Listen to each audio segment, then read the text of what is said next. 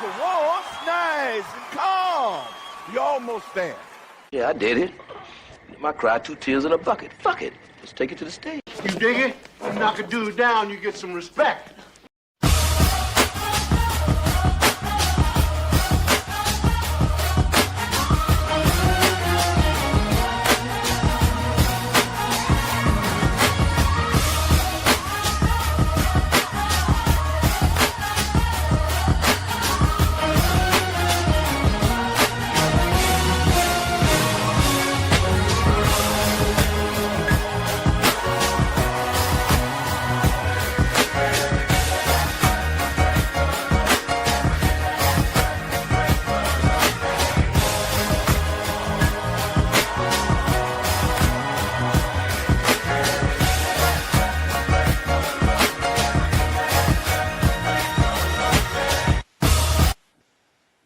Hey, good evening, good early evening. What's going on, everyone?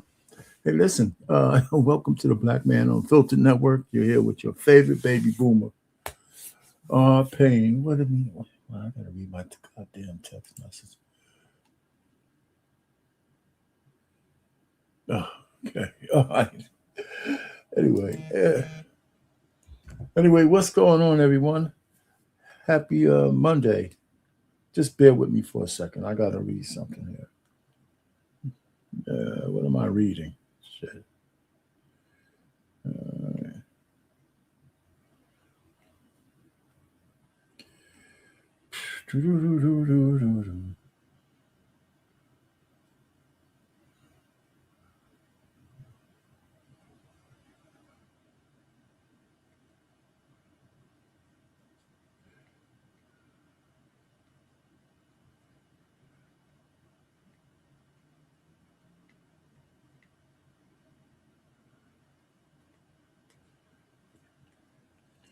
All right. Anyway, hey, listen, here we are back again with another one of these serious situations.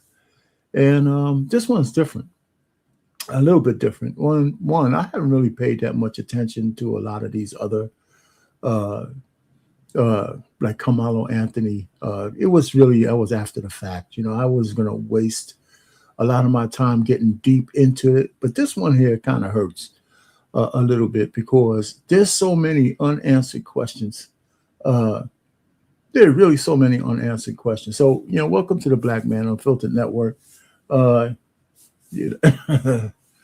happy Monday. And so we're going to drop the link here in a little while as well. If y'all have some comments on what the situation is. And one of the real questions I had is, how could this not be have racial undertones? I mean, even if you was trying to avoid it, could you really, really avoid, the racial undertones with anything that happens with Black folks in Mississippi? I mean, even if you wanted to, you know what I'm saying? Is it possible? And this goes far beyond the fact that you have one Black guy, with a bunch of white boys. I mean, that's probably not an uncommon occurrence where he's at, right? We don't know what went wrong, but we do know that the investigation is flawed. I mean, we know that from the jump.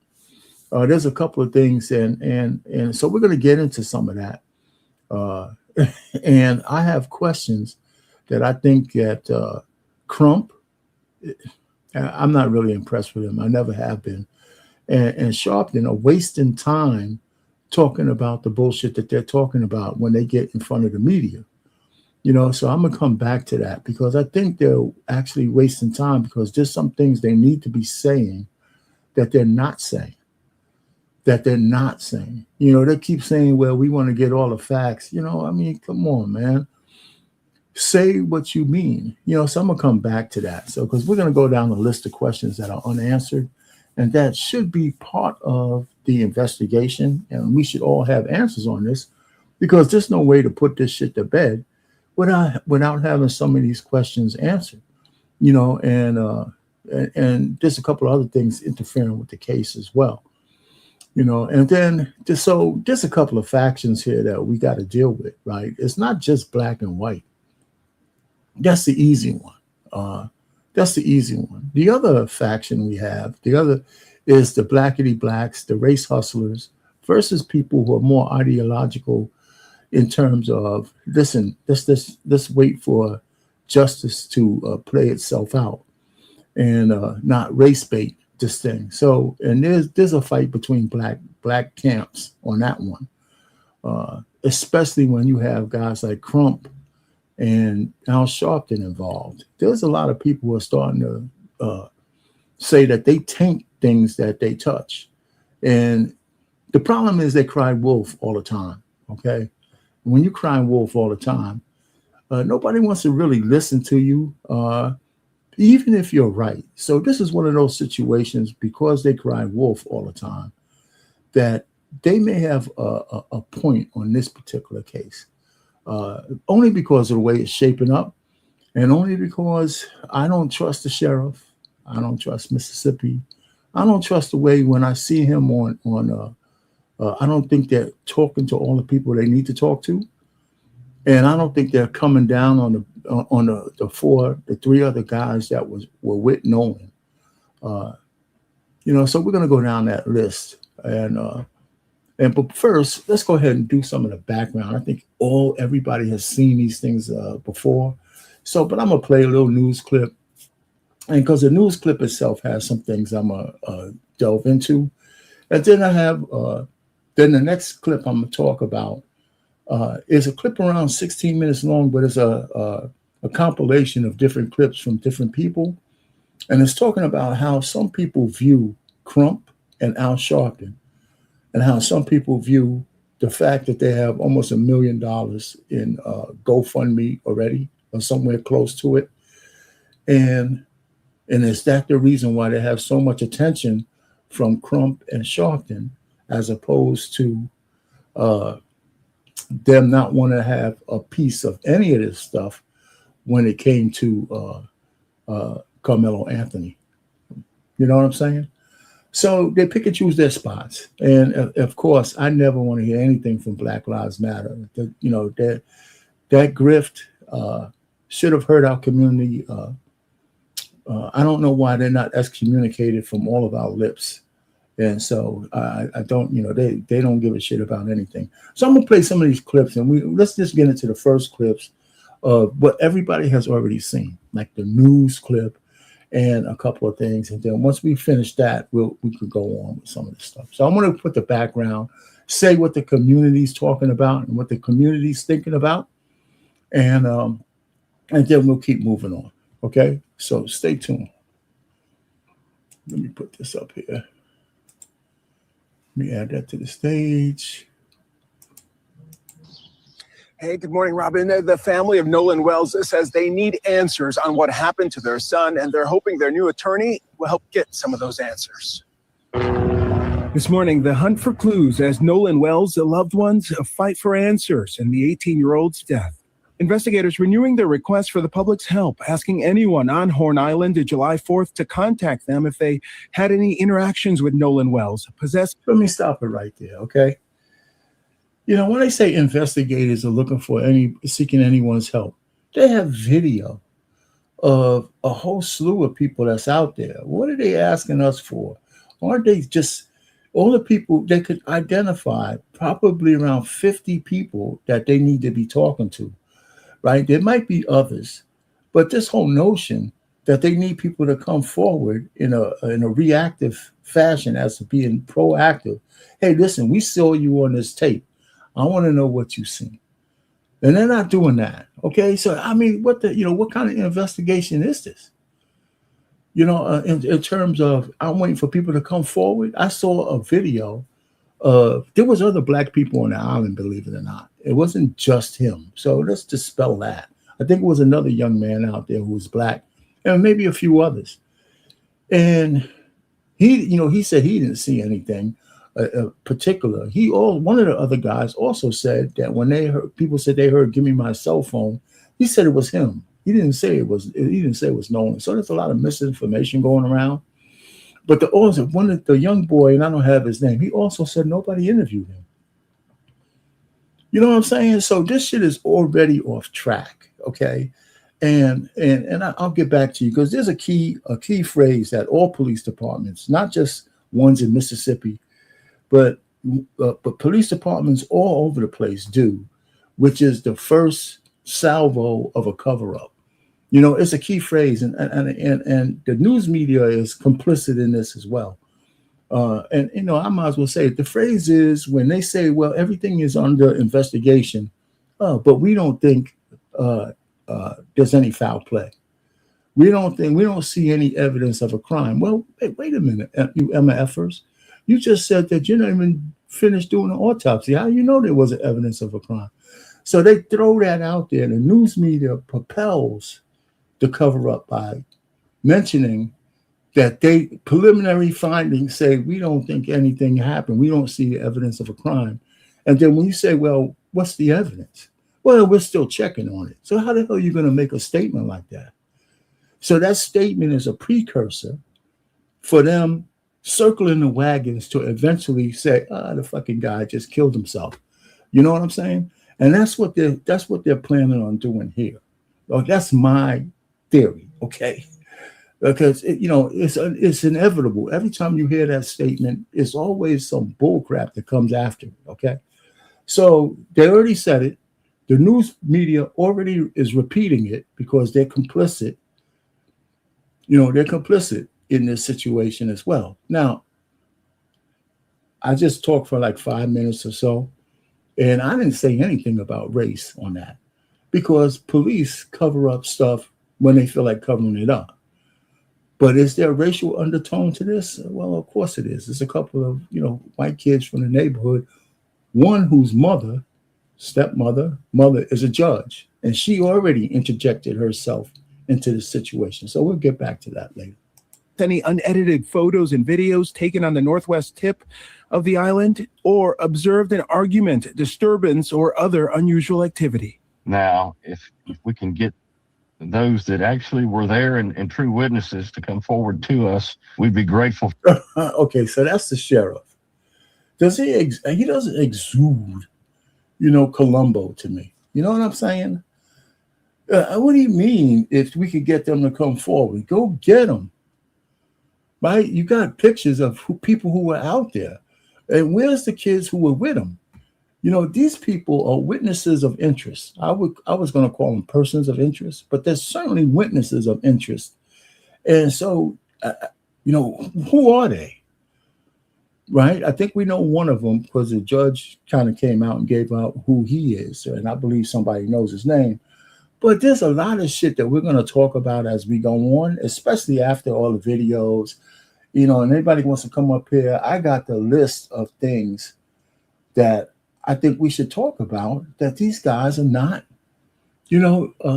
should be being blasted by Crump if he could find a way to articulate the shit, and Sharpton over the news media to put those questions out into the ether. And they're not doing it. For that would greatly help our investigation.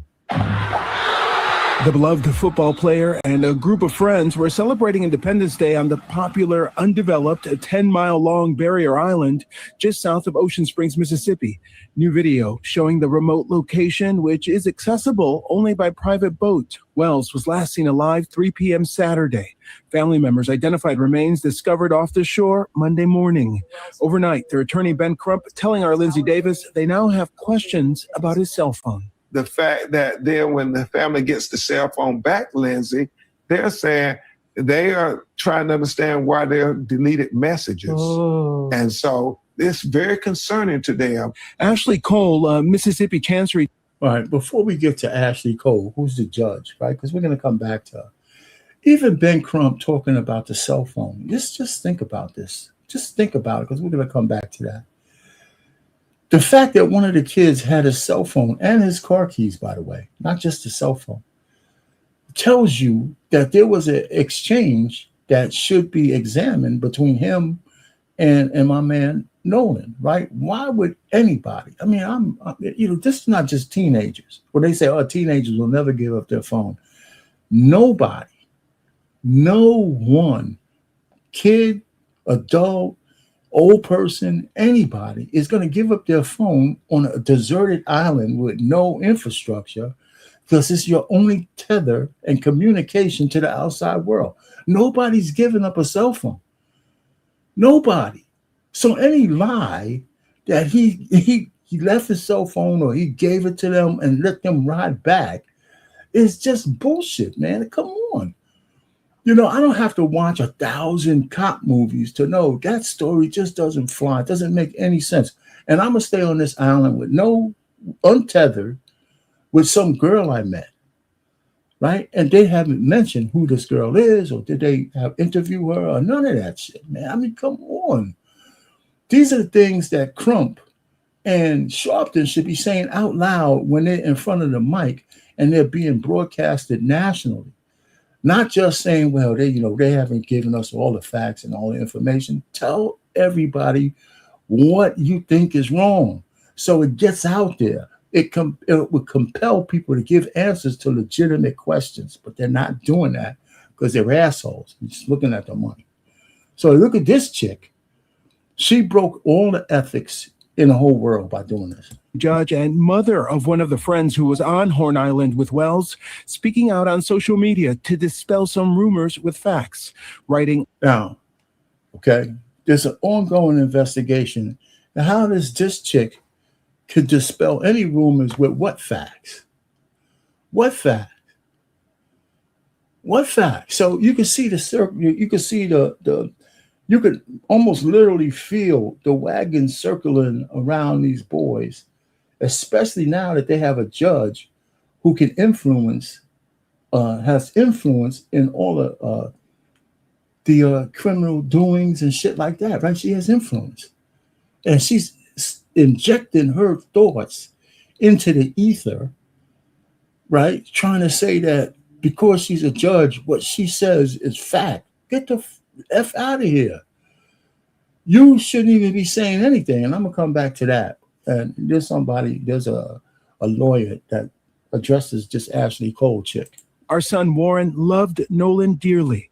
Cole, who had deactivated her account as her son and other friends faced scrutiny after Wells' death, returning to Facebook saying Warren was interviewed by the Jackson County Sheriff's Department and cooperated fully. Cole says her son left Wells before returning to the mainland because the boat was taking on water and had a mechanical issue. Nolan, she said, made a decision to stay on the island and return inland later with another group. Okay. All right. Okay. All right. Listen to this. Listen to the bullshit, okay?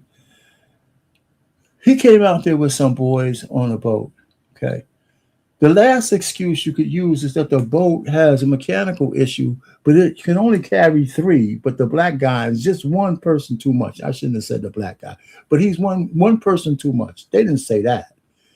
But they said that the boat has some issues. They're going to make it back to land. I should have done this before we had this live. I don't know how far is back to the, the mainland, whatever. It can't be too far, right? And so that's no reason for him to stay. So they're kind of mixing a reason for him to stay. They didn't say they couldn't take him back in the boat. They said he decided to stay with another group of friends. Well, who's this other group of friends? Right? Who's the other group of friends? That's one. And then the other thing, and this is on the list too, but we can go over the list more than once. Was any mechanic commissioned to see what was really wrong with the boat? They made a statement that the boat had issues, right? And if I'm a cop, I play one on TV, I'm going to check out the goddamn boat to see if that was true. Am I wrong? I mean, am I wrong? That's just hiding in plain sight. If I go back and the boat is perfectly fine, then that's a lie. It's a lie. If we go back and we see that there's some mechanical issues, but the boat is still seaworthy, that's no reason for him to stay. So at best, it's a deflection.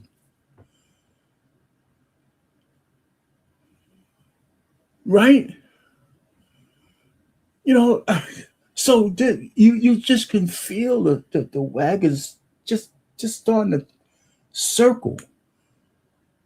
around saying it's just easier to let this guy. Here's the thing, right? This guy, and I don't like to use this term, this guy ain't no YN. This dude, this young man was on his way to be a shining star. I'm not saying a great football player or this and that. This is one of the guys that you invested love, time, patience, money, everything in, and you just wanted to have a great young man come out on the other side.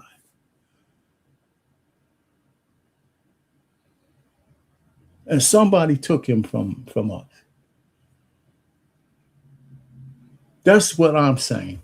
It don't have to be racial. Somebody took him from us. It could be jealousy.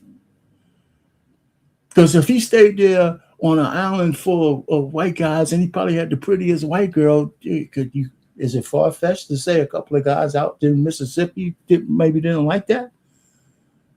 And what about his boys? Yo, this is not a good idea, Nolan. Get your ass in the boat. And you're coming back with us. We came out here together and we're going home together. If the chick likes you, just get her number and you could call her tomorrow. Right? I mean, it's just like that. I mean, anybody had friends before? That's what I'm saying. So it's just too many holes in this story.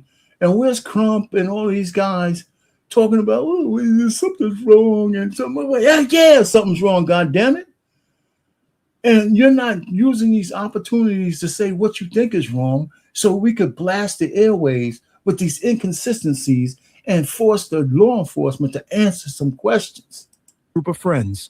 Wells' family attorneys plan to conduct an independent autopsy and investigation. We're trying to be very transparent because the family has some concerns about the state of Mississippi doing an investigation. Crump, and it's not you that needs to be transparent. Yeah, that's good. That's all well and good. But the law enforcement needs to be transparent. The people who are doing investigations behind the shield, that's the transparency we need. They need to answer some questions that are not being answered. And we don't need to be on TV mumbling this shit out. We need to be asking those questions out in the diaspora to force their hand, because some of the questions are so good or should be so well formed that they have to come back with some kind of answer other than the bullshit that they're saying right now. The death of a young black man. Wells' former football coach remembering the teenager as someone who had a bright future and made everyone smile. The smile he had was $1 million smile, and he just made everybody around him, man, just happy and better. It's a devastating moment for everybody that know Nolan and, just love Nolan. And, man, we all got to come together and be strong for Nolan. And the family attorney says Wells was an elite athlete and could swim. Okay. It's been actually 950 years since I was 17 or 19. But I did have friends when I was that age. And we used to travel all around the place, bad neighborhoods, miles and miles from home on bikes. And the group of us, we never let anybody stay behind. Never. Not for no fucking girl or anything else. If you came out for the ride, 6, 7 of us had to come home. That's what I'm trying to say. There's a code. It ain't about cock blocking. If you were going to get some of that trim and she gave you your number, you could get it tomorrow, the next day, the day after. So you don't leave somebody on a deserted island. Anyway, that's just my answer to that. That's all. You can take it for what it's worth.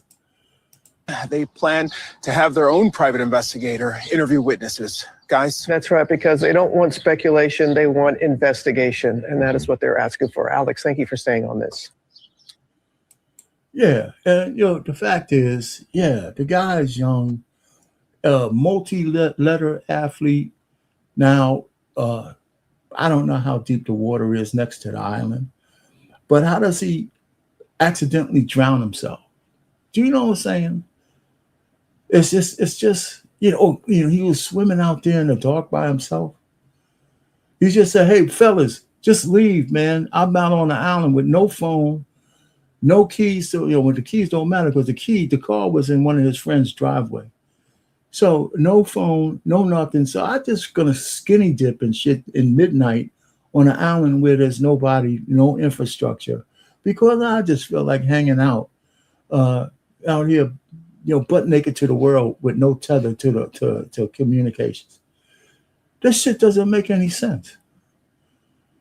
And up until this point, this guy has been a very sensible kid. No problems, no cover, good in school, athlete, just signed up to go to a college.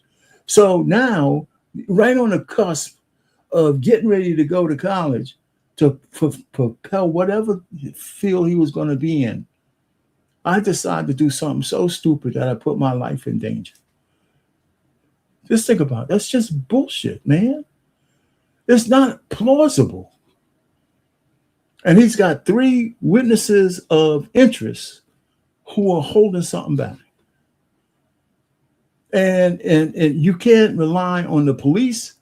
Already, we know you can't rely on a judge who interjected herself, breaking all kinds of judicial rules to do it.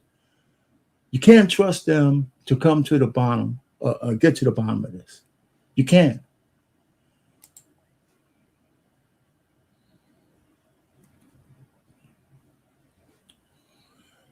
So here's another piece of this thing. So let me. Of Nolan Wells brought supporters together on Sunday as family members, friends, and community leaders called for transparency in the investigation. They say their focus is not on blame, but on finding the truth and standing with Wells' family as they seek answers. Patrick Wright has more. The goal of today's protest, I feel like, would be just to say his name. For me, this means a whole lot because I have my kids in this community too. I'm a mom. All right, so you know what? Listen, I hear you. I'm only laughing because he's on an island, right? He didn't have to go into the sea to take a piss. He could have taken a piss anywhere. Ain't nobody watching. There's no ordinance to say you can't piss on the lawn here or whatever, or in the sand. So, yeah, he could have. I guess anything is possible. But I don't think that's the plausible explanation for what happened to him. I really don't. So, anyway, so let's all right, so I guess these are, Israelites, whatever, these guys. I have 2 sons, so it hit home for me. Nolan Wells could have easily been my grandson. I feel like today's testament is that we want answers. It's not about vengeance. It's not about accusations. It's about the truth, and it's about transparency. We're going to stand behind the family, and that's why we're out here. A lot of times, these stories go unnoticed. Because Nolan Wells is not the only one. There has been a long historic string of young black men losing their life under very suspicious circumstances. I am the family of Emmett Till. And my family is here in support of what's going on because this young man should not be dead. So I know him personally as a kid before he went out to college. It's hard in this generation to find kids that still say yes sir, no sir. And when he came to me and wanted to work, he said, my mom and dad told me I got to get my own money. And I said, but when you go out to college, I want you to make good choices and decisions to set you up for a lifetime. And he said, yes, sir.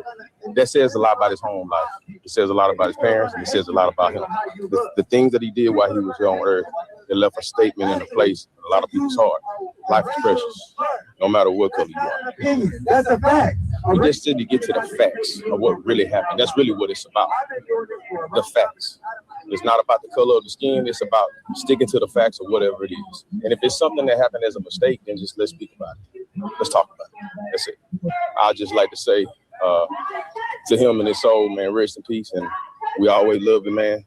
And you did everything you could while you were here. And you did a great job. That's it. You know, we have, and I like what this brother had to say. I mean, we have a ideological divide in the Black community. And we're going to talk a little bit about that coming up, right? And I got some clips that I think, you know, of what people think about Ben Crump, I believe, and Al Sharpton. And the fact that even though, I mean, you know, they've cried wolf so much that even if they have a point here, they have tainted themselves with a whole bunch of people. But listen, we have a couple grieving over a son that was potential to be extraordinary, right? Extraordinary, not a regular guy, good student, great athlete, had a future in front of him, you know, and people invest in their children. I mean, it's not like you just invest time, money, sweat, and tears. You invest your soul into your kids. And by all accounts, you know, that investment was a great investment for them. His father's still in the picture, still married to his mother. This kid was, you know, could have been special. We don't know what he was going to turn out to be, but we know he wasn't going to be at a team takeover. So all I'm just trying to say is, you know, we're going to look into how the Black community is divided on how we're looking at this, as opposed to how some people looked at the Carmelo Anthony thing. And I'm not going to get too deep in the Carmelo Anthony side, but there are two camps in the Black community as well. There's a camp in the Black community that's conservative. That one had nothing to do with Crump or Al Sharpton. And they think they taint the waters when they get involved. And that's up to, you know, an individual out there who believes that or not. All I know is that the parents were alone. The parents, grieving parents, Black parents, alone in Mississippi up against law enforcement who was known. I mean, listen, would I say this in New Jersey? Would I say the same kind of feeling if they were up north? Maybe it's true. We got those issues here. But we're talking about Mississippi. There's receipts. You know, you can't give people in Mississippi, law enforcement, Mississippi, the benefit of the doubt. They can't get the benefit of the doubt. You know what I'm saying? And then when the judge came out and said the bullshit that she said, that kind of solidifies the fact that she's circling the wagons. And that could be what you call like a Hail Mary to law enforcement that, hey, listen, we need to be together on this. We need to be together on this. And you can't have Black parents by themselves up against that cabal. Somebody has to help them. And unfortunately, it's Crump and Sharpton. And they could, you know, the problem I have is they're not asking the right questions. They're not focusing on the thing. They're focusing, they say they're not, but they're focusing on racial divide. But instead of focusing on specific questions that they should be broadcasting in the ether, saying, here's what we need answers to. 1, 2, 3, 4, 5, 6. You know what I'm saying? You know, they mentioned in one of these videos that there's a independent autopsy, right? So an independent autopsy, I'm going through my list again, but we'll get there again. So an independent autopsy means they said they're going to fly the body to Washington, D.C. The truth of the matter is, what should have happened was that they should have brought an independent forensic scientist or a coroner, whoever, and be at the first autopsy as an observer. Because after the first autopsy, the second autopsy, by definition, is going to be inferior. You know, you don't have to take my word for it. Anybody who's done experiments, anybody who understands anything about science, after they do an autopsy to the body and go through all the pieces and stuff and try to put it back together and then send the kid's body to you, it's been tainted. What evidence might have been there is lost, right? Because you got to re-rip, re-show, all of that shit is just common science. So your second autopsy is going to be inferior to the first. They should have had an independent person in the room. Right? Should have had an independent person in the room for the first autopsy. So that's my take on it. So anyway, so let me just say, so we got this ideological divide. There's people who really feel that, Crump and Sharpton is not really doing the family any favors, but they think they're grifting because there's going to be money at the end of this rainbow. And it wasn't that way for other people. So there you have it. So I'm going to play this next video. And, and you guys could tell me, well, let me see what I got here. Let me play this next video. And we'll get different opinions, and we'll see how you guys think about what you guys think about these opinions that's going to come up. Okay. All right. So here we go. And some of these people are familiar to some people already. So it should be interesting. Right. Now, this one is a little longer, so I'll be stopping and starting it as well. But this man, I just saw him.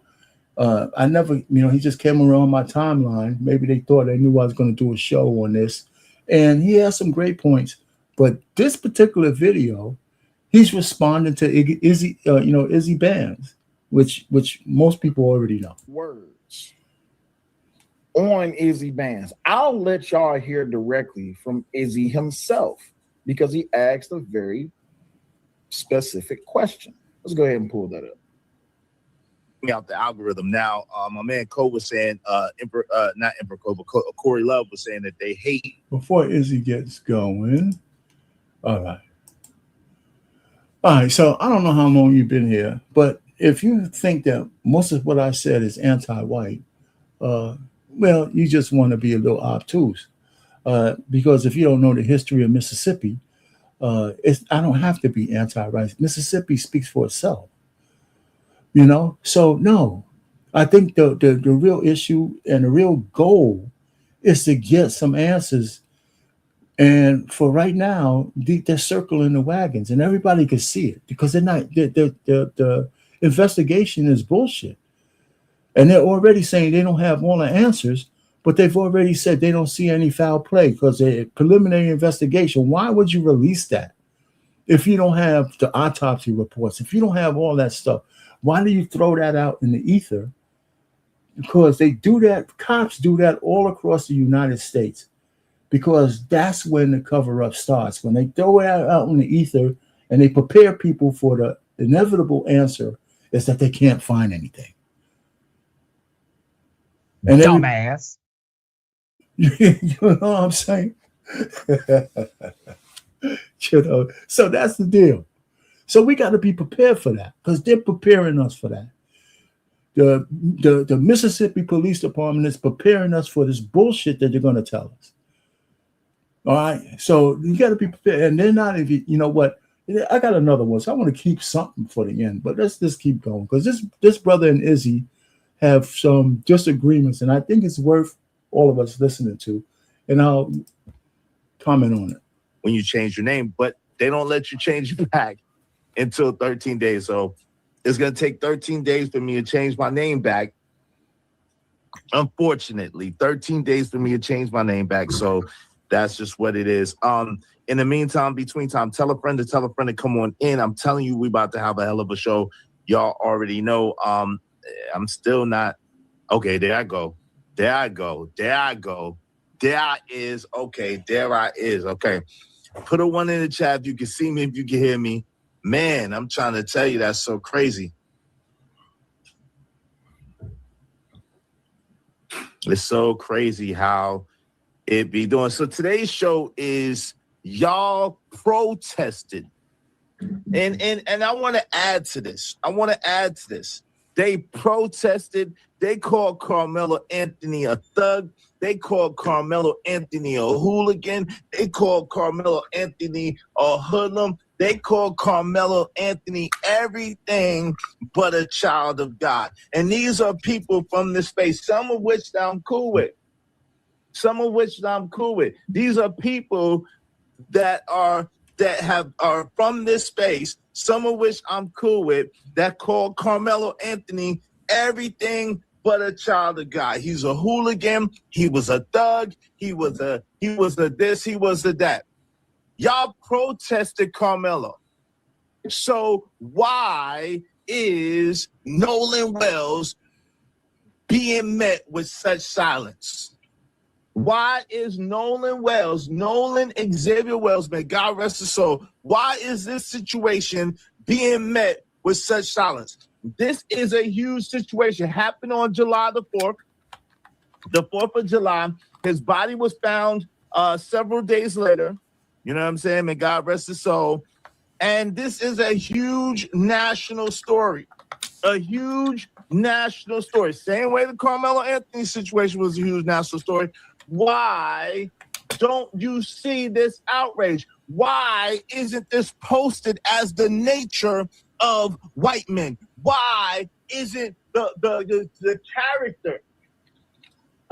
Why isn't the character and the nature of white men being called into question? Why aren't people coming to the automatic allegations and automatic just disparaging comments, remarks over this murder?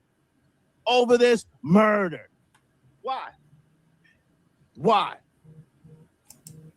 I need to know.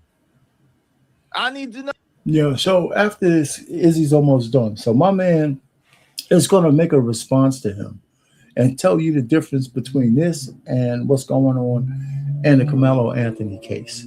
And nobody's really being silent, but we'll let him speak. No. I need to know. Why?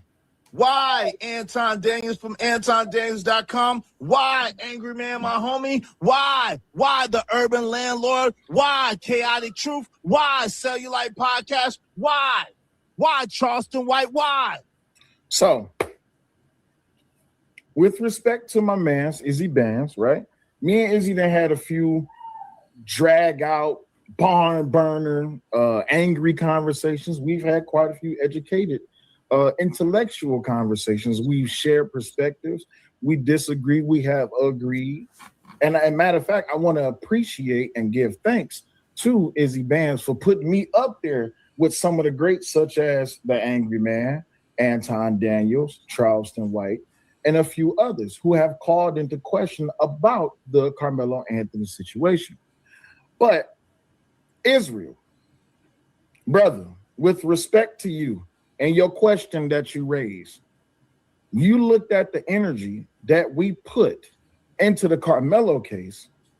Me, and I'm only naming the people that you named. Me, the Angry Man, Anton Daniels, Charleston White, right? These same people that you put me up there with, I want to give you thanks for putting me up there with, right? But because we refuse to play the race hustlers game and the racial grift game, right? Oh yeah, the urban landlord too, right? You ask, where's the outrage over Nolan Wells? Fair, right? I would ask y'all in the chat. That's a fair question. How come we haven't done a string of shows or had barn burner open panel discussions in debate about Nolan Wells? Well, I gave you my answer on your show, but I'm gonna also give it to you here. But I'm gonna pose a question because it's a fair and it's a valid question, and I hear you, I do. But Israel, really quick, I'm gonna flip that same question onto you with the same energy and respect that you brought. Instead of asking me, because I can't speak for Angry Man, I can't speak for Anton Daniels, I can't speak for Charleston White, I can't speak for the multitude of other Black male and female content creators and public figures and political figures and celebrities and private figures who have spoke on this Carmelo Anthony issue. Instead of asking us why we haven't matched the vitriol and the energy, why are you not asking, why is Ben Crump and Al Sharpton showing up for Nolan Wells when they were completely silent on Carmelo Anthony? Why is it that all of these other content creators who were speaking up in defense of Carmelo Anthony, how come they're not doing a string of shows talking about Nolan Wells? Why not? Why is that not the first question? Why is it that when it comes to a case like Nolan Wells and you try to sister it up with a case like Carmelo Anthony, why is that not the first question? Why is it that the first question is always aimed at Black men who actually talk about Black accountability, who talk about self-accountability, who talk about self-reliability, who talk about self-inclination when it comes to these things? Why is it always about us and what we have to say instead of the professional race hustlers who only appear when they think a check is ready? Listen, let me stop it here because he's speaking for a little while, right? So we got to stop it every so often. Anybody who denies that the race hustlers, the blackity blacks, don't pick and choose their spots is sticking your head in the ground like an ostrich. You know what I'm saying? It's crazy that we've come to this point, but it's the ideological divide between blacks that we need to get over, and maybe we don't. Because maybe it's a battle, a mental battle that we need to fight. You guys can stay on the plantation with the same old bullshit all you want. It has gotten us nowhere. No, it has not gotten us anywhere. We're still in the same spot, treading water like hamsters in a wheel. Right? So he's right. Now, like I said this before, when I came on, Ben Crump and Al Sharpton, when they show up, right, there's a sigh, like it's just the same old thing. And then we miss the forest for the trees. Because in the end, you want justice for the family. That's what we want. And then in doing that, we don't need to talk about innuendos and all that. We need to explicitly state what kind of information we're looking for, and that's not being done.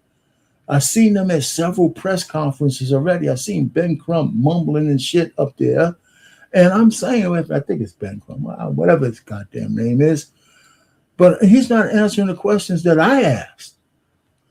That's what needs to be out in the ether. So this guy's going to go ahead and tell Izzy a little bit more of where he's coming from.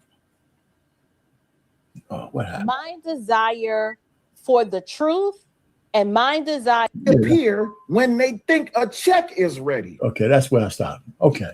So that's where I stopped. So I stopped him there. So he said his part. This is April Chapman. So she says some stuff because she has the same feeling about Ben and Al Sharpton. But she says something that I disagree with a little bit because she pokes at the family a little bit. And I disagree with her. So when we get there, I'm going to stop her. My desire for the truth and my desire to get to the bottom of what happens parts ways with the Nolan family. And I don't mean any disrespect, but I am struggling to either take serious or to have confidence in any family's desire at truth. I struggle to be confident in that the moment Ben Crump and Al Sharpton enter the chat. The chronic victim can never be trusted, says Carl. The moment these two individuals are on a case, that is a huge red flag to me. It tells. So here's my issue. Here's why I take umbrage with what she said about the family. Because I saw this post live, and I left a comment for her. I said, "You're being a little too hard on the mother and the father. They're in Mississippi, and they're alone.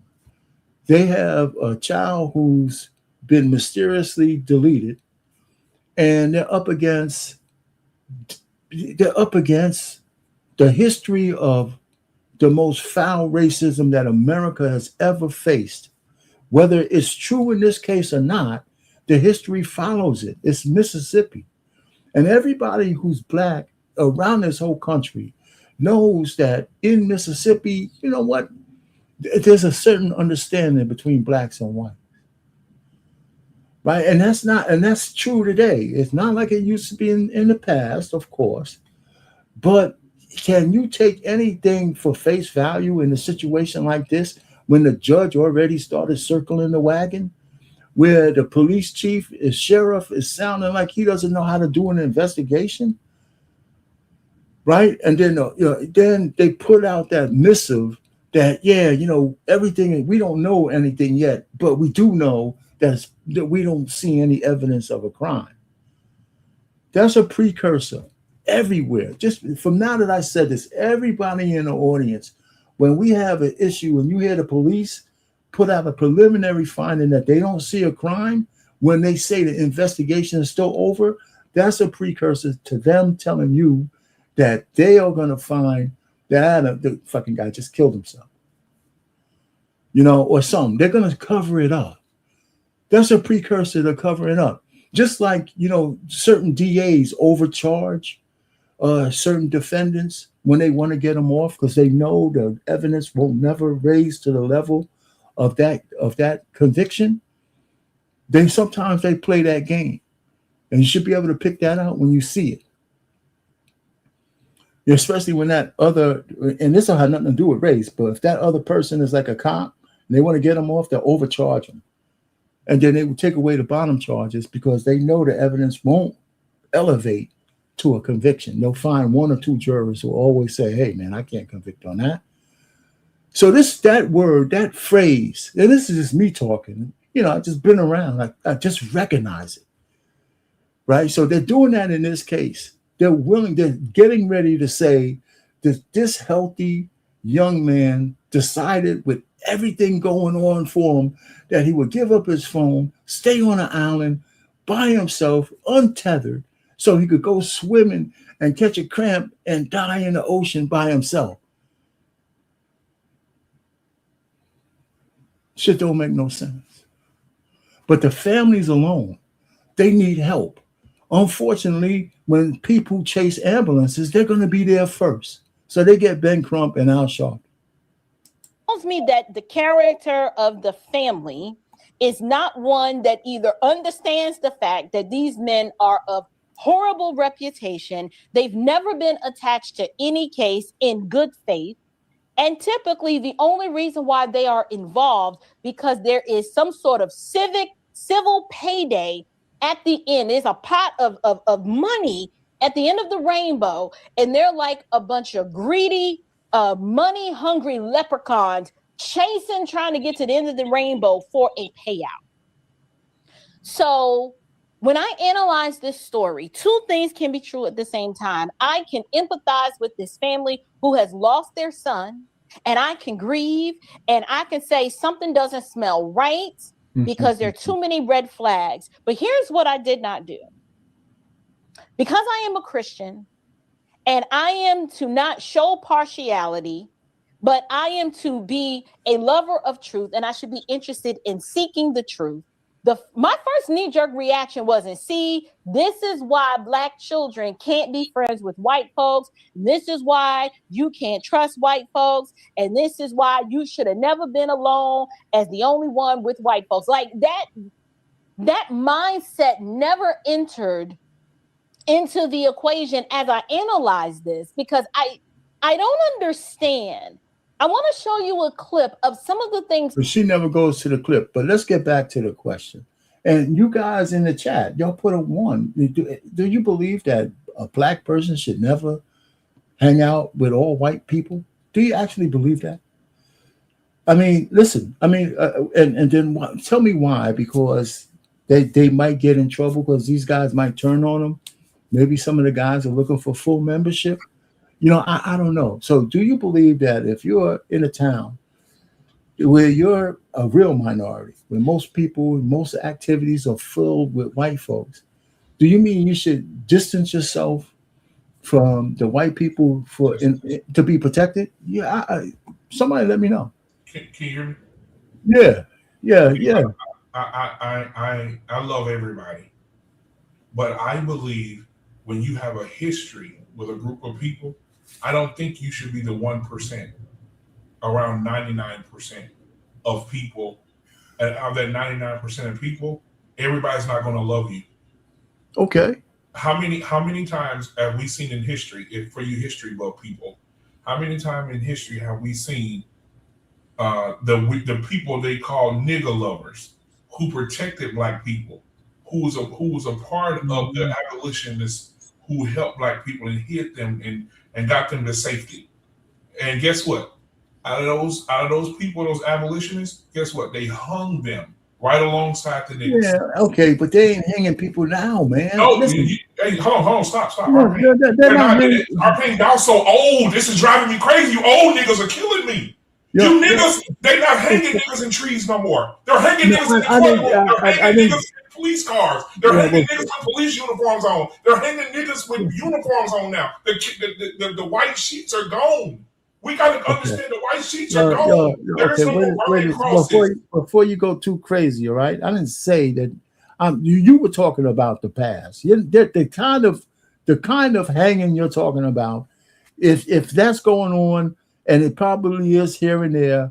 But let me tell you, the point and the question I ask is: are you telling black people that they shouldn't have any white friends that they could trust to be around because they might turn into monsters at any moment? Are we saying that? You can have white. I mean, I'm asking you. You can have white friends, but I'm saying, me personally, I'm a grown man and I'll fight anybody. Physically, we can gunfight, fist fight, whatever you want to fight. However, I'm not going nowhere, and I'm the only nigga, and it's 99% white folks. I'm not doing it. I'm not doing it ever. But listen, let me say this, and you're going to get mad again. So we're going to have BMU erupt. How many black people hang around all black people and never come home at night? A lot of them. A lot more. But when you say that, because I know the white man coming out of you right now. No, it has nothing to do with the white man. Come on, man. It does. Let me tell you why. No, tell me why. Because black people always say, how many black people hang around black people? You know what? No. The point that I'm making, y'all don't want to say it is the issue. It's not the issue. We know.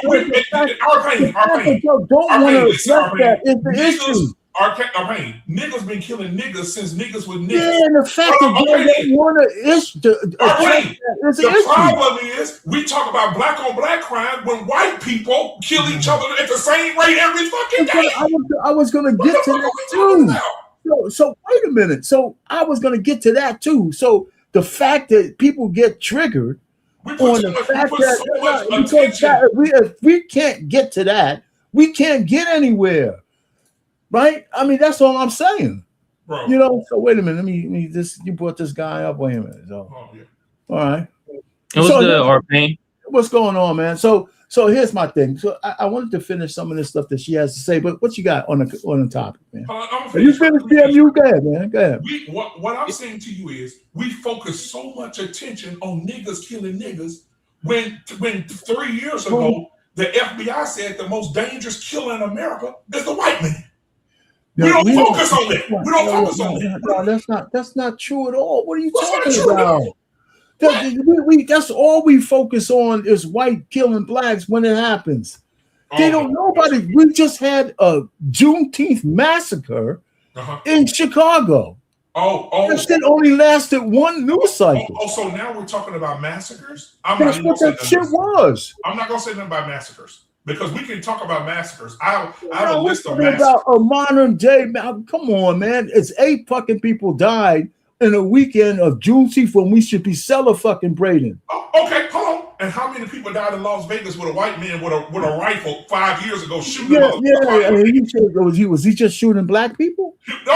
I say crazy white motherfucker, the most dangerous man in Nobody America. saying white people ain't crazy though, man. What I'm saying to you is this white man went through security with a sniper rifle, was not checked, got that motherfucker all the way up to the roof of a building without being seen, and shot 53 fucking people. but listen, I saw that. I heard about that.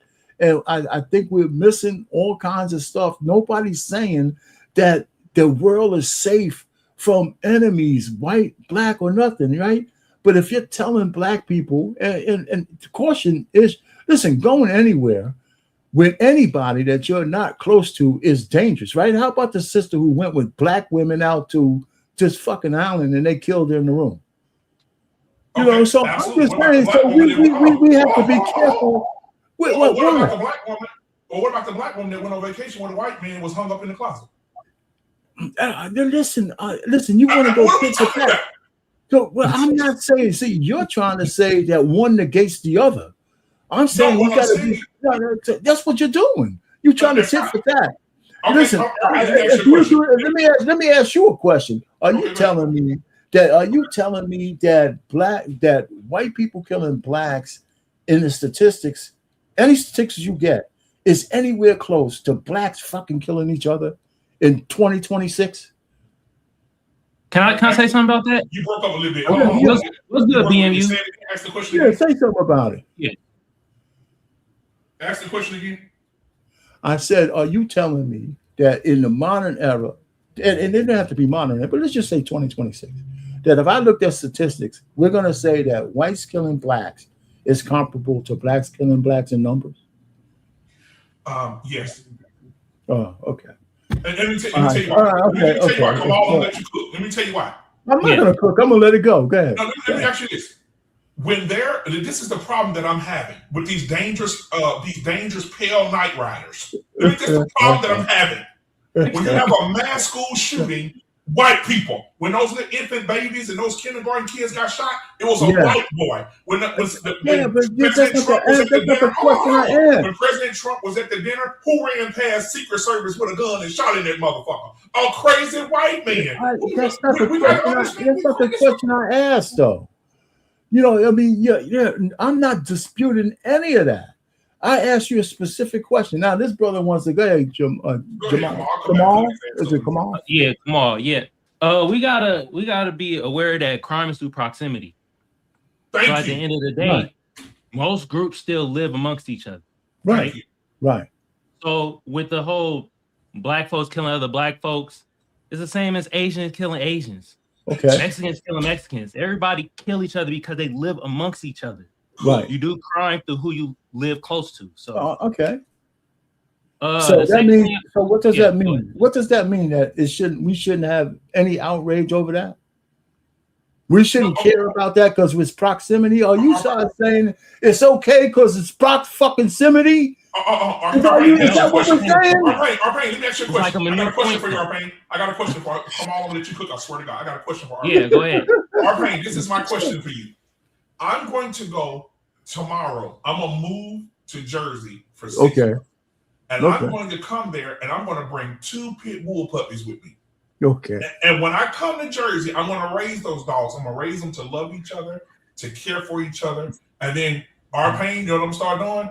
I'm going to start feeding them at the same time every day. I want you to follow me now. I'm following. I'm going to put food in both of the bowls every day. And then guess what? One day, I'm going to say, I'm tired of these motherfuckers. What I'm going to do is I'm going to start feeding, put enough food in there for one dog. Okay. And then they're going to start eating together. And then I'm going to put a full bowl in there for one dog. They're going to start sharing. Then I'm going to take that bowl. And as the weeks go on, I'm going to put half a bowl in there. They don't put enough, a cup of food in there. After about 8 weeks, Arpain, one of them damn pit bulls is going to kill the other one. Okay. You know why that pit bull is going to kill the other one? Because at first you were eating good. And then all of a sudden you start to get starved. Then I put you in a bad situation. So now you got to kill the very fucking person that's just like you, that look like you, smell like you, and is like you. You got to kill them to survive. You got to kill them to eat. This is what happened to black people over time. You put all the niggas in one area. You don't give them jobs. You put a liquor store and a cash advance place on every goddamn corner. You redline them. This is facts. This is facts. They redline, put all the niggas in one spot, gave them horrible housing, and then you expect these niggas to live like they millionaires and not kill each other when they hungry and they look across the street and see the neighbor with a loaf of bread and they ain't ate in 2 days? Hey, BMU. I like that scenario you just painted. But the black folks you're talking about, they voted their politicians in who put them in that corner. Exactly. And they're still doing it. And they're still doing it.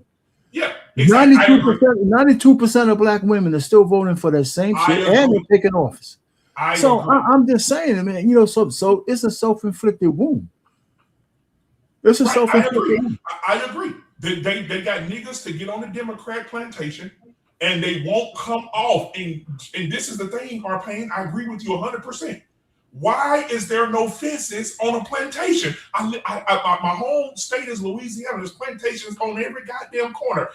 Why are there no fences at plantations? Because they had the mind of the slave in prison, not the fucking plantation.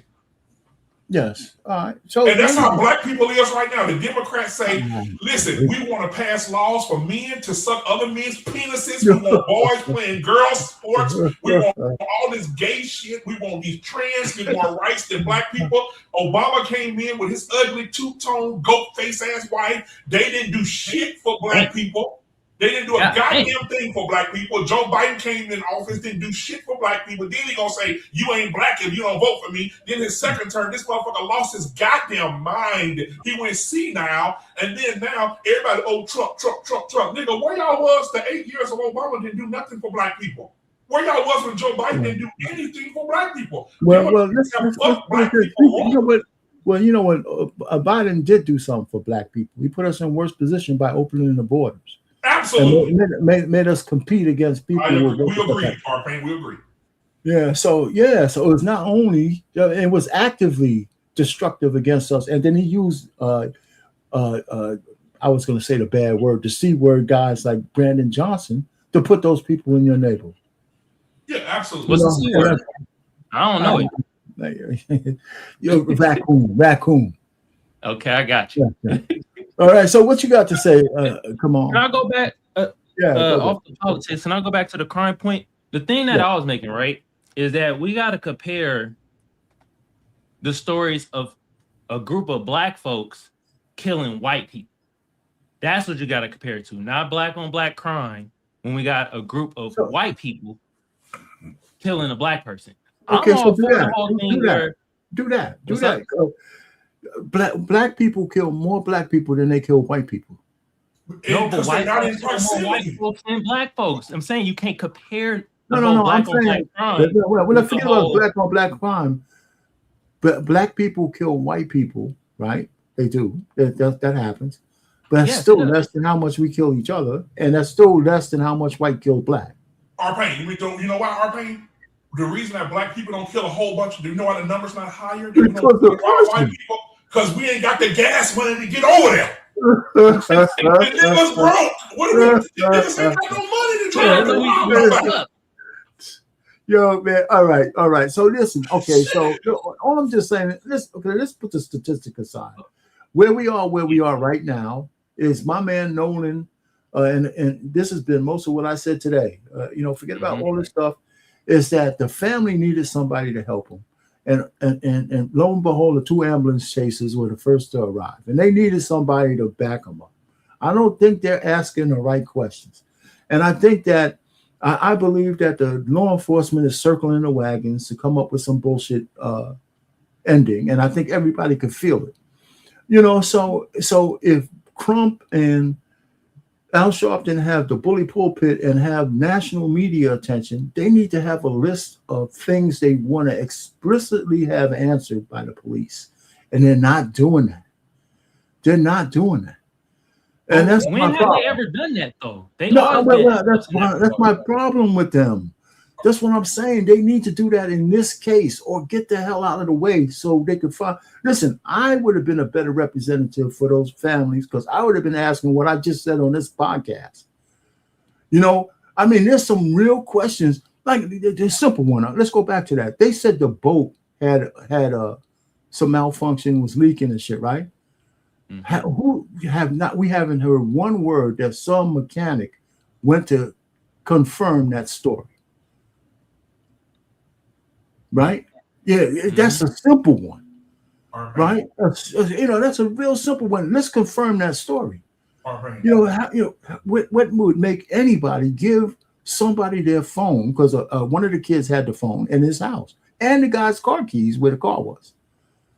What would make a guy, a young or old, on a deserted island, give up his only tether to the outside world to just hang out on a goddamn island? This shit don't make no sense. Okay, I have a question. Yeah.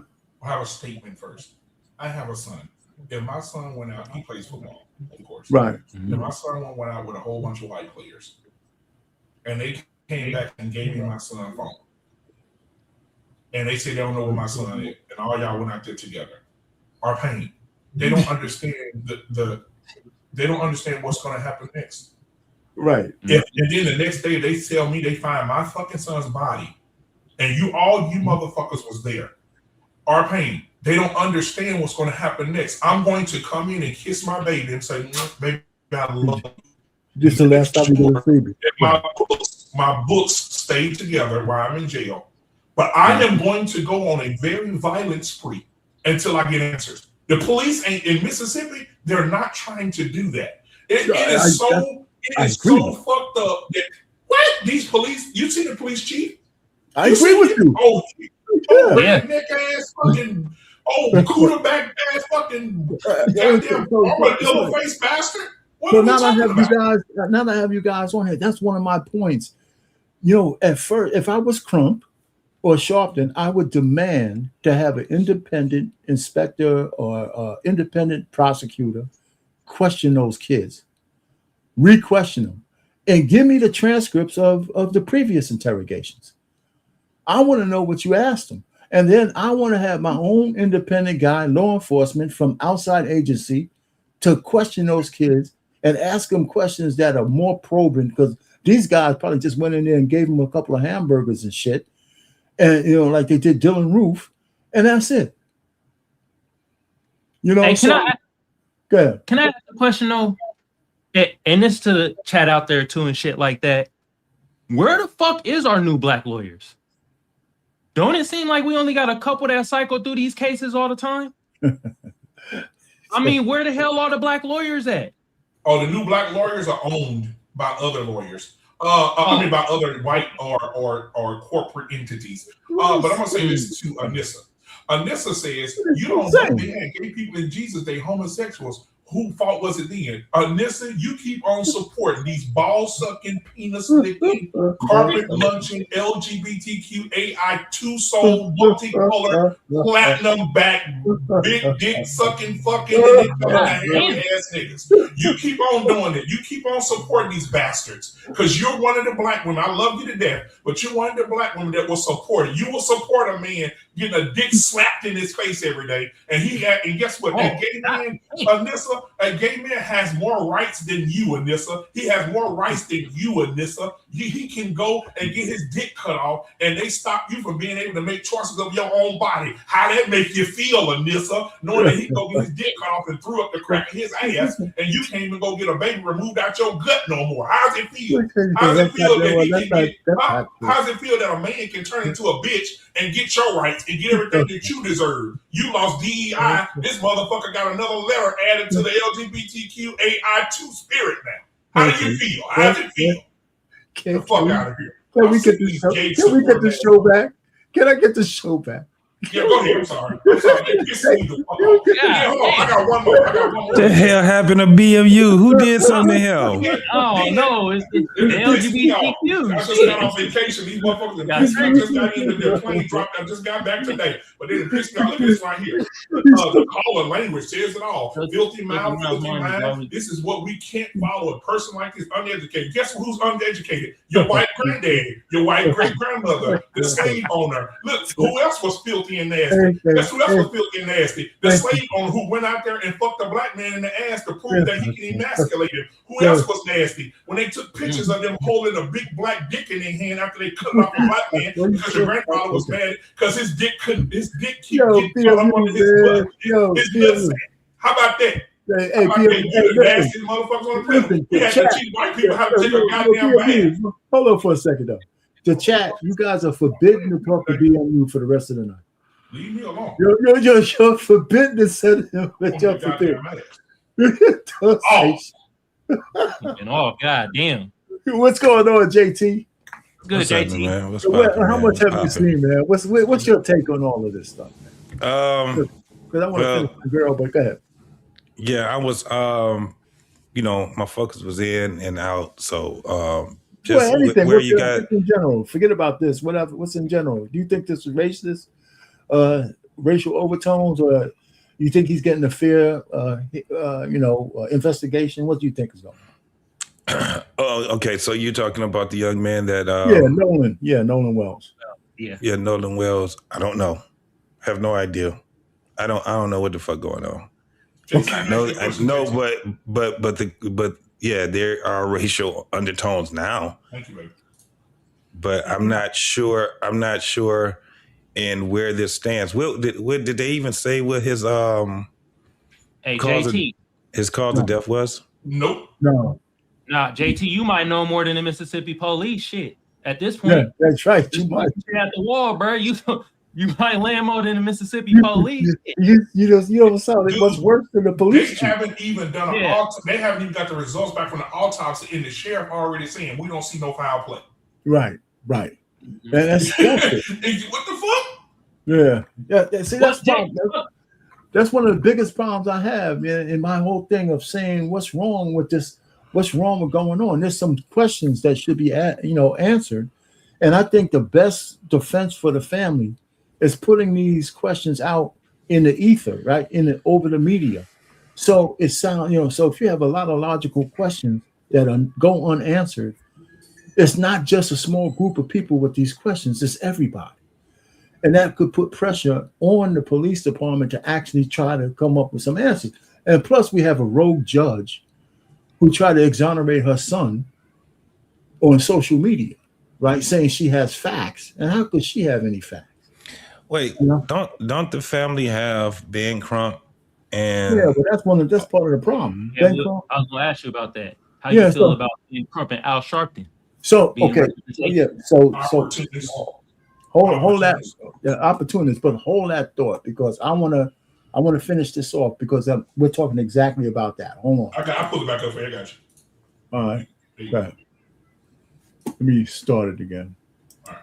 People have been saying online that is absolutely wicked and racist, but they're allowed to say it and get away with it.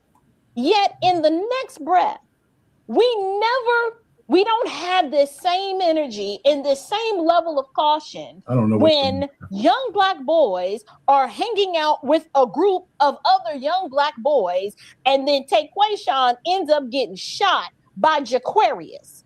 Like, no one has ever warned Taquayshawn, hey, you need to watch your back and you need to be careful with this group of Blacks. The assumption is that Black children, there is only safety in numbers with one another.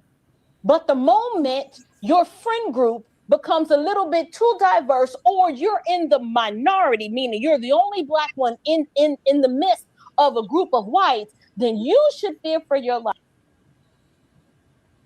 In loving memory of Nolan Xavier Wells. So this he's going to get into Ben Crump again. About 650. He's going to get into Ben Crump and Al Sharpton from the money standpoint. Now, and before you say anything else, let's give homage to Jason Whitlock, who believes he is a white man.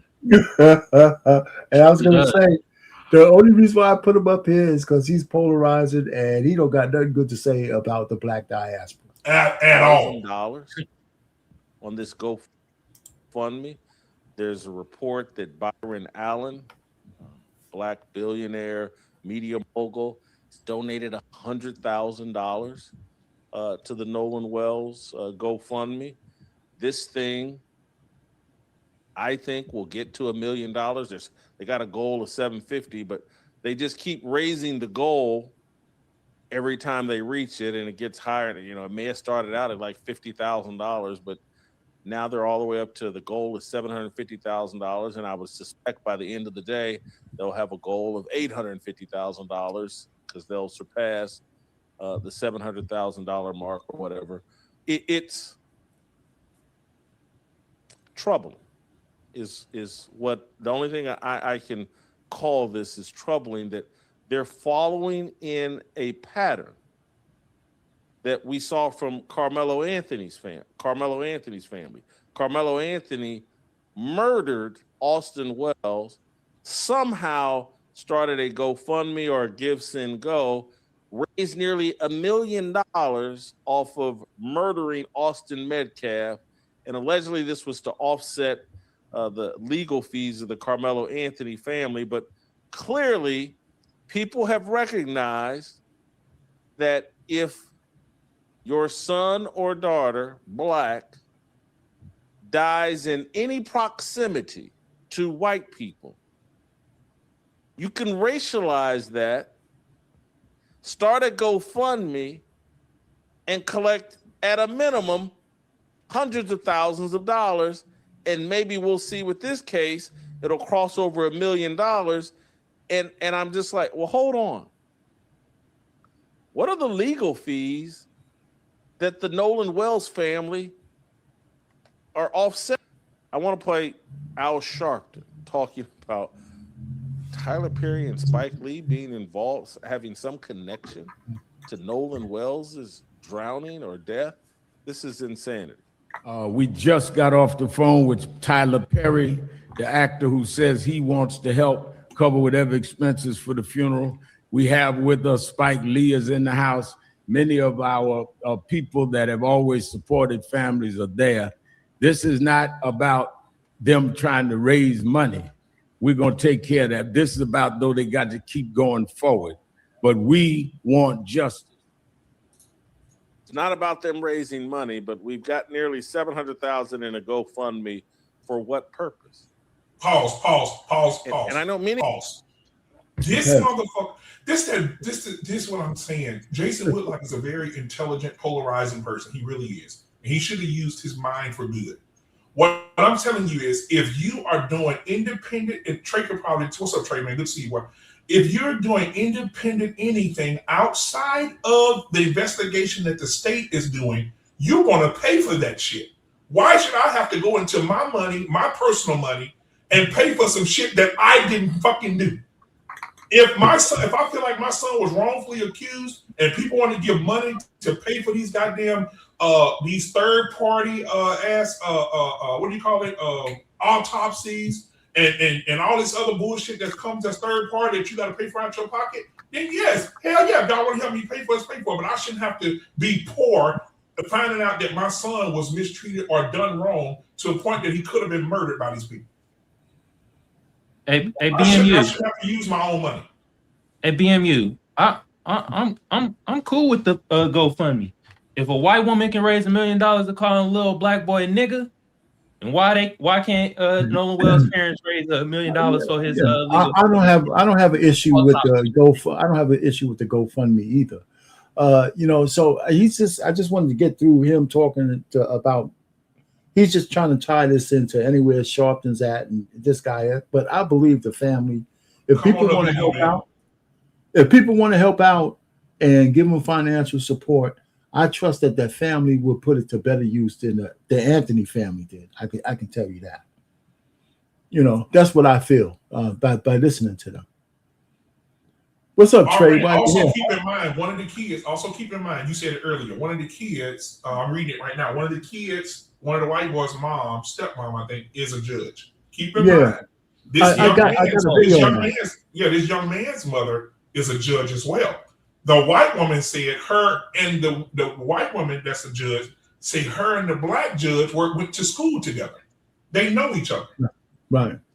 Okay. Right. So they're both in law. So we're gonna see how this turn out. Yeah. Oh, why we stop for a second? What you got, Trey? What you got? What's up, Trey? What's up, y'all? First of all, fuck Martin Luther King. This is all his fault. This is all his fault.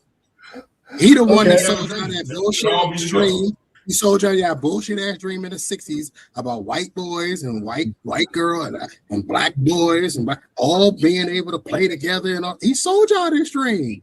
This ain't the first one. There was a black girl. She was with a bunch of white girls and she turned up missing. This ain't nothing new. Oh, hey, Trey, hold on, Trey. And there's another story I got to give to our pain. There's another story as well. Black boy went to this music fest where they do like medieval time shit. This just happened just 2-3 days ago. Did he medieval times? Went with all his white friends dressed up. That's his name, bro. Yeah, there you go. And guess what? Went with all his white friends. They found his ass dead in the woods. Dead. And he was there with all his white friends, and they found his ass in his little cloak with his little sword, dead in the fucking woods. And he went with all his white friends, and his white friends thought, we don't know, we lost him. We don't know what happened to him. And this just happened last week. But that ain't in the news, is it? No, I haven't heard about that one. Okay. So go ahead. Martin King did say he wanted all black boys and all little white boys to sit at the table and eat together. Yeah, that'll kill them. In particular, hey man, that'll provide comfort for the family. And those of us that are Christians believe that God, Jesus, the Holy Spirit, that those are our providers. That is our provider. Okay, Chase. Al Sharpton claims to be a minister. Yeah, he's tripping. But guess what? If God is the provider, why you on a podcast money get paid, as bitch? the ultimate comfort seems to be his mission. Let's play SOT 10, where Al says he's there to, make people sweat. They are not activists or lawyers. So they only want justice for their son. I'm an activist. When we get there and they say we heating things up, that's what we do. Because sometimes you got to make people sweat to get the poison out their system. I'm the sweat man. And they are the parents that want to see justice for their son. Al Sharpton is the sweat man. Yeah, that was wild. Finally, here's Ben Crump, because here's the target. They want the state of Mississippi to sweat. The ultimate payday is to try to blame law enforcement or someone connected to Mississippi government so that you can then shake them down, leverage them into cutting a check. Here's Ben Crump.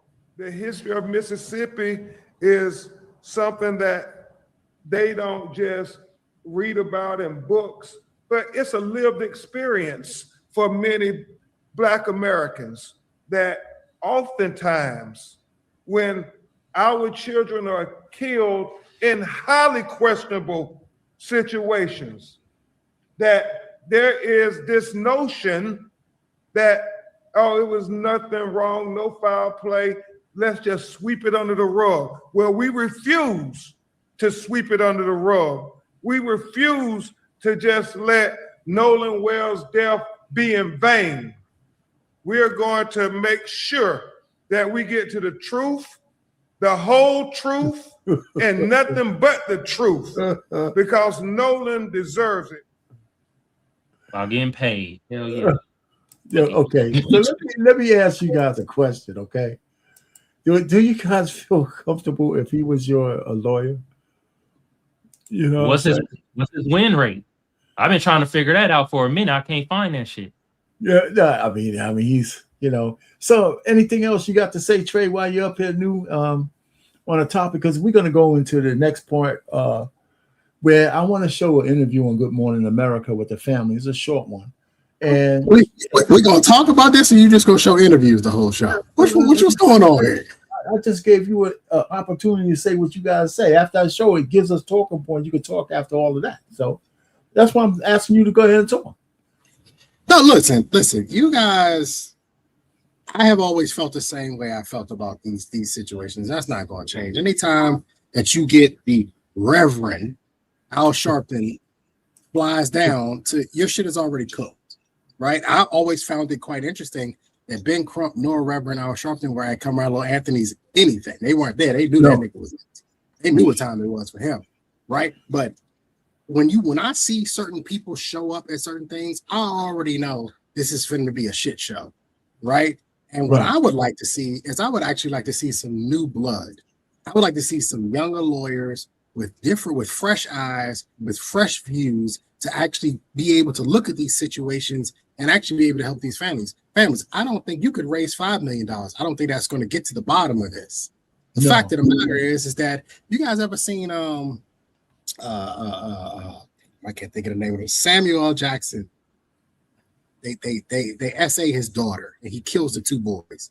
A Time to Kill. A Time to Kill. It's like one of these little podunk, like little counties. Like everybody knows everybody. Everybody's connected somehow. It's all interwoven somehow. Everybody knows somebody. So the fact of the matter is that the cover-up started long before we even found out about the case. I'm telling you, it's just somebody who's been 14 years in law enforcement. The cover-up started.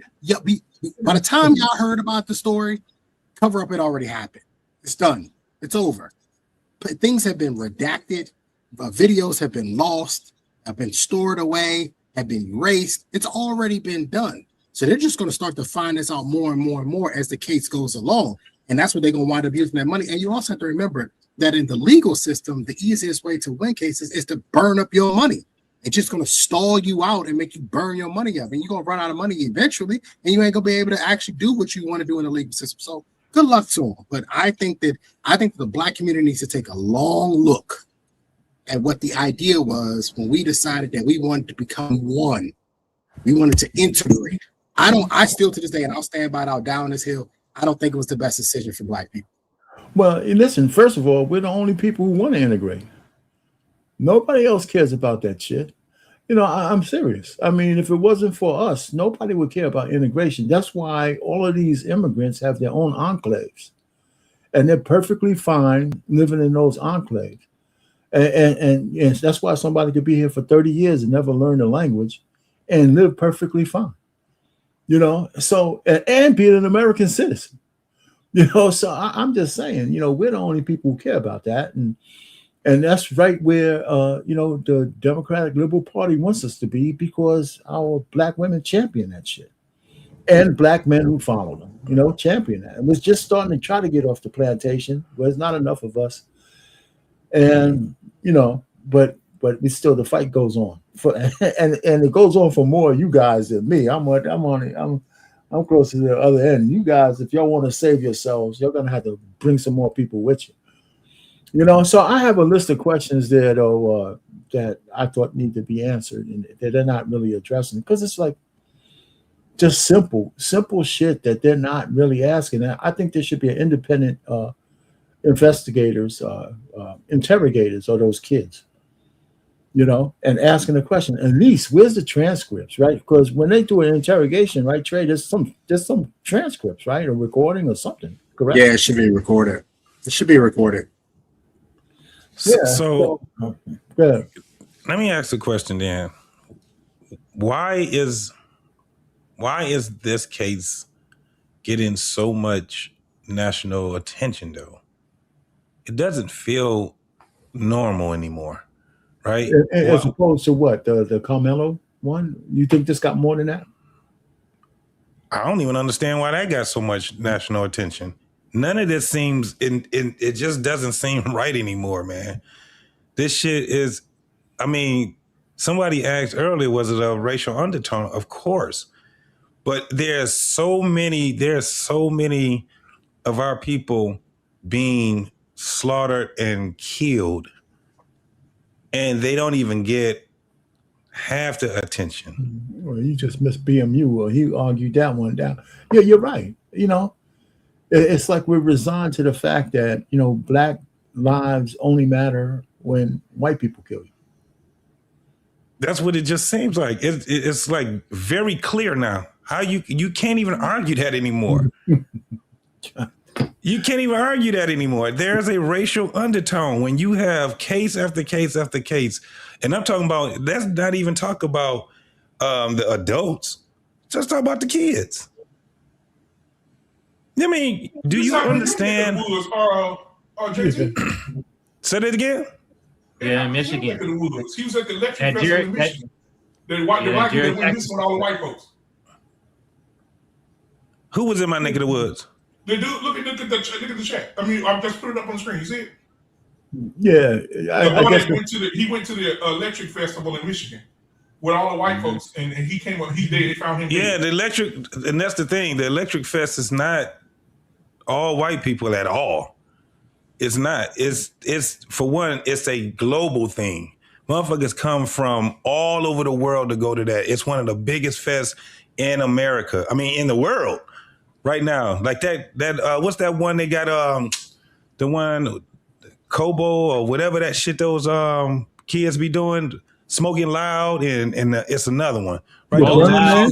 Those are huge, Coachella. right? Rolling Loud. That's just as huge as those things. And these folks, so the thing is that when you're looking, I can understand that. The Electric Fest is a huge. That's probably what the smallest has ever been. And guess what else they found at the Electric Fest? Y'all gotta look this shit up. They found a black dead baby in the porta potty. Mm-hmm. So what I'm saying is that Jesus, there's more than just, man, when I tell you mass JT, shootings, you're crazy. you're asking for white media to give a shit. No, I'm asking why. No, I'm not You said asking. you said why is it popular? We don't control the media. So my angle is this: we do now. We definitely do. Well, how you figure that? What media?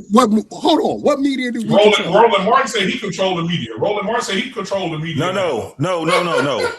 You would have this story that you guys are talking about right now. Everybody is covering this shit right now. When I say we're the media, the thing is this: the algorithms is what causes it now. It ain't national TV. That shit does not have the power that social media has at all by a long run.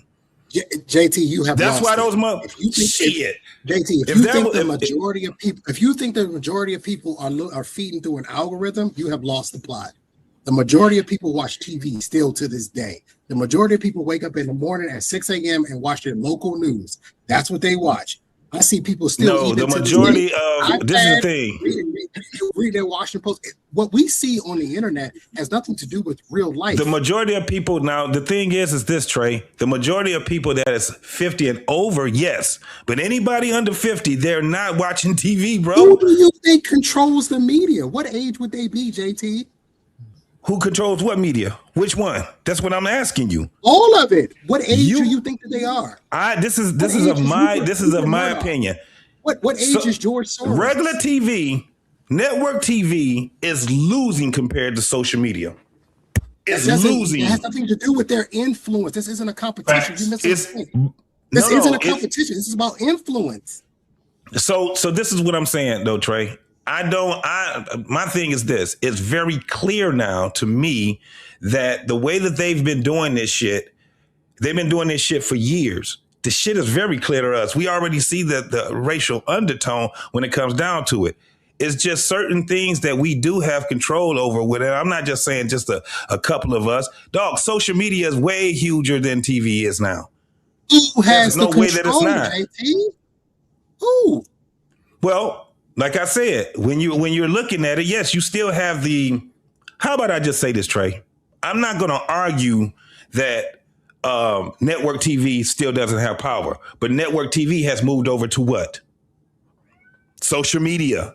Every one of these network they have what? They all have whatever you can watch on TV. You can also watch on YouTube and whatever other platform, but YouTube is the biggest platform out of all of them. I think he's saying, JT, the white folks own all of it. That's what he's saying. I think he's saying the white folks own all of it. So this is my whole thing. We don't have to fall for it like we used to fall for it. The whole thing is this. We know that we have an American problem, period. Nobody's talking about that. We keep falling into this whole black-white thing. We keep falling into it where we do have some form of control over the social media. Now, JT, the point I'm arguing is that you initially said that why is it getting a lot of the coverage? It's getting the coverage because it pays the bills. They know that this pays the bills. This is the thing. That's an answer. Yeah. That's an answer. So I'm not going to argue. I did ask a question. So that's an answer.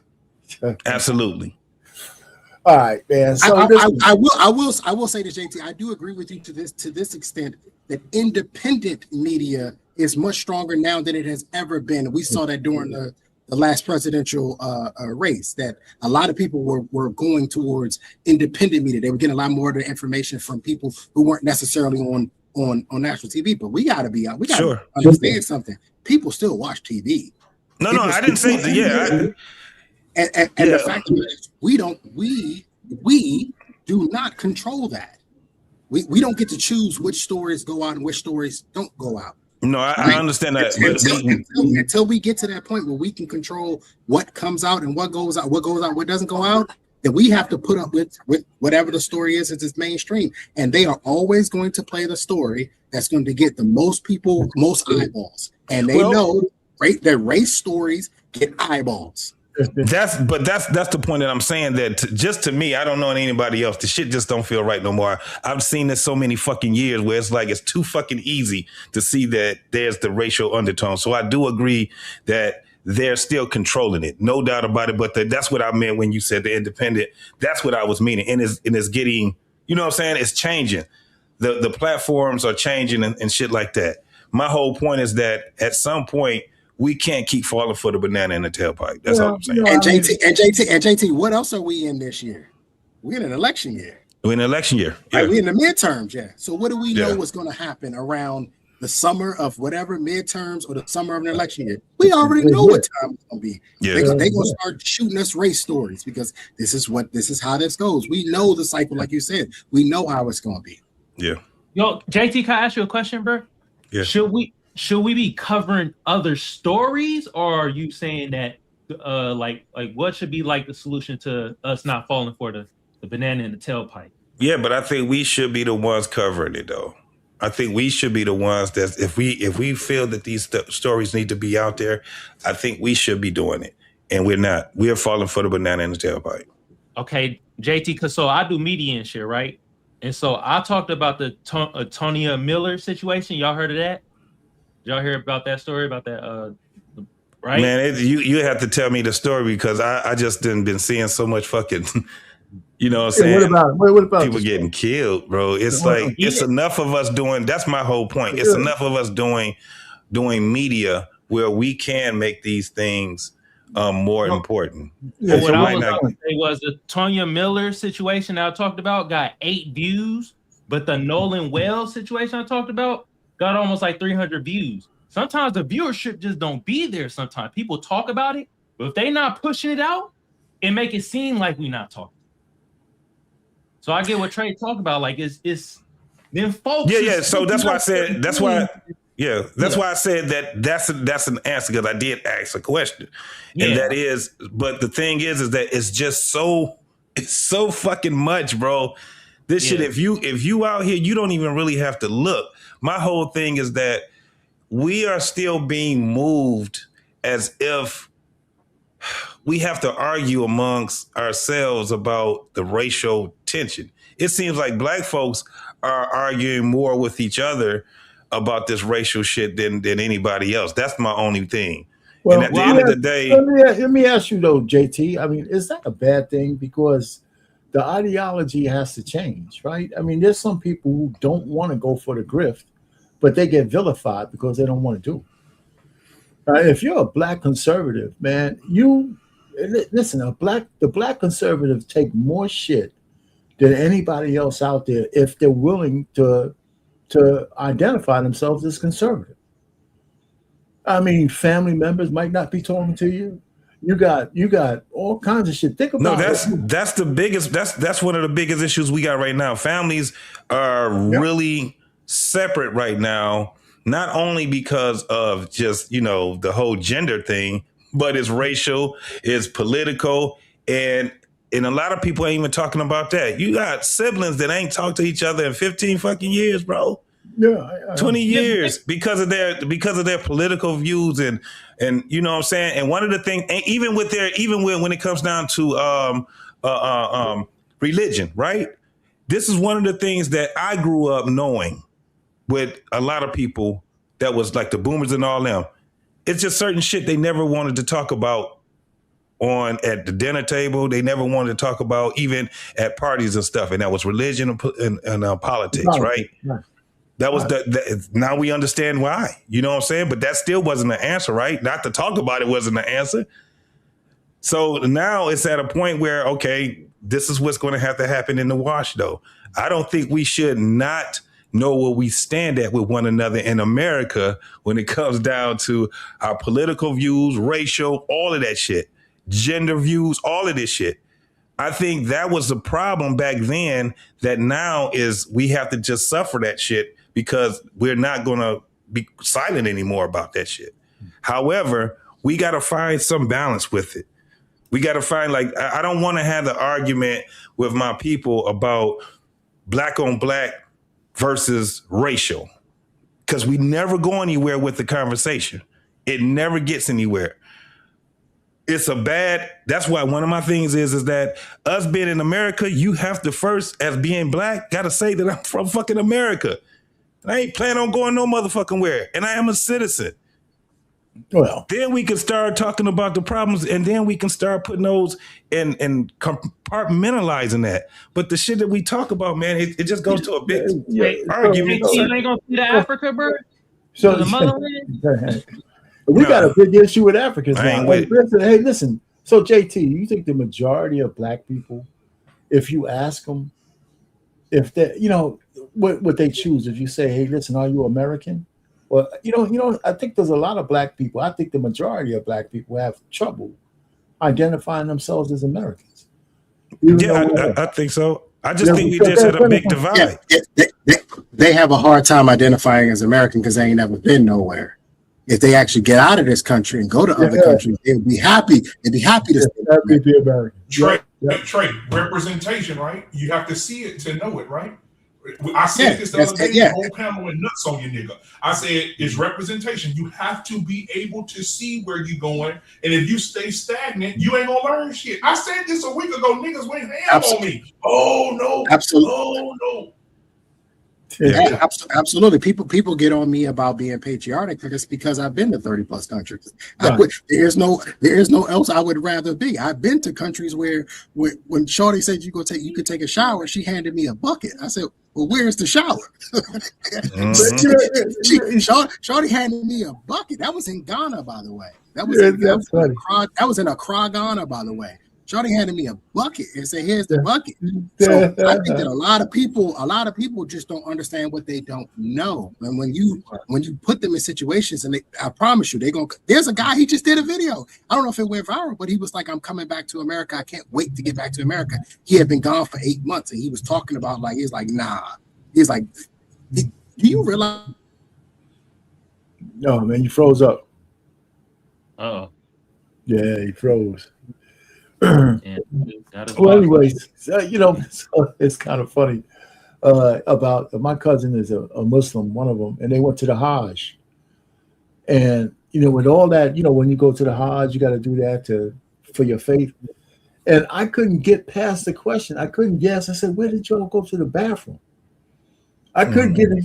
You know, he said, listen, if you want to go to the bathroom, what they did was they had like these big stalls. You go to the bathroom. If you and there's a hole in the ground, so if you wanted to shower, it's the same bathroom with water coming down, but you sit squatting in the hole. I'm from the South. It's just an outhouse. It's just an outhouse. I'm 42. I've used one. You've been here since you gave Jesus his first pair of slippers. You ain't never seen an outhouse? No, listen. I'm talking. Well, we're talking about the modern era. I've seen an outhouse. Yes, I have. And that's why I time warped into the 21st century. You know what I'm saying? I have a phobia. Are you a vampire now, RP? All I'm trying to say is I went to camp, man. We had a place called a La La, and to me it was what? You know, so we've been there, man, the communal showers, the communal shit thing with all the damn shit stools by each other, man, and everybody going there, man. I used to brave the bears and shit to get to this. I could have a seat with nobody in there, man. You ain't brave no bears. Shut you lying. Thank slaves. Hell yeah, I didn't know. Hey, I could have been. JT got us. He want us out there believe he out there with the black bears. And Hey, Camp Minister, man. That bears and shit, everything out there. Anyhow, man. So listen, I had one more thing about the lady talking about the judge. All right, so I think that, so like you said, Trey, yeah, the fix probably was in long before. And this is a real short video about the lady who was a prosecutor saying how the judge overstepped her boundaries. And from then, we're just no more videos. We're just cut, just like a couple of seconds. Okay. A couple of minutes, 1 minute or less, because it's like a, let me do this. Prosecutor, I'm shocked a sitting judge would do this. Judge Ashley Cole, the mom of one of the men who was with Nolan Wells before he was found dead, got on Facebook claiming she wanted to dispel rumors with facts, and then laid out this whole timeline of what she says are facts of what went down that day, even though she wasn't there. And this is still an active death investigation. A judge commenting could influence or intimidate witnesses before they've even spoken to investigators. That is exactly what you don't want in an active investigation. It's the reason judges are held to a different ethical standard. This is not how homicide cases go. Law enforcement investigates. Detectives interview witnesses. Prosecutors evaluate the evidence. Judges don't even get involved until legal issues are brought into the court. When you're a sitting judge, you're not just another parent on Facebook. This is exactly the type of situation the Mississippi Code of Judicial Conduct is designed to prevent. Judges are expected to uphold public confidence in the judiciary, remain impartial, and avoid not just acting improperly, but even appearing to act improperly. She literally said she was going to dispel rumors with facts, and then publicly filled in the very facts investigators are trying to figure out. None of this is okay. What do you think about her comments? Yeah, so there you go. That's the last one. I don't know why we even trust women judges. I don't even understand why we even trust these motherfuckers, bro. You I don't even understand why we even. Damn, Bro, do you know how many? You know how many female judges just this year got arrested? Yeah, you know, I did a whole show on that. I did a whole show on that. Also, you know what I find? You know what I find funny when women talked a lot about men being in powerful positions. But I find it quite interesting that when they are in the same powerful positions, they do the same exact thing or worse. I always find it to be quite interesting. Yeah, or worse. But let me by the way, the fix is in. I don't know if y'all can see it. It's already in. We already know. Yeah. But let me ask y'all this: if y'all was in the judge position, would y'all do that for y'all kids? Absolutely. Absolutely. So that's why we ain't no damn judges. That's why we. This is my problem. Hey, JT, when I was going through the academy, and they would ask you questions like that, like if your kid was one of the ones that did this, would you cover it up? Like would you cover it up? And you try to do, you answered the right way, but deep down inside you like, hell no, I'm gonna protect my kid. If y'all want to see something crazy, go online, look up the judge that got arrested in Louisiana because somebody videoed her at a party while she was fucked up, while she was drunk. And she said, guess what? Last year, I put so many of those niggas in jail. It was ridiculous. I locked their asses up. They said 2 words, and I said, no, 10 years.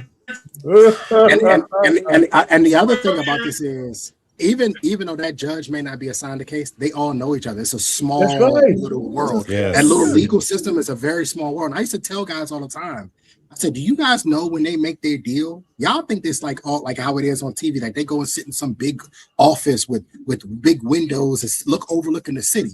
I said, when you walk into a courtroom, there's typically 2 sets of double doors. You walk through the first set and then you walk through another set.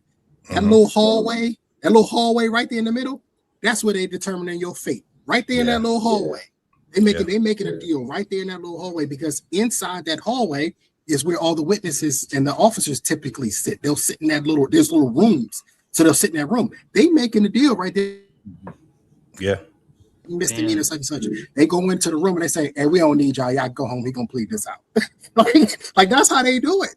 So you got everybody don't understand. They all play golf together. The kids go to the same schools together. The whole system is entered. It's all fine. The best thing to do is to stay out of the legal system all together. That's the best thing for you to do, because once you get in there, you are at their mercy, and the people that you think are supposed to be protecting you and working for you are just as much a part of the other side as it's. I felt with the Carmelo Anthony case. I was like, that boy didn't even have a good defense system. He didn't even have a good defense attorney. That defense attorney was trash. So let me ask you, what kind of questions? See, that's why I said Ben Crump and Al Sharpton are wasting time with their rhetoric. What kind of questions would you put out into the media that could try to put pressure on that that the fix is in already? Let me tell you the first thing I would do, Arpay. Yeah. I would ask for a change of venue. I would get the hell out of there. That would be the first thing I would do. We got to get out of there. We got to get people that are not closely attached to this entire case. Because when you have these little communities like this, they're all going to protect each other.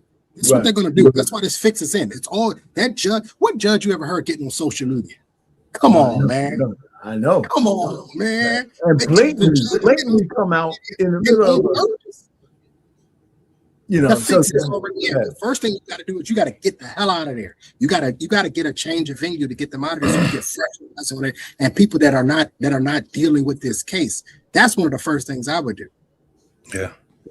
I think what happens with a lot of people, Trey, is that they've been protected by that, their community that they're in, where they start being careless, right? They start being careless with their words. They start being careless with their attitude.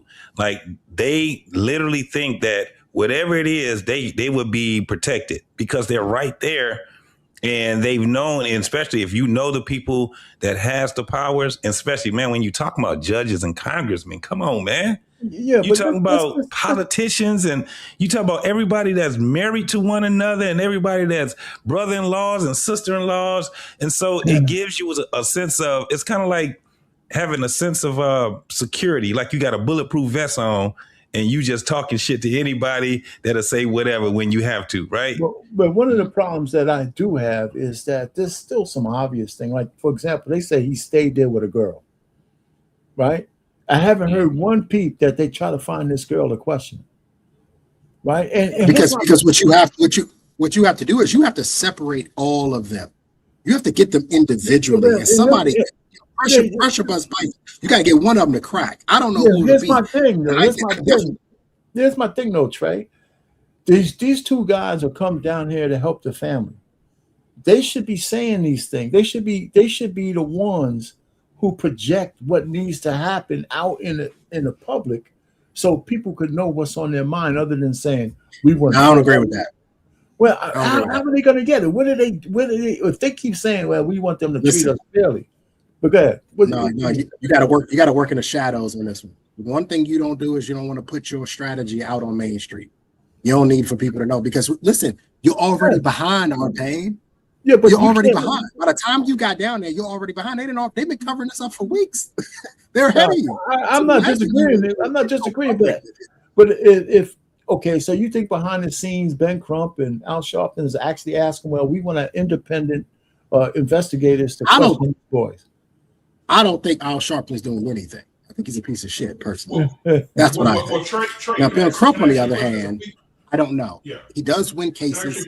He has won multi-million-dollar cases before. I don't know. I'm still indifferent about Ben Crump at this point, right? I'm not really sure. But go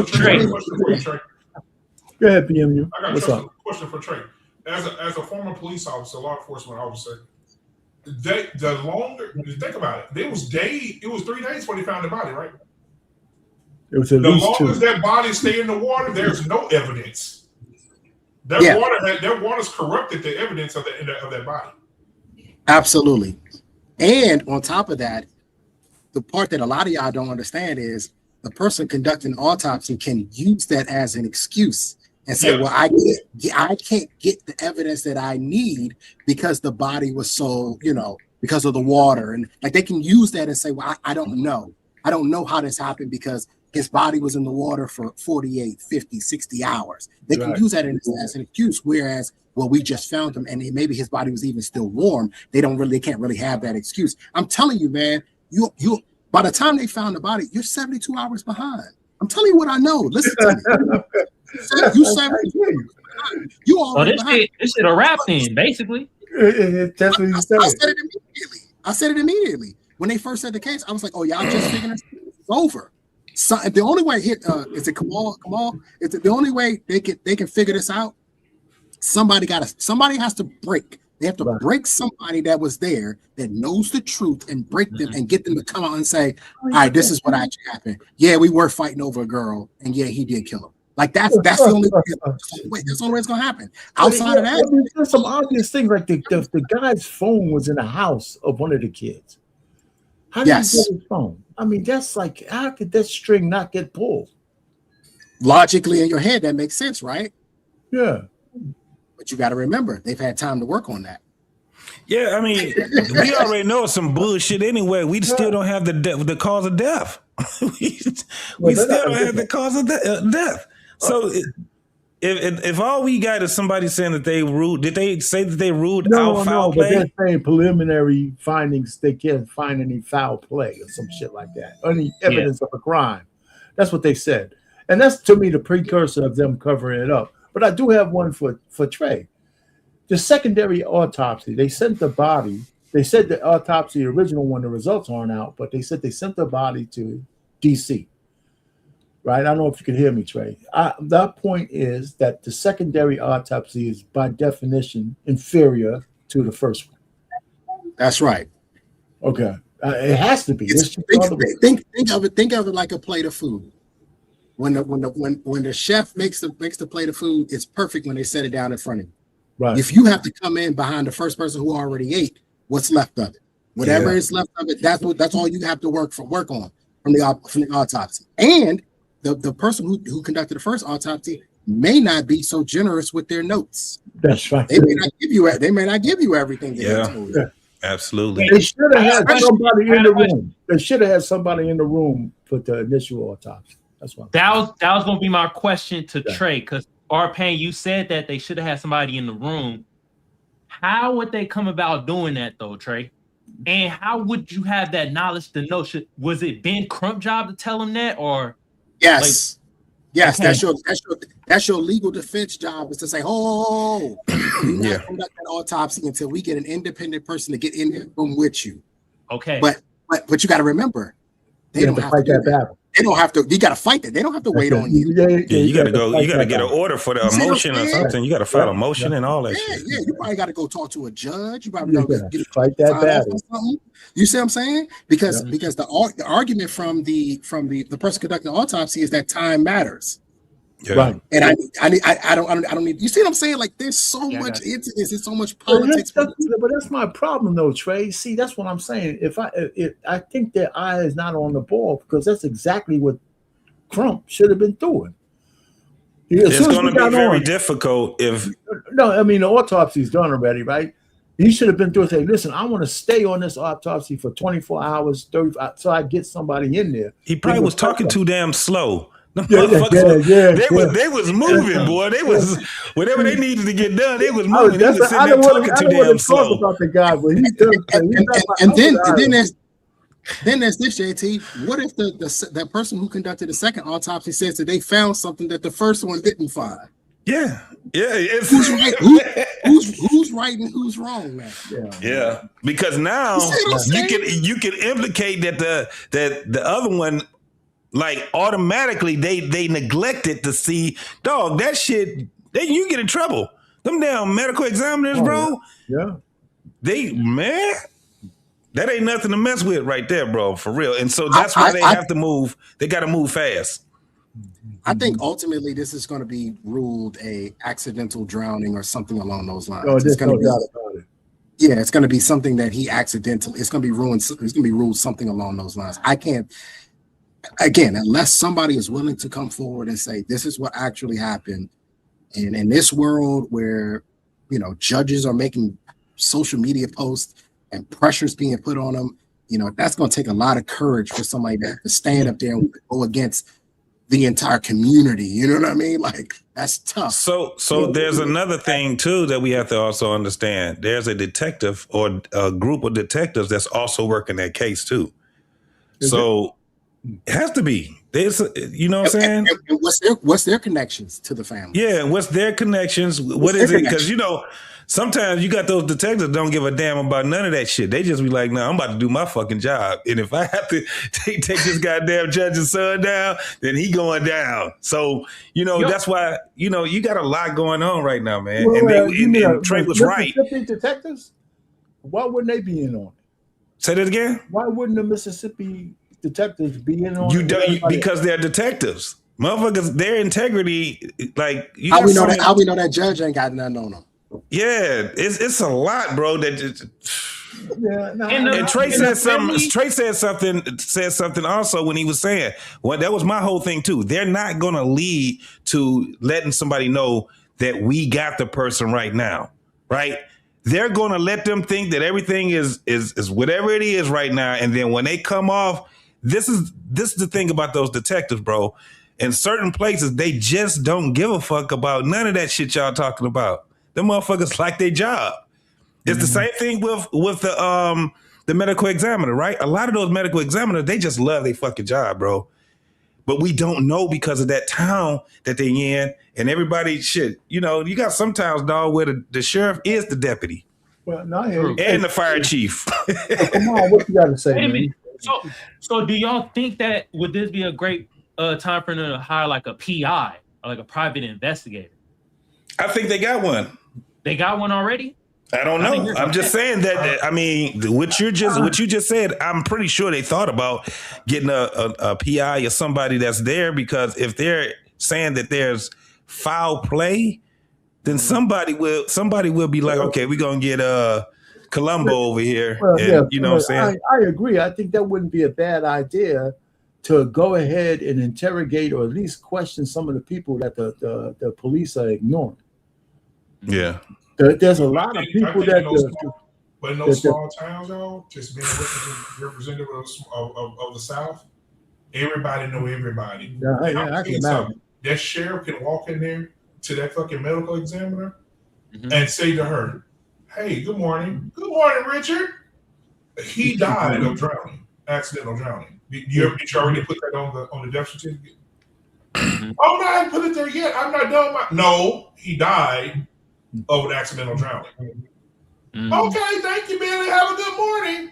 Breaking news. He wasn't killed. He died of an accidental drowning. I'm telling you, in the South, in these little towns, they covering this shit up. That's why, JT, we covered a story last year about the same shit. A sheriff said to his kid, they recorded him, they recorded him saying, next time you get caught up in a shooting, don't call out to your other officers for the media to get a hold of it.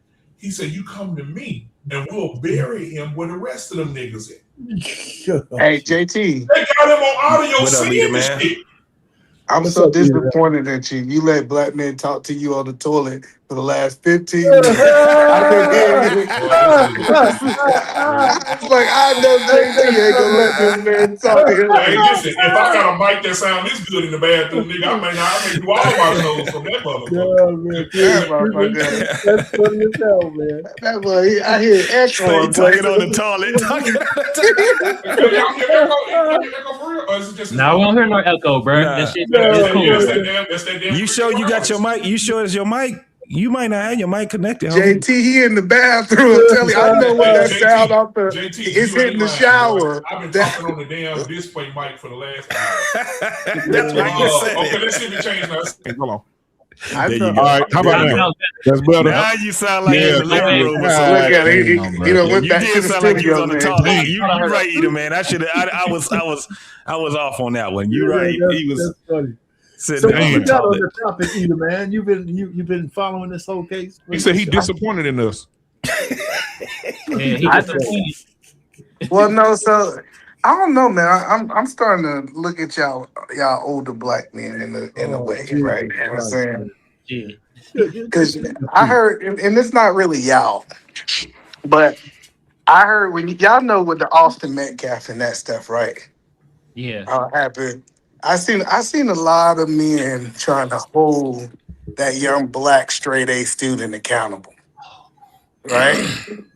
And then when it come down to, since we got these rich little I ain't gonna go. I'm out here in the public. These rich folks, I'm gonna call them folks, and my mama call them butter cookies. These rich folks, it's like we give them so much. We give them so much excuses for their actions. If this was the opposite way around, say it was a white boy went to a hood problem, everybody would have been holding them hood boys accountable. And like I said, it's not a shot to y'all. I'm just talking about, I've seen hundreds of people cover this. And so many people is literally trying to sweep it under the rug like it's okay. Either we gonna say wrong is wrong and right is right. If we gonna hold that straight A black student accountable for defending himself, we still got to hold these because I think this boy was murdered. Oh, so do I. Yeah, he was murdered for sure. So do I. Yeah, so I think so. Yeah. Yeah. So and then the whole thing, and like I said, shout out to Art Payne. I don't agree with him much, but he said it. He said, yes, if my child was murdered, we should be able to do a GoFundMe. We're supposed to be able to reach out to the community for help. But it's only a problem when black people reach out for the community for help. Yep. But if we go watch GoFundMe, who do you think 90% of GoFundMes are? White folks. White folks. Yes, probably. Yep. So now we need to hold them to. I don't care if your uncle. Listen, I knew right now they was full of shit when they was lowering up. I ain't never seen nobody lower up that quick. And it was free. And so we need to start having the conversation about what do our interaction with our kids look like with these folks. I agree. I see it. Hey, Either Man, can I ask Either Man a question? I said it earlier. Do you feel that black folk shouldn't be the only black person in these social settings when it comes to these folks or any other group? Explain. What you mean? Like we shouldn't? No. So let me say this right here because I want to say this. Because shout out to my business partners. I got some white business partners, the greatest people I know. Right? I want to be clear. All white folks are not the same, which I believe all black folks is not the same, right? But we need to start holding these racist ass white people accountable. When black people start going missing around you, we need to start looking at y'all funny. Yeah. Like Scam Likely. I served in the military with some great white folks. I'm not saying that it's something cast over all of them, but they got a scarlet letter on them. And so when black people start looking at you funny and saying, hey, you got to prove myself that you ain't part of them Klan niggas, I think that's a valid feeling.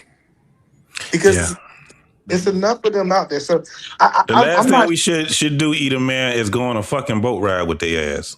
Well, I'm not. I want to answer this question. I'm not going on no boat ride with their ass. I don't care how good they are. Exactly, JT.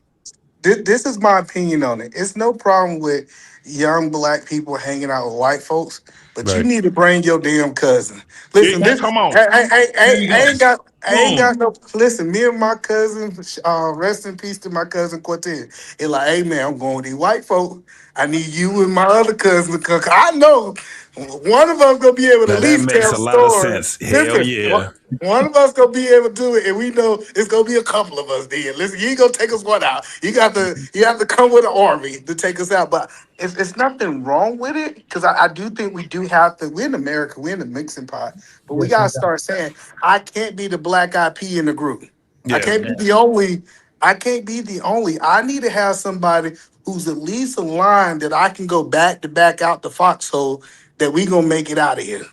Yeah. Or at least somebody else to tell the story. So I'm not saying it's like completely segregate. I know that's kind of the conversation a lot of people are having, but no, we gotta have a couple black eyed peas in this pot. I can't be the only. Yeah. So that's my take. What you got, Scam? Yeah. What's up, man? I just got here, so I don't know. You don't know what the topic is, man. You know what the topic is. We talk about Nolan Wells. Okay. And whether you see any racial undertones or overtones or whatever, how you ever look at it. How do you look at the situation? Think the fix is in? Huh? One problem, one question. Who is Nolan Wells? Oh shit, man! If you don't know the That's my point. Listen, you see what I'm talking about? Y'all see why I'm looking at these? On a panel with you. Y'all see what I'm talking about now, right? Y'all see. Y'all see you know what exactly we talking about? You know what story we talking about? No, just No, got you here. don't know. Oh, white don't boy, know. black boy goes out with a whole bunch of white boys on a vacation trip for the 4th of July. Mm-hmm. He comes back, the white boys come back with the black boy's cell phone with deleted text messages. The black boy missing. They say he wanted to stay on the island. 3 days later, they find his body floating in the water. Sounds like they need to do a better investigation than that. That don't sound right. Yep. But they're not, because the sheriff came out in Mississippi and said, we don't expect any foul play. Yep. How about no? How about do an investigation? Oh, and keep in mind the kids that were involved, their parents are in law enforcement. One of the kids' mom is a judge in that county. So you kind of probably know what this. Yeah, that don't look right. Yep. But not much. They cheated. But that's the problem. The problem with what you're saying, Scam. If this was the color was opposite, no, listen.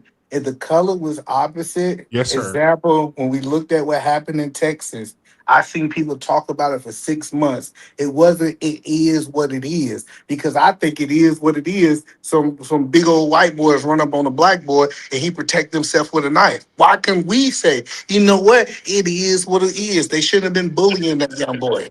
That's the point, is that we don't give that pushback unless it's typically somebody of our complexion. Okay, well, here's the deal. You need to have 4 black judges and 3 black law enforcement officers to do that. But does it fix anything? If you get what I'm saying? Well, everybody up here know my pedigree. If they come tell me that shit about my son, it's gonna be World War III in this bitch. It's simple for me. Yeah, so okay. Not saying it's cool what happened, but you got the story and they cheated. If this is what I think it is, or sounds kind of funny, they cheated. Just like this is an away game. They got home field advantage, the referee, the judge, the owner, and everybody else on one side, and it's probably rigged. Yeah, but see, that's not a problem. I play football. If it's just 3 clowns over here, one's a janitor and one works at a call center and AutoZone manager, a little different. But when you got mob bosses and judges and stuff, you got a problem. The point that I'm saying, that's a power dynamic. That's a problem. I want you to understand. I remember when we used to go play those cornbread fed white boys in football, right?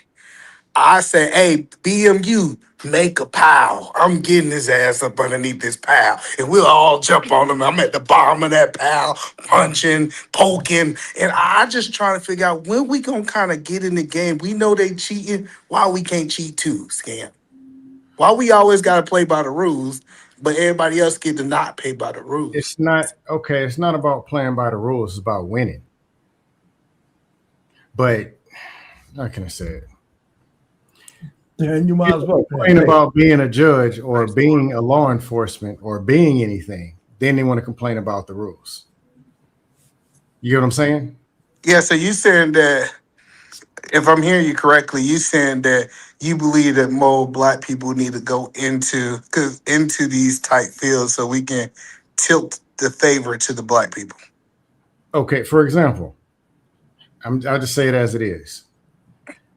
If it were military, and it was so much race stuff in 98 when I went in, people more military, and you understand what I'm saying. There would have been a lot of people with bullets in their back and not their Kevlar. You know what I'm saying? Yeah, we saw that. We saw that. It's a whole movie about the black the soldiers who we can make it black, but not even just black. But if it's black, if that were the battle, and this how you're gonna do, stick us on the front line and all it in 98, there would have been bullets in the back of the head, back of the neck, spinal cords. Well, scam likely. I used to work with a guy. He dead now. I used to work with a guy. His name is Henry Kirkendorf. He was in the Vietnam War. He was very old, still working. Okay. And he said they had a very, very racist leader of them when they were in the Vietnam War. He said him and his boys, I can say this now because he dead and can't nothing happen to him. He said when they got off the helicopter, he knew when they got in that war zone, he knew that the chances of him getting shot by this fucking white man who hated niggas was very high. He said that him and his black boys got together and said, when we get off this fucking helicopter, he the first motherfucker gonna be dead. And he said when they got off the helicopter, they shot his ass to pieces. But you never heard about that. You never heard Black Man Unfiltered. You never heard about that story of the black platoon in Texas went through the town killing all the white folks. Yeah, it's the 42. I know. I remember. I know you talking about. Here's my thing. I held on that story. I ain't heard that shit. No, it's big. It's one of the biggest court martials in U.S. history. In U.S. history. I'm not. Let me say this. I'm gonna scam Cook. Hold on. Let me tell you this. So what happened was it was a lot of racism going on. The Army did not want to collaborate with the police. The Houston police at the time said the Army, we don't want these. I don't care if they're military or not. We don't want these niggas basing at a base in our town. And so the police start going into the neighborhoods. They couldn't fuck with the soldiers no more, so they started fucking with the residents. And it started with a man shooting a gun, a police officer shooting just randomly at black people and almost hit a baby. Well, the woman defended herself and said, "Don't shoot my child." And he said, "You black bitch, who you think you talking to?" So the two soldiers that went to help her, they got them, beat the shit out of them, jailed them, they disappeared. One of the black men in the town went to the soldiers and said, "Hey, listen, two of your soldiers dead. You may want to go check on them. They dead. The police didn't kill them." The black dudes got to the point they said, "Oh, we tired of this racism shit." Because they was getting beat and stabbed and they was killing black people in front of the soldiers. Like they was killing them. And the black dudes got pissed off and they said, "Hey, listen, fuck it. We gonna kill them before they kill us." They loaded their guns up, went through the whole town, killed every white motherfucker in there. No, hey, black man. This was like 19. Here's the thing. Let's take Rodney King for example. I never heard that one. I give you it's one of the biggest secrets in the military. Biggest they don't talk about. What year? I'm looking up right now. Yeah, I'm not supporting that either. Because here's my thing. I am. No, nobody. No, I'll explain it. Rodney King got beat by 4 officers in LA. Okay. Yeah, you saw they were out there barbecuing in the suburbs, watching it on TV, while black and Hispanics are tearing up the neighborhoods and community and everything else. If you're gonna tear something up, don't you want to tear up those 4 officers' houses? Yeah. You're going over here messing with, or the Dallas police officer, what was it? I think it was Dallas, about 15 years ago. Scam, can I say something? They were mad because something else, these officers did something over here. So you go find the innocent white police officer because of white and take him out. No. The one who did it. Scam, you got no Scam. You missing the point. Scam, you missing the point. I wanted to ask Scam something. Hold on, real quick, Kamal. He missing the point. You missing the point. Hold on, real quick, Kamal. I'm gonna let you cook. You missing I'm the talking point, about Scam. aiming at a target and hitting. No, but you missing the point. The point is back in that day, if a white man was riding down the street and it had nothing to do with him, and he saw them shooting back at the white man that shot at them, that white man has a duty to go snitch and bring more motherfuckers to come in and kill your ass. So you got to kill him too. He's just a Hold on. You guys are off the rails. You guys are really off the rails at this time. I'm talking about if you're gonna go that route, get the actual target. If you're gonna go Rodney King, get them 4 officers who did it. Don't go get the 4 men in the auto zone. This whole conversation though is fucking crazy, man. Why are we talking about this? So hold on. So I'll say this, then you can have it back. The ones who are doing the stuff. The Army platoon was called the 24th. It was the biggest court martial in United States history when they fought back against the white police officers. The white police officers. What year was this? And this came 1917. Okay. Wow. And they loaded up. And the white men came out there and they endured a lot. That a lot of their soldiers got killed by the white police. They didn't respect them as U.S. Army soldiers. They seen a lot of their women get abused in front of them, and they have to sit there and watch because they couldn't fight white men. And they just got to a point they say, "Fuck it, They loaded up and said, hey, listen, we tired of seeing our soldiers die, our women get raped in front of us. We're going to fight back tonight. And so the white police officers thought they had a chance. And them black soldiers tore their asses, killed every one of their asses. Let me ask you, And the reason I'm for this, I mean, because I want to answer our pain question. Why are we talking about this? There's got to be some repercussions for their actions. If not, they're going to keep doing the same thing, our pain. No. Hold on for a second. I didn't say it should be repercussions. But why are we talking about this? Which particular actions are you talking about tonight? You know what I'm saying? So are we? Well, hold on. I just want to try to bring it back to what we're talking about. So are we looking to try to get revenge for Nolan's death? Now, I think our pain. What happened was No. I want him to answer that. So I'm just saying, because we could go off into the ether and talk about scorched earth, and because I agree that there's got to be some normalizing or fighting back from being a victim. But you gotta. This conversation sounds like the average black guy is being mowed down by white people, and that's just not fucking true.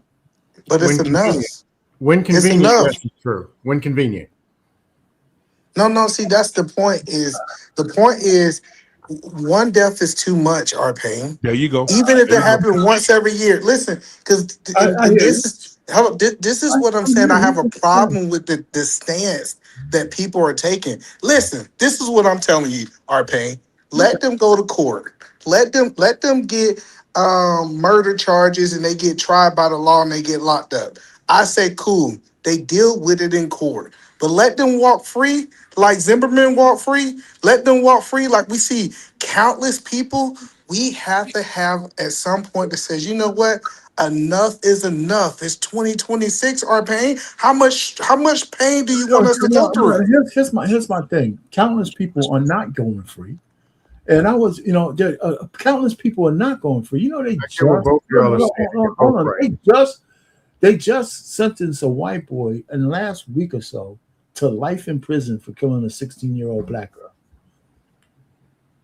Life plus 45 years. So I'm just saying, I hear it sounds good that we're under this kind of cabal where we should take up arms and say, the Lord doesn't work for us, and let's go get ourselves completely fucking annihilated because we're gonna go and take up arms so we can level the playing field. I understand both. Our pain. That's what we're saying. You know why? You know one thing I love about white men? White men are consistent. If you fuck with one of their daughters or their children, they're going to squad up and they coming to get your motherfucking ass. Not true. And history tells the truth. History tells the story. Their mother, even now, you go fuck with one of these little white men daughters, 15, 16-year-old daughters, see what happened to your ass. You mean these fucking That's not guys, as true as you say. You're talking about these white men that's today who's giving the fucking country away to these fucking women? Are you talking about these same white boys out there today? What the feminized ones?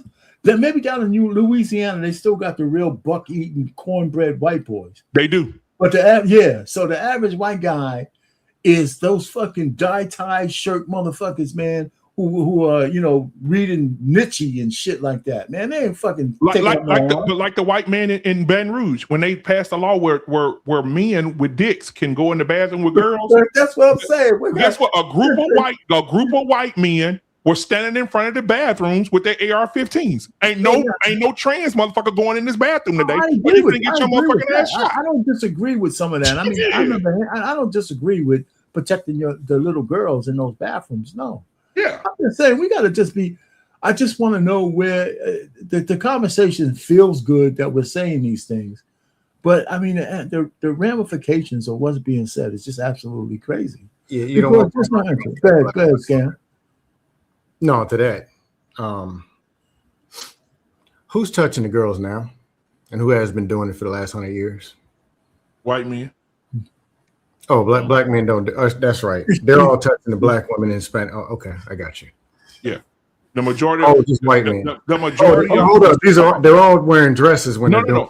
The majority. I want to be because I know he don't know a lot of history. The majority of sexual assaults and rapes were done by Caucasian men. It's facts. Okay. I got it. That's probably fact. No. You sure it wasn't single moms that did it? No, facts. It was white men who was raping and pillaging and raping little girls and selling them into sex slaves and selling them. And even now, it was slave sex back then. But even now, sex trafficking mostly done by white men selling young girls and women. It's facts. I can tell you that that's not true either. And hold on, let's not. That's not Hold true. on one second, Scam.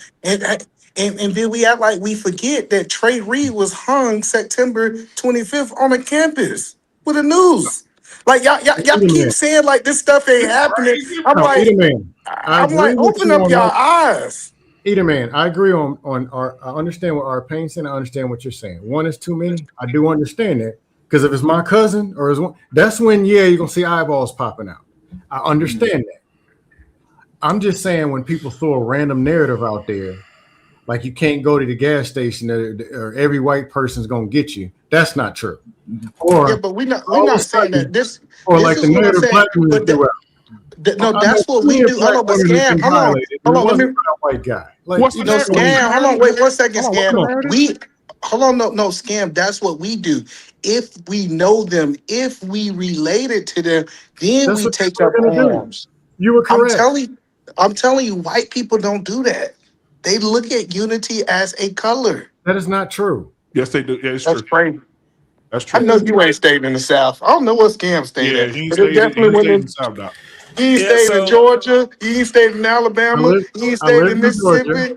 I lived in Texas. I lived in Virginia. E-man. Even in Louisiana, bro. lived in Florida. When football season start, I'm gonna go home for homecoming. The football games are still segregated. All the white people sit on one side, all the niggas on the other side. They don't even sit together.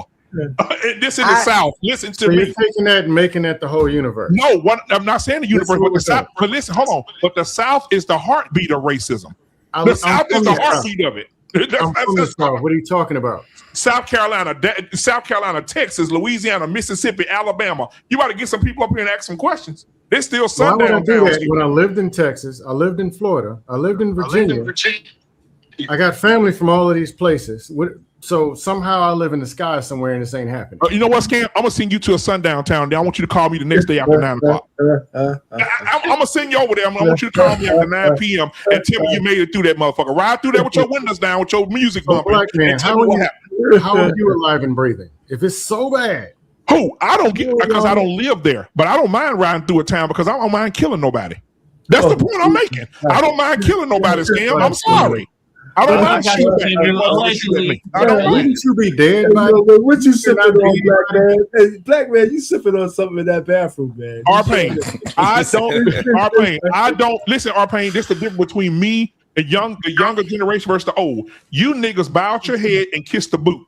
I don't mind shooting a bitch ass nigga for disrespect, or bitch ass white man for putting his hands on me and disrespecting me on a Mississippi road in the middle of the night. He pulling on me, punching me upside the head. I will blow his fucking brains out. What are you talking about? That's the point that I'm making. I'm making that point. I want Scam to go to one of these white clubs. And I want you to fight a white man. I want you to tell me how many other white people that don't know him jump in. They're gonna stomp his ass out. They're gonna jump in. They're gonna stomp his ass out. All right. Give me some of that, Billy. Fucking nigger, bitch, fucking bald-headed black bastard, motherfucker. They're gonna stomp your ass out. Somehow all these times, when real life is just somehow been missing me for 45 years. Yeah, because you ducking them. It's happening. So just going out and having a real life, doing whatever, living in multiple states, somehow they keep missing me. No, because you bowing. Somehow it's not happening. That's so it. Because I'm not involved in this madness. Somehow. Hold on, so Scam. So what you Scam trolling? He trolling. This is what he does. Scam. You telling me right now, out of all this stuff that's going on in America right now, you're telling me that racism don't exist. White people not doing no real bad belligerent ass shit to black people, and guess what? We all hoorah. We can sit around the fire and have mushrooms and fucking Hershey's Kisses. That's what you're telling me. I'm telling. If that's what you want to hear, then I'm asking you a question. That's what you want to hear. Sure. I'm asking. What's your answer? What's your answer? My answer is I only hear this stuff Only time I hear most of this wild stuff is when I click StreamYard. So the black dude that just got, Okay, hold on. his body just got Never found. heard of it. Hold on. Right, Scam? Because you're not connected. That's what I'm saying. You disconnected from the world, period, bro. That's what I'm saying. If this were the world, how come I'm not getting beat on every Tuesday, Friday, and Saturday? Bro, because you're not connected. And I'm not saying it's not at happening. the end of the scam, at the end of the day, a black young man who had a life ahead of him going to college went out with a bunch of white boys. He didn't come back. The white boys gave his phone back to his mama and said, "We don't know where your son is." 3 days later, he floating in the fucking water. What are we talking about? No, man. There should be no repercussions for that. If these motherfuckers get free, these motherfuckers shouldn't have their fucking head cut off.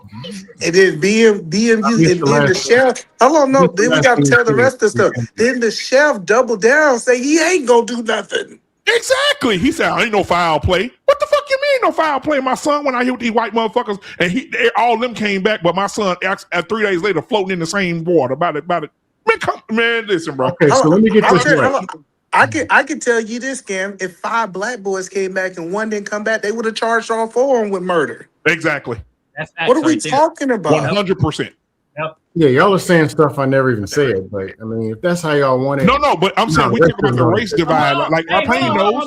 If it was 4 white boys and a black boy, it was 4 black boys and a white boy. Oh, these motherfuckers already be in jail, guilty to proven innocent. They'd be in jail right now. Black man, you ever got in a fight with a white guy? Absolutely. How can you not in prison for life? By your narrative. Because growing up we didn't have that. They didn't call the police.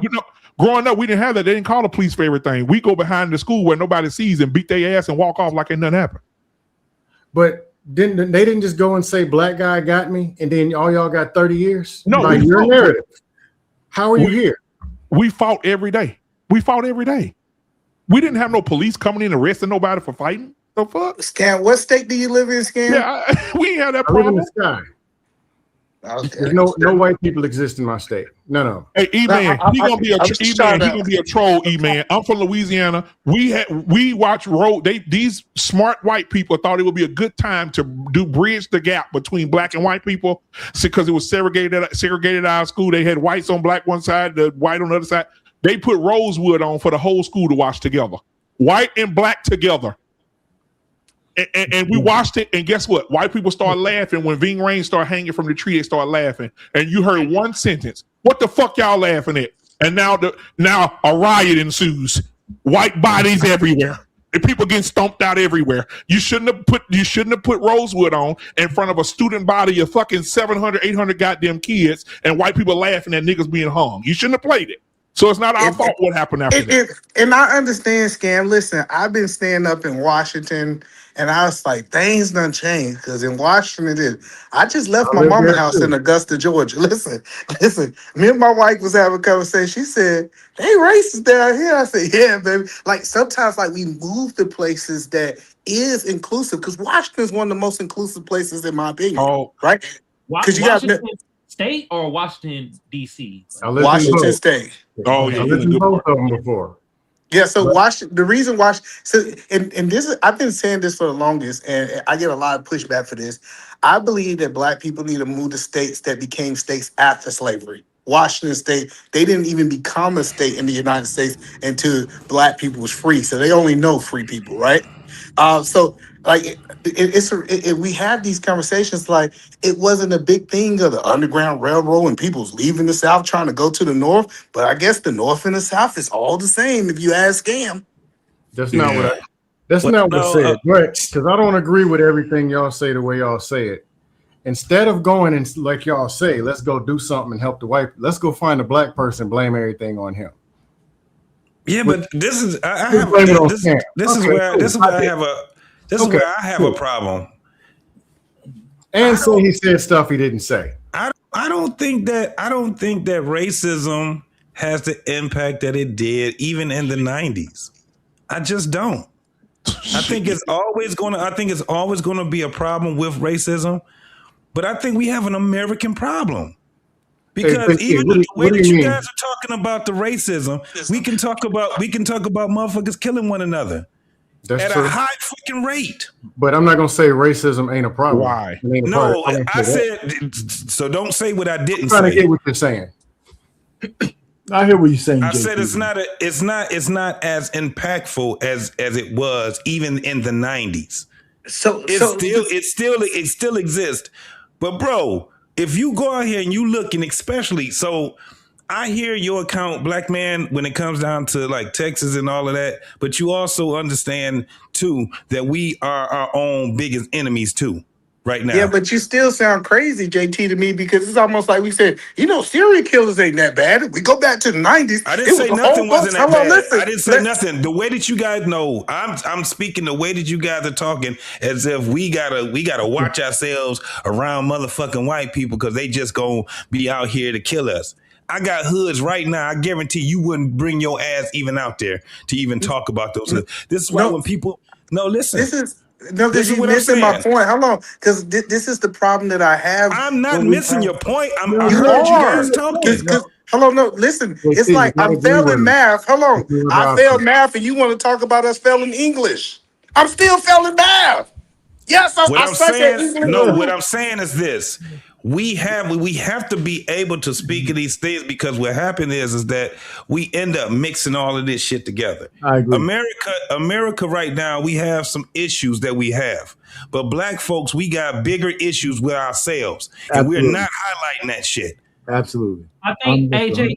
Can I say something real quick? I come from a place. I got you, bro. But I come from a place in the Midwest. It's a huge problem. Motherfuckers and this is the craziest part. Every day in the summertime, somebody is in this mass people getting their ass handed to them. They getting shot. Airbnb is getting shot up. We just had 2 big ass shootings in 2 malls. And mind you, Detroit don't have a mall. And these malls are in other cities. You're and right. Motherfuckers is sitting here. You're right. They're right outside the city, each one of them.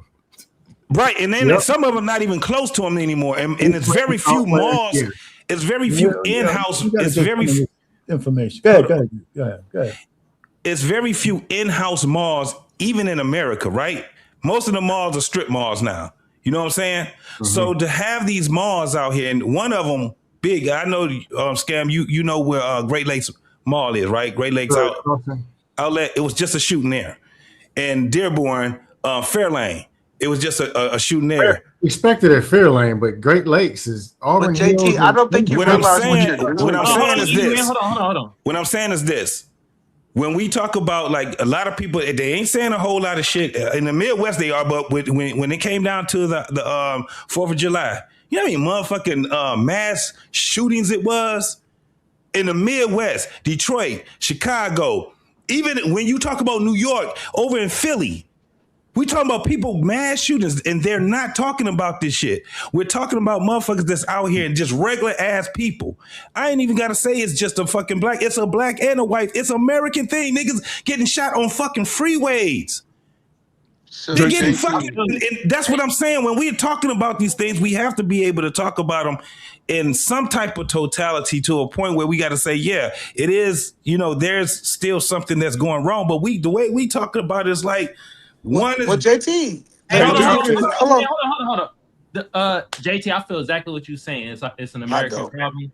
And the thing is, it's like usually crime is through proximity, right? No. That shit is bullshit. I heard somebody say that earlier. JT, I said it earlier.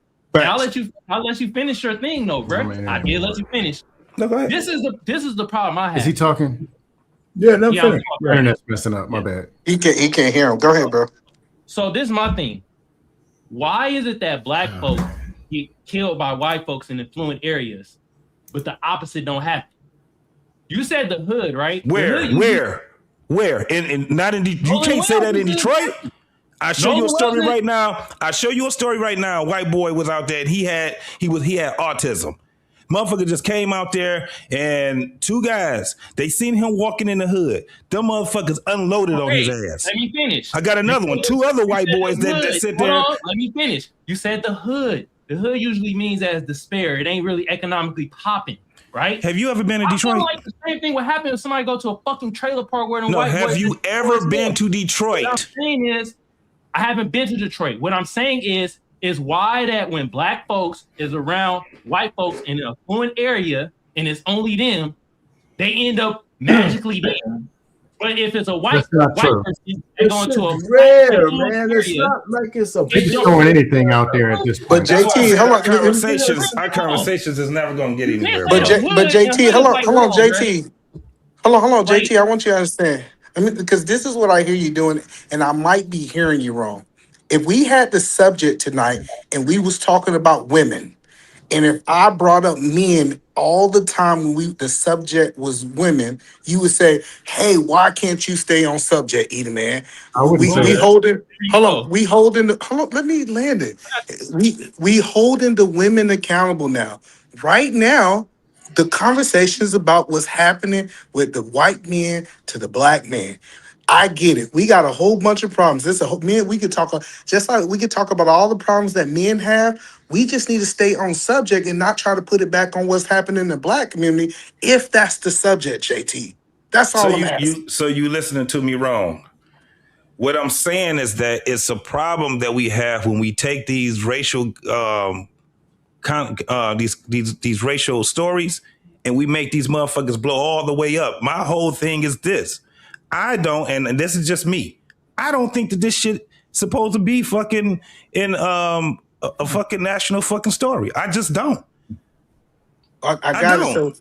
So I think it should be a story that should be. I think it should be a story to have where you give, you know what I'm saying, you give it, you know, some you know, whatever it is, but to push it the way it is, bro, I'm telling you, we falling into this whole racial ass divide thing all over again. Also, I think it's being conflated to a point. I think it's just being conflated to a point where motherfuckers are sitting here thinking that motherfuckers, the way that I'm hearing it is like motherfuckers in America need to watch out because these white people is just killing us. No, that's not what. So JT, can we acknowledge what Rock? But JT, can we acknowledge what Rockstar said? 60 black people have been hung by white people in the last 4 years. Hold on. But I need to see some evidence of that. Hold on. Okay. Yeah, he should have put a. Now I know when it comes down to black people, we got to bring all the evidence. No. The link. Send me. Hold on, but let me respond to JT. That's the problem, JT. When it happened to us, we sweep it under the rug. We sweep it under the rug so much that our pain is claiming that he don't even think it's existent. So it do need to be national news. I'm the one doing this show on that topic. How could you fucking possibly say that? This is the show we're talking about the Nolan thing, and the question on here is, do we think this is a racist undertone? So you're telling me I have a whole show on the topic, and you saying I'm trying to run away from it? No, I'm talking about what JT said. You missing our pain. JT said he don't think it should be national news. That's what I'm responding to. But it is national news. It should be. Let me say this. National internet news. It should be. Listen, I understand it not being national news. It should be adjudicated just like any normal case of potential murder. And we agreed with that, but it's not going to. That was the first thing I said, and they blasted me with all this other stuff. Started making up. So that's what. Yeah. So what I'm saying is that. So you think the Metcalf shouldn't have been national news? Arpain? No. What's no. Let him answer the question. No, I can't remember. Austin Metcalf was which one? Which one in the track meet? I thought his name was Carmelo Anthony. Yes, Austin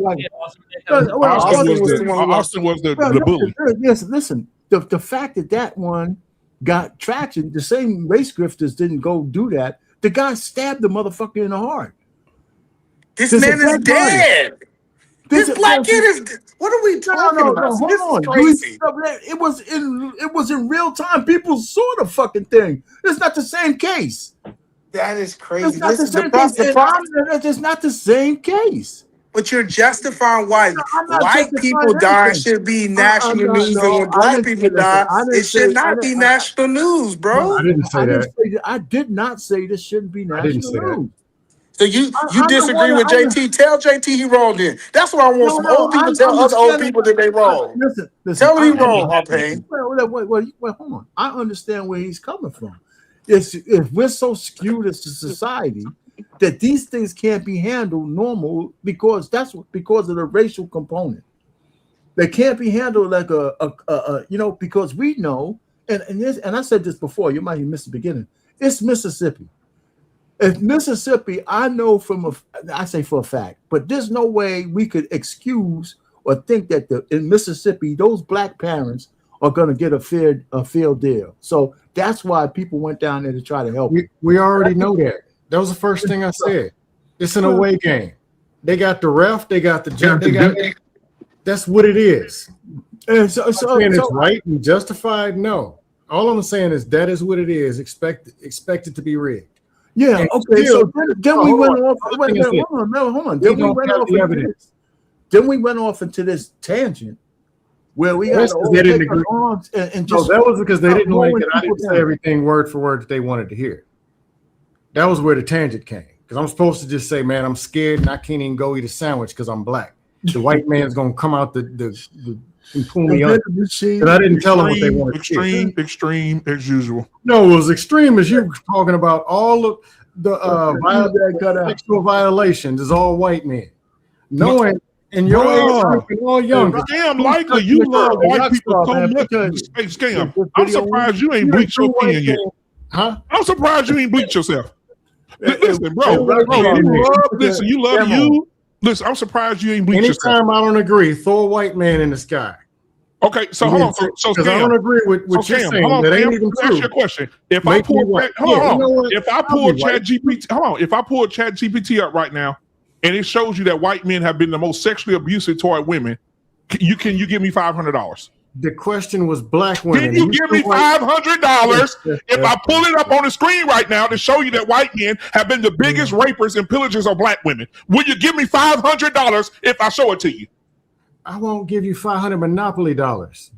Exactly, because you know I'm not lying to you. You know I'm gonna look it up and prove you wrong, bro. No, it's not true. Oh, okay, $500. $500. Put your money where your mouth at. $500. If I'm wrong, I'll give you $5. Question to the panel: do you know anybody? Exactly. I rest my case, Your Honor. Yeah. Question to the panel: do y'all know any without prejudice? Do y'all know any black females who've been touched, purged, fondled, or any of the above? Do y'all know any? Yep. Yes or no? Yes. Now's the time where it's time to tell the truth. What did the man look like who did it? Majority of them. Majority. Well, out of the women that I know, they all look like us. Yeah. Well, my internet went out. I'll put it this way. I'm in San Diego, so there you go. There's your answer right there. It was them folks. It ain't a lot of us out here in Dago like that. So, yo, listen. Hey, come on. But the BMU is probably telling. Hold on, BMU asked me something, brother. What's up? Yeah, I mean, what BMU said is actually true. Man, I don't see why what he's saying. My internet went out. I missed what was said after that. No, I wasn't expecting the truth. I was expecting them to throw some white men or single moms out there and blame it on. No, I said out of all the ones that I know of, they all look like us. The men look like us. And I just looked. If you ask Hispanic men, they'll tell you the same. Hispanic, they'll tell you the same thing. Hispanic touch Hispanic, white touch white. That's we're gonna throw a white man in the sky. Proximity argument. That's the proximity. But we're gonna throw a white man in the sky and say that's the one. This is how far we're gonna go. Yeah, but no, he's talking about over the diaspora. He's probably those people are dead. What are we talking about? Hold on, Scam. No, hold on, y'all. I love Scam to death, but I gotta check his ass. Scam. It does Scam. I gotta check you, bro, because I'm telling you, my grandmother's 93 years old. I keep telling you this, bro. She's experienced this shit, and you trigger me when you talk about these people being dead. When I have a living relative, blood relative, who experienced seeing women like her get raped by motherfuckers that don't look like her. But man, you gotta stop, bro. Please don't piss me off, bro. You want me to tell you what you want to hear? What's the statistic this year, BMU? Well, I looked up the statistic. Hold on, but I'm glad E-Man said that you tell him yet. E-Man, I got you. In 2026, from 2024 to 2026, there have been 70 hangings of black men. 70. Now, guess what? They say most of these hangings, watch this, Arpain, watch this. Most of these hangings were officially ruled as suicides or accidents. So now I climb up in a tree in front of a college, put a noose around my neck, and jump off the top branch. It was an accident. That's what it says here. They were ruled accidents or suicides. Is there a link? Hey, give me the link to that. I'm on ChatGPT. Oh, okay, ChatGPT. Yeah, I mean, I would like to see it. Is there a cluster, or is this like across the country, or what the hell is it? Hold on, I'll pull it. Hold on a second.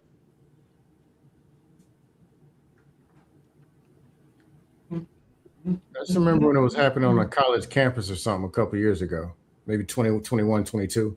Mm-hmm. And they ruled it, yeah. Yeah, but he's talking about a lot, man. 70? That's 60. No, I didn't know that. That's insane. Yeah. Mm-hmm. Yep. But they ruled suicides. So they killed themselves. I'm not gonna argue against it. 60 or 70? Set from hold on. I'm gonna go back down. Hold on. Pause. That came out real bad. It says here, if you question the specifics about Black people being hung between 2022 and 2026, 70 individuals of Black descent have been hung. It says, but most of them, the officially ruled suicides are accidents, while families and civil rights advocates have questioned these findings as called for further investigation. These cases remain disputed in some instances, and there is no consensus that they should all be classified as lynchings. Yeah, I'm not pushing back on it because people usually know when their family members. Hey, BMU, man, my man Rockstar. I don't know if he wants to family and friends. Oh, Rockstar, you turn your camera on for me. Let me see if you're real. I need to see you real, Doc. I can't pull you up unless I know that you're real. Oh, flip your camera on real quick. I know who he is. Oh, what up, my boy? I see that nigga. Cam up, nigga. Why you ain't on camera? Man, I ain't in. Man, I'm in my room and shit. But fuck it. Yeah, man, we see that damn Keith Sweat velvet bed you laying in. And shit. What's up, brothers? Yeah, man, got me out there looking like I'm begging for change. So what's going on, man?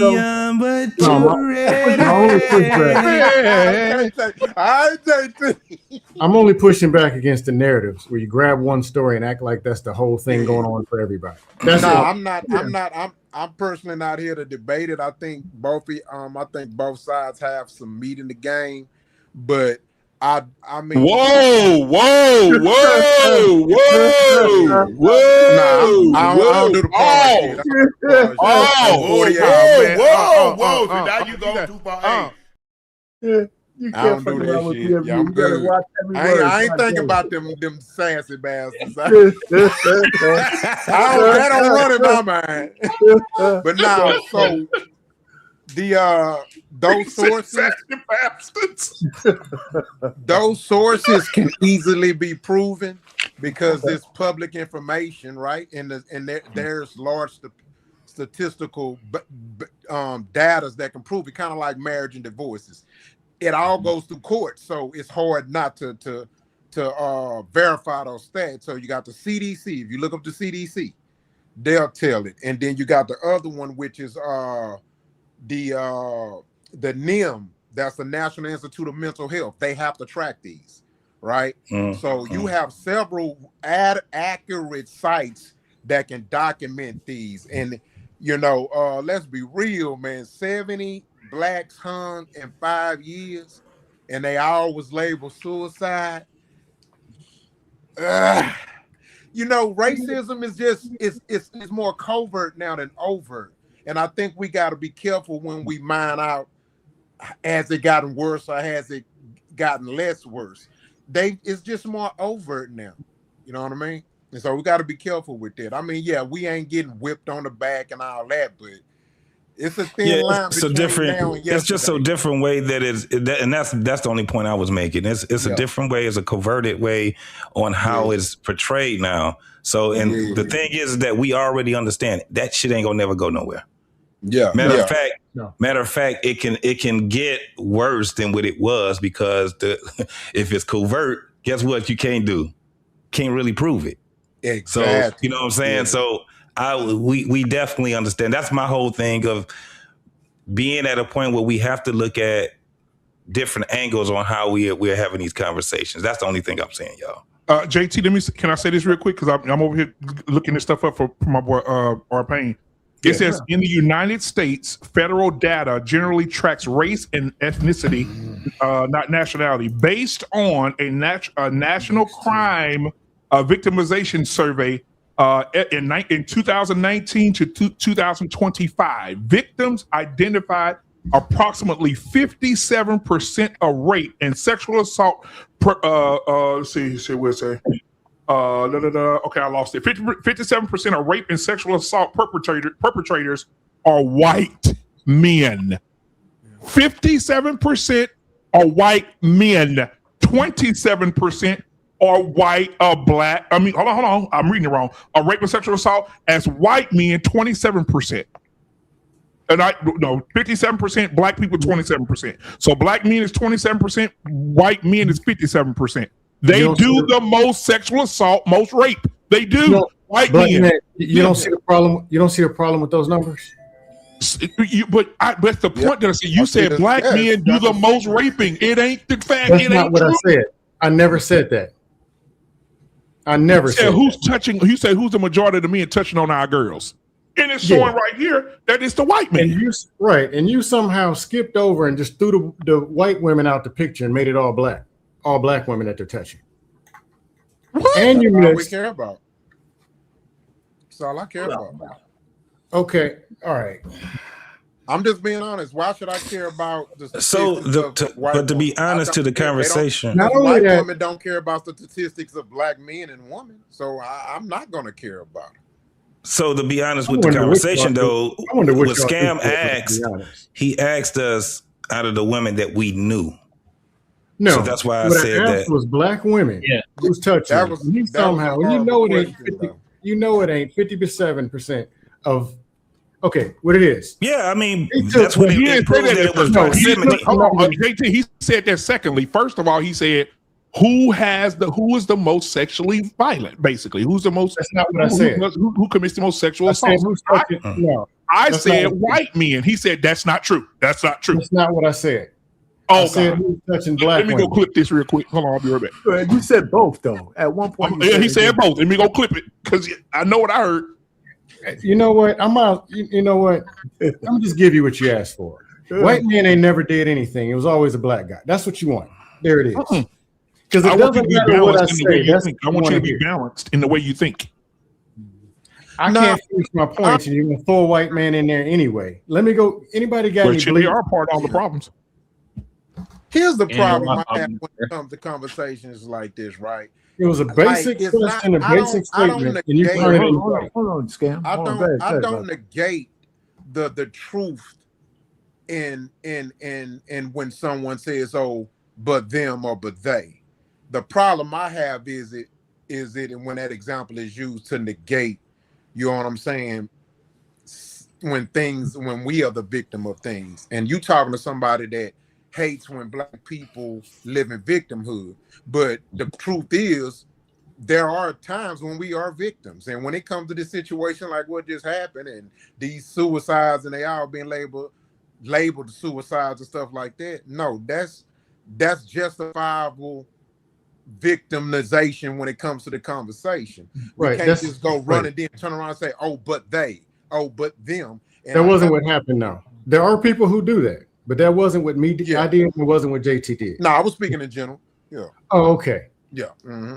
No, when they first asked me about the scenario, I said, "This don't look right. This looks like some foul play." And I'm not going to say because they white they did it. I'm not going to say that. What I'm going to say is it looks like some foul play and it needs investigation. Oh yeah, definitely. And it's already coming out. I was getting this live. And y'all saw I didn't know what the story was. As y'all were saying, it was a judge and a police officer. I'm saying, okay, this is rigged. It's going to be a problem, which means you're probably going to lose because they rigged and they cheated already. That's what I said. I didn't say, well, it was white. They didn't do it. It was a black. I never said nothing like that. No, you didn't. I ain't accusing you of that. But to throw it all and just because I don't agree and say everything you all want it to be said, just throw and make me white. All right, white I am. Yeah, I mean, I get what you're saying, right? Like I'm gonna tell you what I don't like. I give it to you. Nigga Irish. Y'all want to see Whoa. You must be on something or coming off. I'm gonna brush my teeth again. I don't know what happened. Here come white. Here come. Hold on. Damn, no, I did have a question for you because you did bring up a point. Yeah, because you brought up a point before all the shit got derailed, right? Mm-hmm. You said that we have to get black folks within these systems, like being judges and police officers. I can go more in detail about it, but go ahead. Okay. I did want to ask, how do you do that when it's like in that area of Mississippi? What if they don't hire your black ass to be a police officer? Boy, you better talk. You better talk. Okay. What about the other areas of Mississippi? Them redneck motherfuckers ain't finna put no nigga over them. You crazy? Black man, pick one. If we can't do nothing, then let's all just not do nothing. We can't because of white. If we can't do nothing, then let's do nothing. There's been times where black people turn. What can we do? Hold on. There's been times where black people say, you know what, we're going to vote and put people in office that's going to take care of us. It ain't going to do nothing. The rednecks say, no, we're going to put our guy in office who's going to take care of us. They go out in droves out of these trailer houses and off the backs of mules, and they go vote, and they don't get their guy. They put a motherfucking hit cracker bastard in office or whatever. And every time they ask me, what can we do? And I give an answer. You always come back about white man shutting it down. Because I know it. Because if you go look at the counties, okay, right now, go on your phone and Google how many black representatives are any county in Mississippi, and it'll shock you. Go ahead, Google it. Okay, cool. JT, what city are you from? Detroit. Google it. No, we're talking about Mississippi. That's the state. That's the question. Let me answer this. I just because some town I never heard of in Mississippi can't do it. Can't nobody do nothing no more. I'm talking about Mississippi as a state. Mississippi is a state. In the state, there is no black representation. 1% probably. You know there's 49 other states. You know there's 49 other states, right? What I'm saying is we're talking about the state that's in question about this crime that just happened. Hey, it's less than 1% of black representation in the whole state. Until we get blackity in Mississippi, everybody don't do nothing about racism. Oh, God. We can hear you, Arpain. My bad, Arpain. Go ahead. I'm sorry. Listen. I just looked it up. They say 33% of law enforcement in Mississippi across all their departments is black. 33%. Okay, look at that number. The population is about 37%. Now look at that number. Let's look at that number. 33% in the whole goddamn state. 33 across the law enforcement in a whole. Hold on. You said officers. I'm talking about judges. I'm talking about fire chiefs. I didn't ask him that, but okay, exactly. That's what because them the people that make the decisions, not the people that's on the street. The decision makers. Can we do nothing? Can we do something? Decision makers, governors, mayors, police chiefs, people who make decisions. Shit, that's what I'm talking about. And I'm gonna tell you the truth, and I don't mean this disrespectfully. But hell, most of the field bosses was black. That doesn't necessarily mean exact boy. You man, Rockstar, you gotta cook. That don't mean that don't necessarily mean. Hold on. Can I point something out right quick? Equality. Yeah, go ahead, my brother. Can I point something out right quick?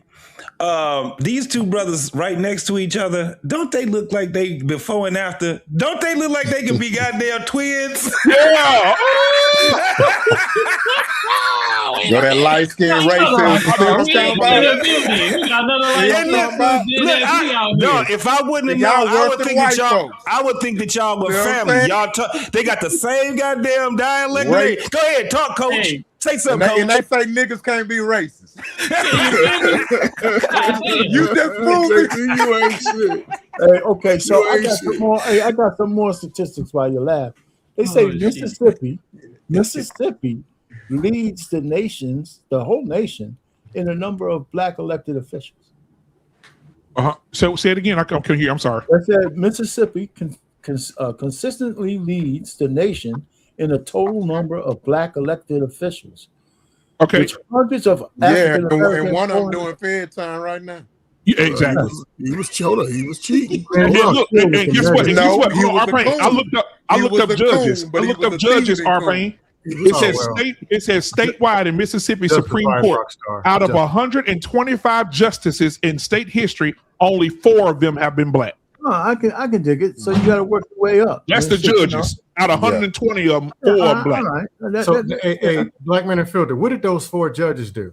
Shit. No, Getting locked up for crimes and giving people bail and giving people. Look, you got to look at these motherfuckers. A lot of them in jail right now. They was thugs. Yeah, they was. There you go. You're right. Ask for black people to do something. Now you're complaining about the ones that do. Let the Scam. Jay, Arpain did a show on this a couple of weeks ago. Hold on. Arpain did a show on this a few weeks ago, and he gave us a list of all the people who are in these small towns and small cities, or who all of them are indicted and going to prison for doing stupid ass dumb shit. And the white ones too. Arpain, pull the list of Arpain and show it to him. How many of them finna go to jail for doing stupid ass dumb shit? I don't want to trigger Scam because it was just black women I was looking Anything I talk about close to a solution. Anything close to a solution. You got 78 negative things of why it won't work. And yeah, you know why Scam? You know why Scam? Because why not just quit? Scam. I look at it logically. If you get arrested, if a majority of these motherfucking black people that get in office are being arrested and indicted on crimes, they're going to replace these niggas with white folks. And because they say, oh, this is why we don't vote for niggers. And so I look at it logically. They're not going to keep putting niggas in office when Arpain got a list of 50 of them motherfuckers about to go to prison for going dumb shit. Look, we just heard a judge in there cheating on her husband, getting fucked by the police chief. Hold on. A judge in her chambers getting fucked by a police chief loud. Oh! You got a whole fucking husband at home, and everybody in the building hear her getting fucked. That's who you want to represent you? A woman who cheating on her goddamn husband? What you want, Coach? Go ahead, man. How y'all doing, man? What's going on, Rockstar? I mean, Coach Ferg. No, man, I heard DMU over here whining just like he just whining, right? He ain't even got no roots in the silk. Hey, y'all, give me a moment to heat up this Crisco I'm finna cook his ass with. Go ahead. I got some Crisco for you. Go ahead. Did you grow up in Texas or Louisiana? Which one? Louisiana. Louisiana, but I reside in Texas. Oh, okay. So even right now, BMU, here's a unique factor, right? You in that Malcolm X age, that Martin Luther King, right? Y'all peers can step in those positions, right? Or Malcolm. Hold on. Can y'all galvanize the 40? I don't know how many y'all niggas are here under 45. Look like at least 4 of y'all. Scam, all you. Who's that Rockstar? My man Kimmy look like he about barely 30, 34. Still trying to figure it out. I can tell in his energy. But it's in y'all position right now. The whole future is on y'all hands. Are y'all willing to step into a position over the next 5 years? Absolutely. Because we got to do what y'all I'm already in a position. We got to do what y'all want to do. You're getting into a political position? Hey, Trey Ferg, I would if I could. I don't do it politics. That's what I'm talking about. But listen, you are the politic for the future, though. But and yes, the people that don't. I can tell you how I'm helping. I'm in it involuntarily. I mean, if you Google me, you'll see all kind of stuff. But I can't legally get in a political position. But yeah, that's probably not true. You probably can. Not in Texas. What you into, man? One thing Scam will tell you, I've been doing this for a long time. Doing what? I've been in this political sector for a very long time. I think you should run for office. I just can't hold in the I've been in the streets. I've been in the streets. I've been a part of the benches. I've sat in the courtrooms. I've sat in the schools. What? Run for office? You want me in office? Yes, I want you, brother. Yeah. Hey, that's an idea. That's an idea. I'm raising too many kids right now, though. They can all be in office with you. They can run for the. So guess what? I just you know want what, the Coach? narrative. You right, Coach. In 3 years, I'll be an empty nester. Then I'll run for office. Well, I ain't saying man, do it, but I just want the narratives to die. I think it'll be in the worst case scenarios and the gloom and doom. That can't work. Don't let Scam, we live in a world where motherfuckers are living and dying every day. Doom is dying, living is living. When are we going to talk about the living? Here's where I got to give you some pushback, right? You're in the living right because now. one of the things that these folks in this country that done tricked a lot of us into believing that it ain't a war going on. There's a war going on, my nigga. I never said huh? I never said it wasn't. Well, I'm just that's the vibe I got out the comment you just. Well, what kind of The war biggest Rockstar, the biggest war what kind of war between going left on? ear and right ear with most people. Nah. It's a real war going on, brother. That's the real war. What kind of war going on? It's a real war going on, bro. What kind of war is going on? Most of it is What kind of- economic. hold on, Scam. What kind of war is going on? Spiritual, man. economic, all the above. For one, the only Spiritual for difference sure, between Scam. I agree with that.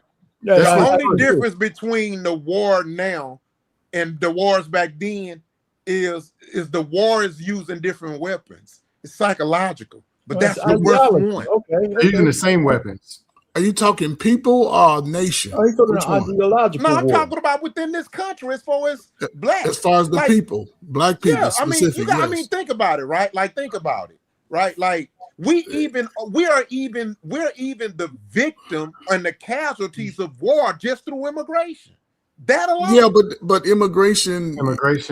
But there's an attack. What I'm saying understanding is I'm not immigration. picking one. When I say war, there's a war on us on every front. Yes. Every front. Starting The with only thing that creeps me out is when so many of us black people, we be ignorantly and blindly defending the war against us on these different fronts. No, that's not it. What it is That is it. That's the a first- fact. Okay, No, let me Rockstar. give you an example, right? Let me Now give you my an internet's example. going out. Let me give you an example. Yeah. Okay, when I see niggas defending and being anti-ICE and defending defending immigrants, why are you defending something that is going against your own production? I agree with that. All of those people. I missed what was said.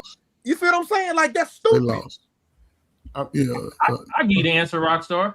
What was the stupid. question? Now, I'd Scam, like I'll to see. answer it. I keep going out because my internet. Some shit we just shouldn't give a fuck about.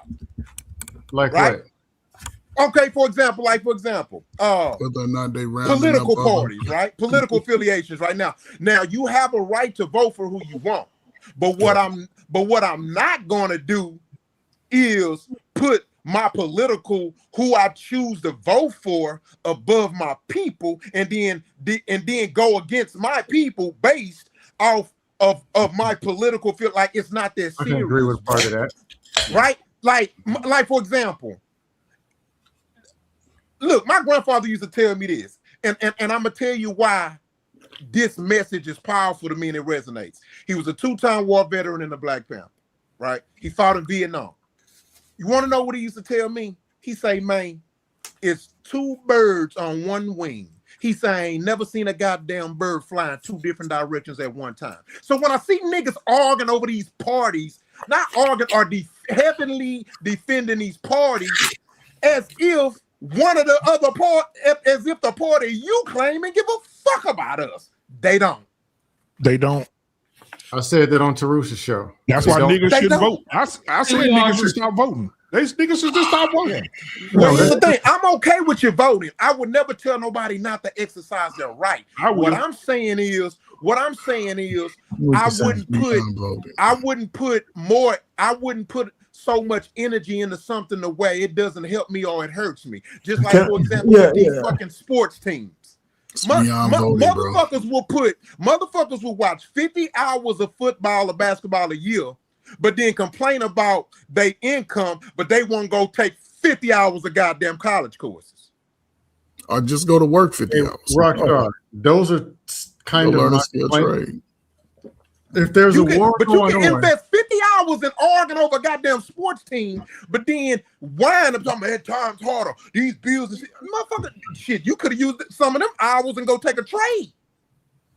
I agree. It's true. So, Rockstar, It's football, bro. my argument is And that's the problem to It's us. football. We look how you put it on the high level of it's football. Fuck football. But this is Rockstar. But Rockstar, It's beyond Rockstar, that, I don't have man. no There's a football. war going on. If there's a war Rockstar. going on, the first thing you need Hold to on, do is Scam. train your coach. Real quick, Scam. Then I'm gonna leave y'all alone. Rockstar, That's I not want to true. say this to you. We got to start re-looking at college too, Of course. because I had this No, conversation yesterday. yeah, you're right. That's why No, you because notice I guess even what? said a trade. I said I a looked trade. at it right now. It says here, children that who are in college right now that's going to graduate in 2 to 3 years, 4 years, what they're graduating in, they said in the next 15 years, It's all gonna be the gone. jobs that these kids went to school for will be gone. AI will take Be gone. 55% of those jobs. Yeah. And look, So you going to college for what? What you going to college for now? But here's the thing, though. Again, That's it's not the just like problem. voting. It That's not seems the it's problem. clear. It seems clear that after 60 years, our votes don't mean shit. But it is not my job to tell somebody not to utilize their right, their freedom. Right. I'm not going to promote that. Right. Our So you votes got a do right mean to get an something. education. I would advise you to I- make sure you get a degree in something that may be But beneficial to you. but You know what I'm it's- saying? Okay, so go ahead, Coach. Let Coach say something. it still goes beyond that, though. It still goes Yeah. beyond that because traditional college is always a flux for any average working man and family. Some people, and especially a lot of men, are not built to just sit down and learn through reading. Trade school, the military, and the biggest function is the fatherless homes. It's a lot of niggas 40, 50 years old didn't have a father and they just figuring it out. And their time, as far as the creative side, is going to have to be sort of within their own self. I believe most brothers, whether you're single, got kids or not, as long as you done served your time in the pen, you're out, you done served your time. I think most brothers between now and 2035 could be in a position of settling as they mature. But it's going to take intentional learning. Not every man can do a YouTube panel. Some people still got to go to work. I believe all men must learn some form of skilled trade, be able to barter some form of skill from each other, especially as a brother and a black man growing up. You either have to make a decision, go to the military, which is really a cheat code in a sense. You got to spend money, go to traditional college. Some of y'all niggas made C's and D's in school, so college is going to be expensive for you. Unless you got your report cards and it was all A's and B's, you get free school. If you got a kid that can play sports, NIL, that plays good money. Even the lower schools, they get a full scholarship and get $5,000-$6,000 a year. It pays off in a sense, especially if you know that you got a smart young folk now, because young folk, they have all the skills that y'all niggas didn't have. Y'all just figuring it out. And I'm not speaking about the panel, just in general, people seeing it for life for what it is. And I agree with my man, not even running with the politics, right? Because for years, all of my life, it's been like we've been played to believe that one side is doing us a great justice and sort of fighting against the side that at least when we were at our strongest, that's who was rocking with us, right? So we was able to build that. And now us modern niggas that do the most talking about life, we seem to be struggling with being examples. Yeah, you know, I'm like how long we gonna keep falling for the good cop, bad cop game? That's what we doing when we dealing with these politics. We playing good cop, bad cop. Listen, the answer is not dropping out of the system altogether. I don't see how that's going to work. Yeah, exactly. Not at all. Yeah, that's why I Well, say I would so never here's tell my- nobody here's my not to thing. vote. So here's what I say. I know we can't stand the lesser of two evils, but there's a couple of things that's going on one side that makes the other side, regardless of who's in charge, much better. I can't, just like you said, Rockstar. You're doing it right now. No, hold on. Let me just say what the fuck I gotta say, okay? Before you say anything. I can't vote for a party that's gonna let people run into the borders and just fucking flood our country with mongrels, okay? I can't. We spend too much fucking time trying to get some of the American dream just to give it away. And there's one fucking party that's going to do that. Right? So I don't give a shit about everything else. We got to have closed borders. We got to make motherfuckers who want to be American citizens have some kind of allegiance to this goddamn country. And if they don't, they should get the fuck out, man. And we have too much of that bullshit going on. And guess who gets hurt the most? Black people. Because they're in all of our spaces. They take all of the lower hanging jobs. They do all of that shit, man. They're getting all kinds of free money. And we get fucked up over it. Maybe not me, but the black people are hurting because of the immigration policies that exist right now in all the blue fucking states. And I'm just saying, you know, the schools are overcrowded. Everything, losing jobs at the lower end. And, you know, so I know if we don't want to vote, they're going to put those same chicks with dicks back in office, and they're going to be in the women's locker room. They're going to be everywhere. We're going to have to worry about conjugating fucking pronouns and shit like that. I don't want to live like that. They're going to take out kids and cut their breasts off and giving them gender affirming care. All that shit's coming back. They doing that now. Rockstar. Remember when I told you the war? When you're talking about this being a war? The first thing you do, regardless of war or peacetime, the first thing you do is train your soldiers. Yeah. He's talking about wars. He's talking about the stuff that's getting us, taking low-hanging jobs. Okay, why are people applying for low-hanging jobs? Oh, because everybody can't be a fucking rocket science. That's in why. In 1984, we got to work the jobs. Or 1826, regardless if you chopped off and people had 4 penises or 3. Be in a high phone job.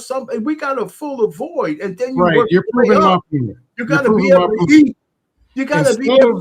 Right. Instead of what's really in front of you and what the real problem is, you make it about. So I'm not going to work it, man. That's stupid, man. If it's a job and somebody's going to pay you, somebody's got to do it.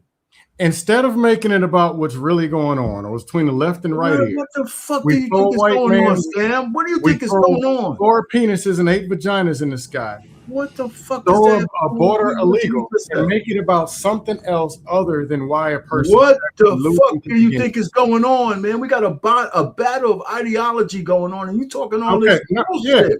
Let me ask you a question. What kind of America do you want to live in? Come here. What kind of America do you want to live in? I'm asking you a question. Just answer the goddamn question. It ain't about what kind of, you got to live somewhere, right? We ain't got nowhere else to go as Black Americans. This is our country. We ain't moving anywhere. You're not saying anything. You ain't saying anything, man. You just giving us bullshit. It's pretty clear. Shit, man. Stop. It's pretty clear.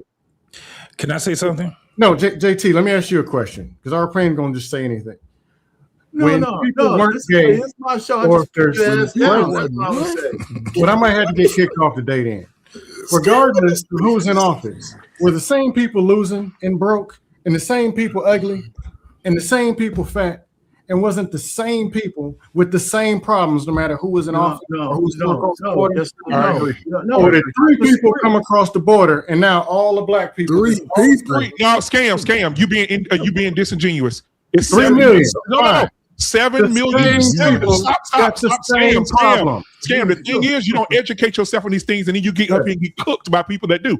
7 million people came across. Answer my question. 7 million people came across the border under Biden. Cool. 7 million people. 7 million.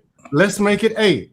Where the same people doing the same thing in the same problems with the same complaints, no matter if it was Obama, Clinton, Jenkins, Davis, Smith, or that all of a sudden the Mexicans came and all the Black CEOs had to step down and work as janitors. What do you see going on? You're an asshole, man. Talking like that. Look, I'm gonna say it's easier to just go blame somebody else. This is exactly what I'm saying. This is exactly what I was saying. Because check this out. Y'all want to know who don't give a fuck about none of this shit we arguing about? Asians. That's Asians. You see what I'm saying? We sitting here arguing about white folks' problems. Hold on. We arguing about white folks' problems. I'm trying to argue about the real problems. But they want to make it about. You all about white folk problems, nigga. Right. Oh, now they're white. Yeah, that's what you arguing, Scam. You arguing white folk problems. But you see what I'm saying, Janex? I wasn't arguing. I'm trying to burn those. About none of this shit going on. Yeah. Hold on. Watch this. Hold up. I want you to tell me how I'm arguing white folks going on. Tell me how I'm arguing white folks' problems. Because you are. These are white folks' problems. Here's why. Hold on. Because you want to know why. I'm the one saying stop worrying about that and worry about the people. Here's my point. Scam. We thrive through slavery, nigga. We thrive through Jim Crow. We thrive through the crack era. There you go. You want to know why? Because we wasn't invested in these in white folks' problems. The laws have always been against us. Rockstar, you're arguing my point. Hold on, before you go on, this ain't got nothing to do with nobody on the panel. Rockstar, you're arguing my very point. Hold on, Scam. The people in the chat said 7 million people didn't go across the border, and they're absolutely right. It was fucking 8 million. So here it is right there, Chat GPT. The border encounter, 8 million Southwest border encounters. In 2021, it was 1.7 million. 2022 was 2.2 million. In 2023, it was 2.5 million. In 2024, it was 2.1 million. And the total is, for 1,000 points, 8 million motherfuckers came across the border under fucking Joe Biden. Do your fucking homework, you dumb bitch nigga, in the goddamn chat. But that's not Black Man and Filthy. Can I ask you a question? God damn, you get on my motherfucking nerves. Test me. I know what the fuck I read, nigga. But let me explain why that's not a flex. Because you want to know why? Think about this. See, that's why we gotta pay attention to things, right? So check this out. Okay, so Trump, right? For example, he's screaming, border, protect the border. We can't be letting all these aliens. But here's what y'all gotta peep the play. Out of those 59 banned countries, you want to know what majority of those countries were? Black countries. Of course, yeah. Banned the Haitians, right? Now, check this out. Now, if you can go to the NBC.org, and it'll tell you how many visas. See, this how white folks do you. See how they break the law, making the law to use the law. But guess how? You want to know what are the majority of the races that are legally coming over here that they're trying to argue? Asians. Asian motherfuckers. Yep. White, Ukrainians. In fact, Russia has always been one of our biggest threats. Do you know they are in the top 5 of visas granted? Yeah, but this is not an old. This is not new. We argue over their problems. None of this shit is new. Rockstar. Let me tell you. Rockstar, you're arguing my points. But that's why it's a bigger level. Because it comes through the world conflicts. That's another thing. The way they play chess, man, white folk pimping game is crazy. Everybody from all these it's not even about that though. Ain't at the same goddamn level. I'm not so sure I really care about not having fucking people that's gonna come here that we gotta put on welfare. You know how many Somalians are on welfare? 80% of them motherfuckers, and they've been here. But that's Somalians though. Listen, all I'm saying is you gotta be productive to the country too. You can't just come here and suck on the tit of the fucking country. It's gonna impact all of us. But what about the 75%? All of us, man. But RK, what about the 76% of white people that are on food stamps and welfare? What about them? I mean, listen, I'm just saying. What about the 75% of white people that's on food stamps housing? That's why we got a problem. America is not for you, Arcane. It never was. How y'all go to the Somalians? Hold on, I don't subscribe. America is not for you. So let me. It is. Come here. It ain't for you. I got some order, JT. It's more white people on food stamps and housing than Somali. So but he don't want to talk about that. Okay, first point is this. Goddamn, I just can't get through. I can't get past this.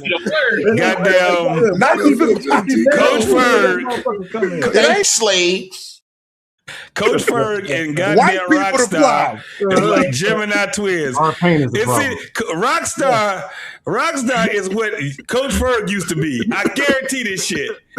When I hear these, it's amazing to see these two brothers together. You can't even look that much alike. That's why I don't care about white folk crowd. Look at you got to deal with niggas with light skin racism. I got bigger issues to worry about. I got something for you. I look more like a light skinned you than a light skinned him. You and him. You the young. He the young you. That's all that shit is. He the young you. See, it's these niggas we got to worry about.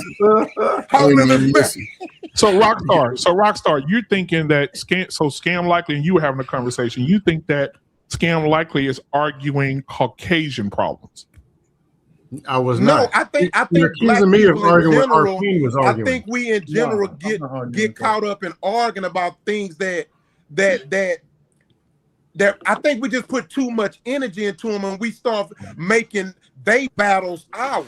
I'm not a fucking Democrat. I'm not a Republican, okay? I will never be none of them motherfuckers. So let's break it down, though. Let me Let me break it down. But I do exercise my right and my freedom to vote for who I think is best for the job.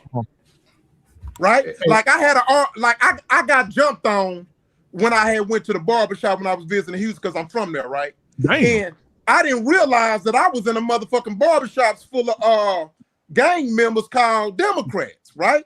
So, and I was talking, and with the crazy part about it, they was asking me what I vote because what happened, it was something about some bullshit Trump had did at the time. And then I was like, damn, I say, I say, boy, it seemed like I'm always regretting for who I vote for as president. And so my barber gonna say, you voted for Trump? And these motherfuckers tried to jump on me. We got into the debate, and I held my ground, right? And so, but hold on. And that's what I had said. I had asked one of the persons, I had asked the people, I said, so let me ask you a question. I said, when you go into the voting booth, I said, damn, do you vote Democrat all the way down the line? These niggas said, yeah. I said, man, y'all can't tell me shit. Y'all some slaves.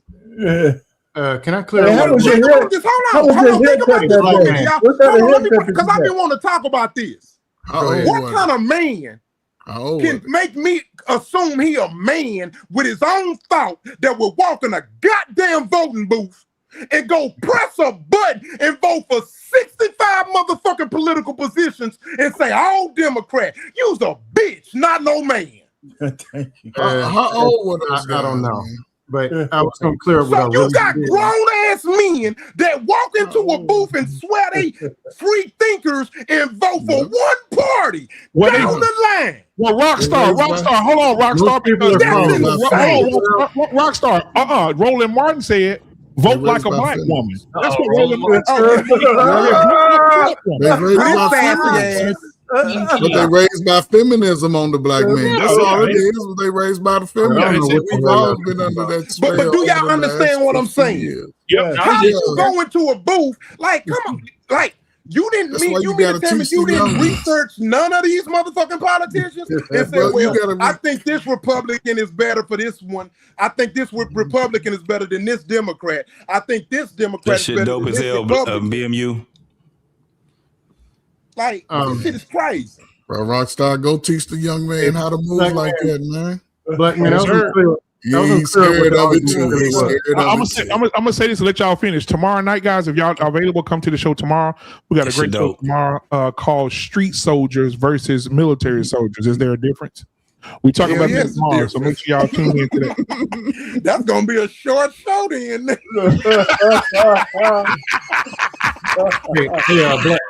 Black man, I was clear with the argument. Go ahead, that shit gonna be dope as fuck though. Man. Come through, time? I want to come in on it. What is it? 9:30, right? Yeah, 9:30. It's 9:30. No. It's 8:30 Central. It's 9:30 Eastern. Yeah, 8:30. Yeah. Hey, Black man.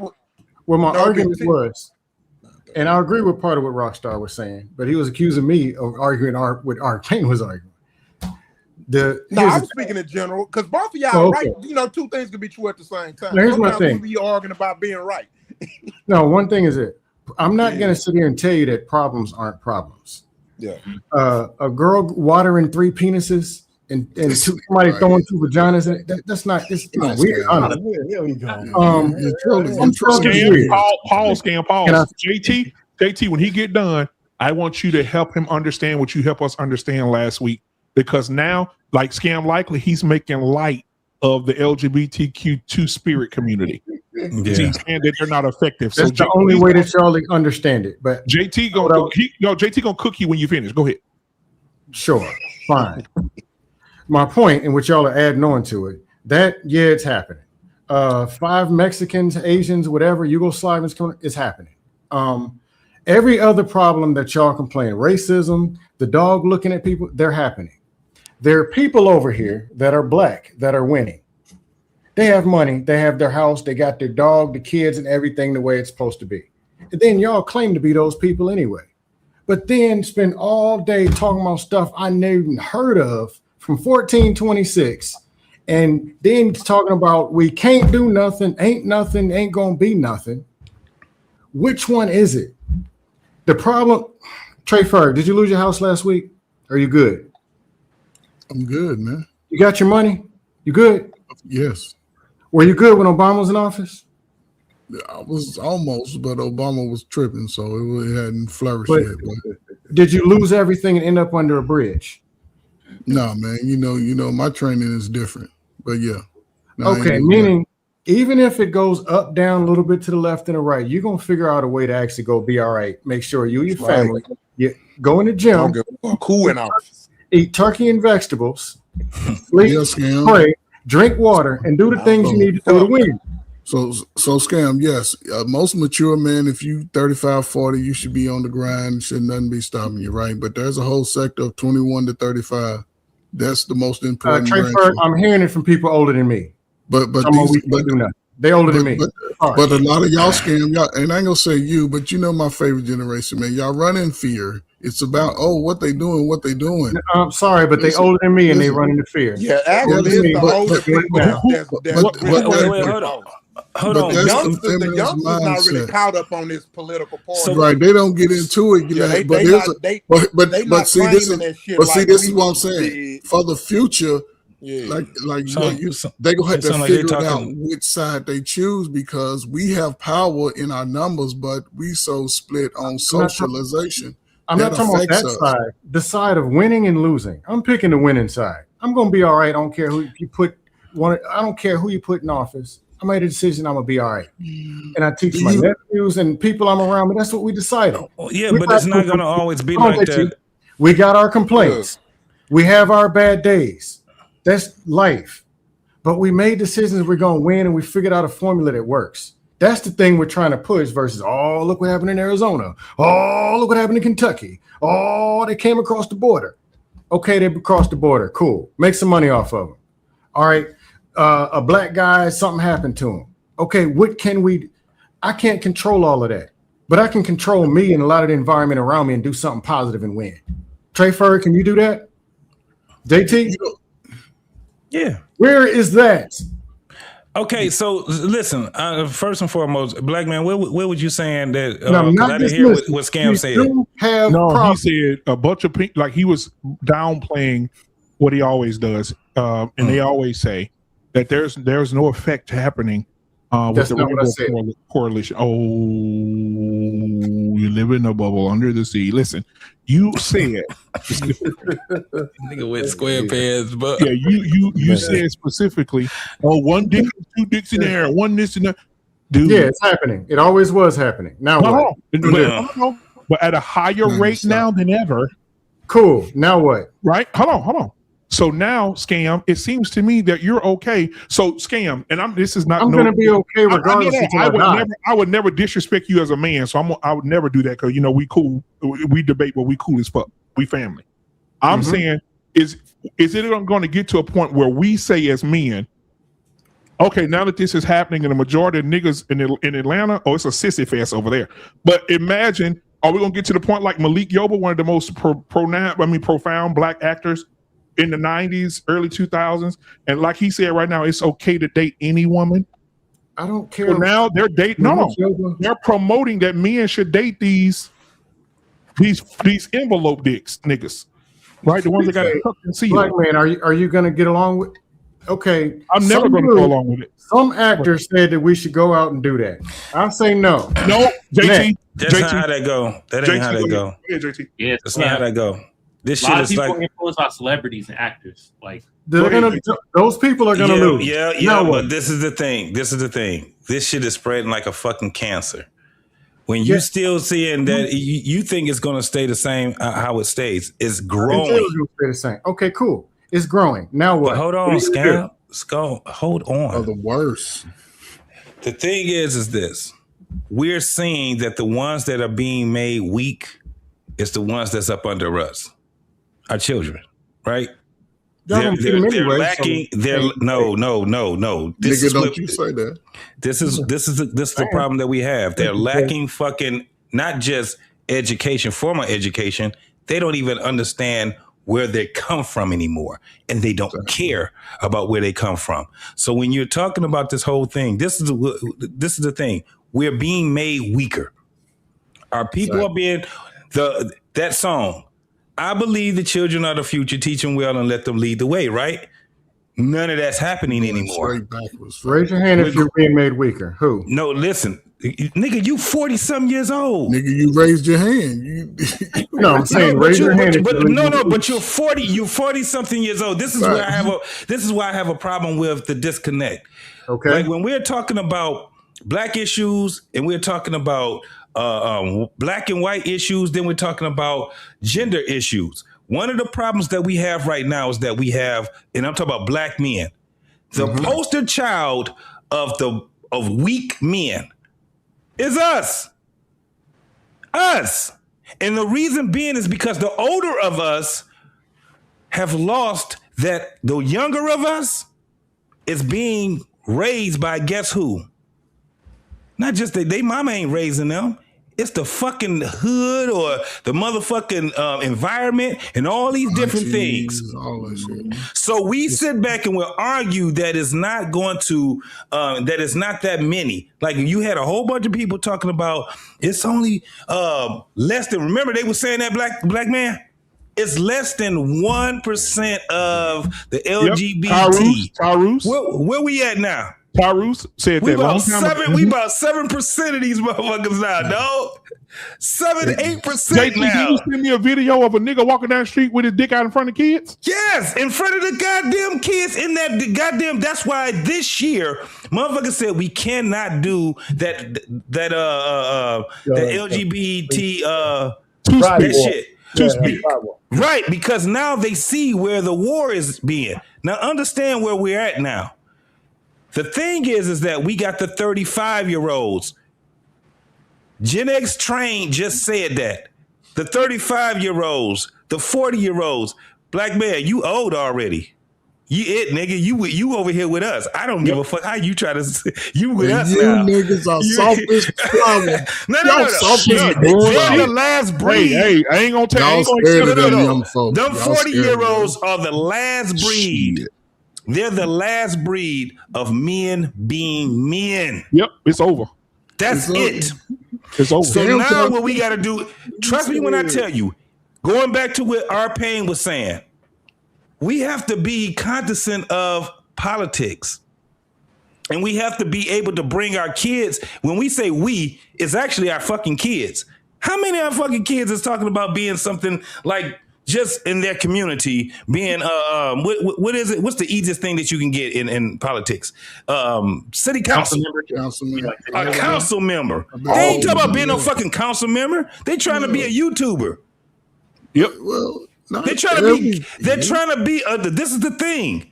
They're trying to be a fucking YouTuber. There's nothing wrong with it. However, it's always going to be something wrong, especially us being black, where we already been behind the power curve already. And everything that's happening to America, we're the canaries in the coal mine. No doubt.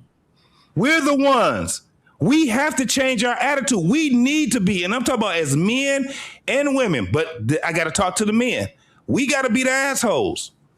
We got to be the ones when we talking about socially, leave them hoes alone. and call them hoes out, right?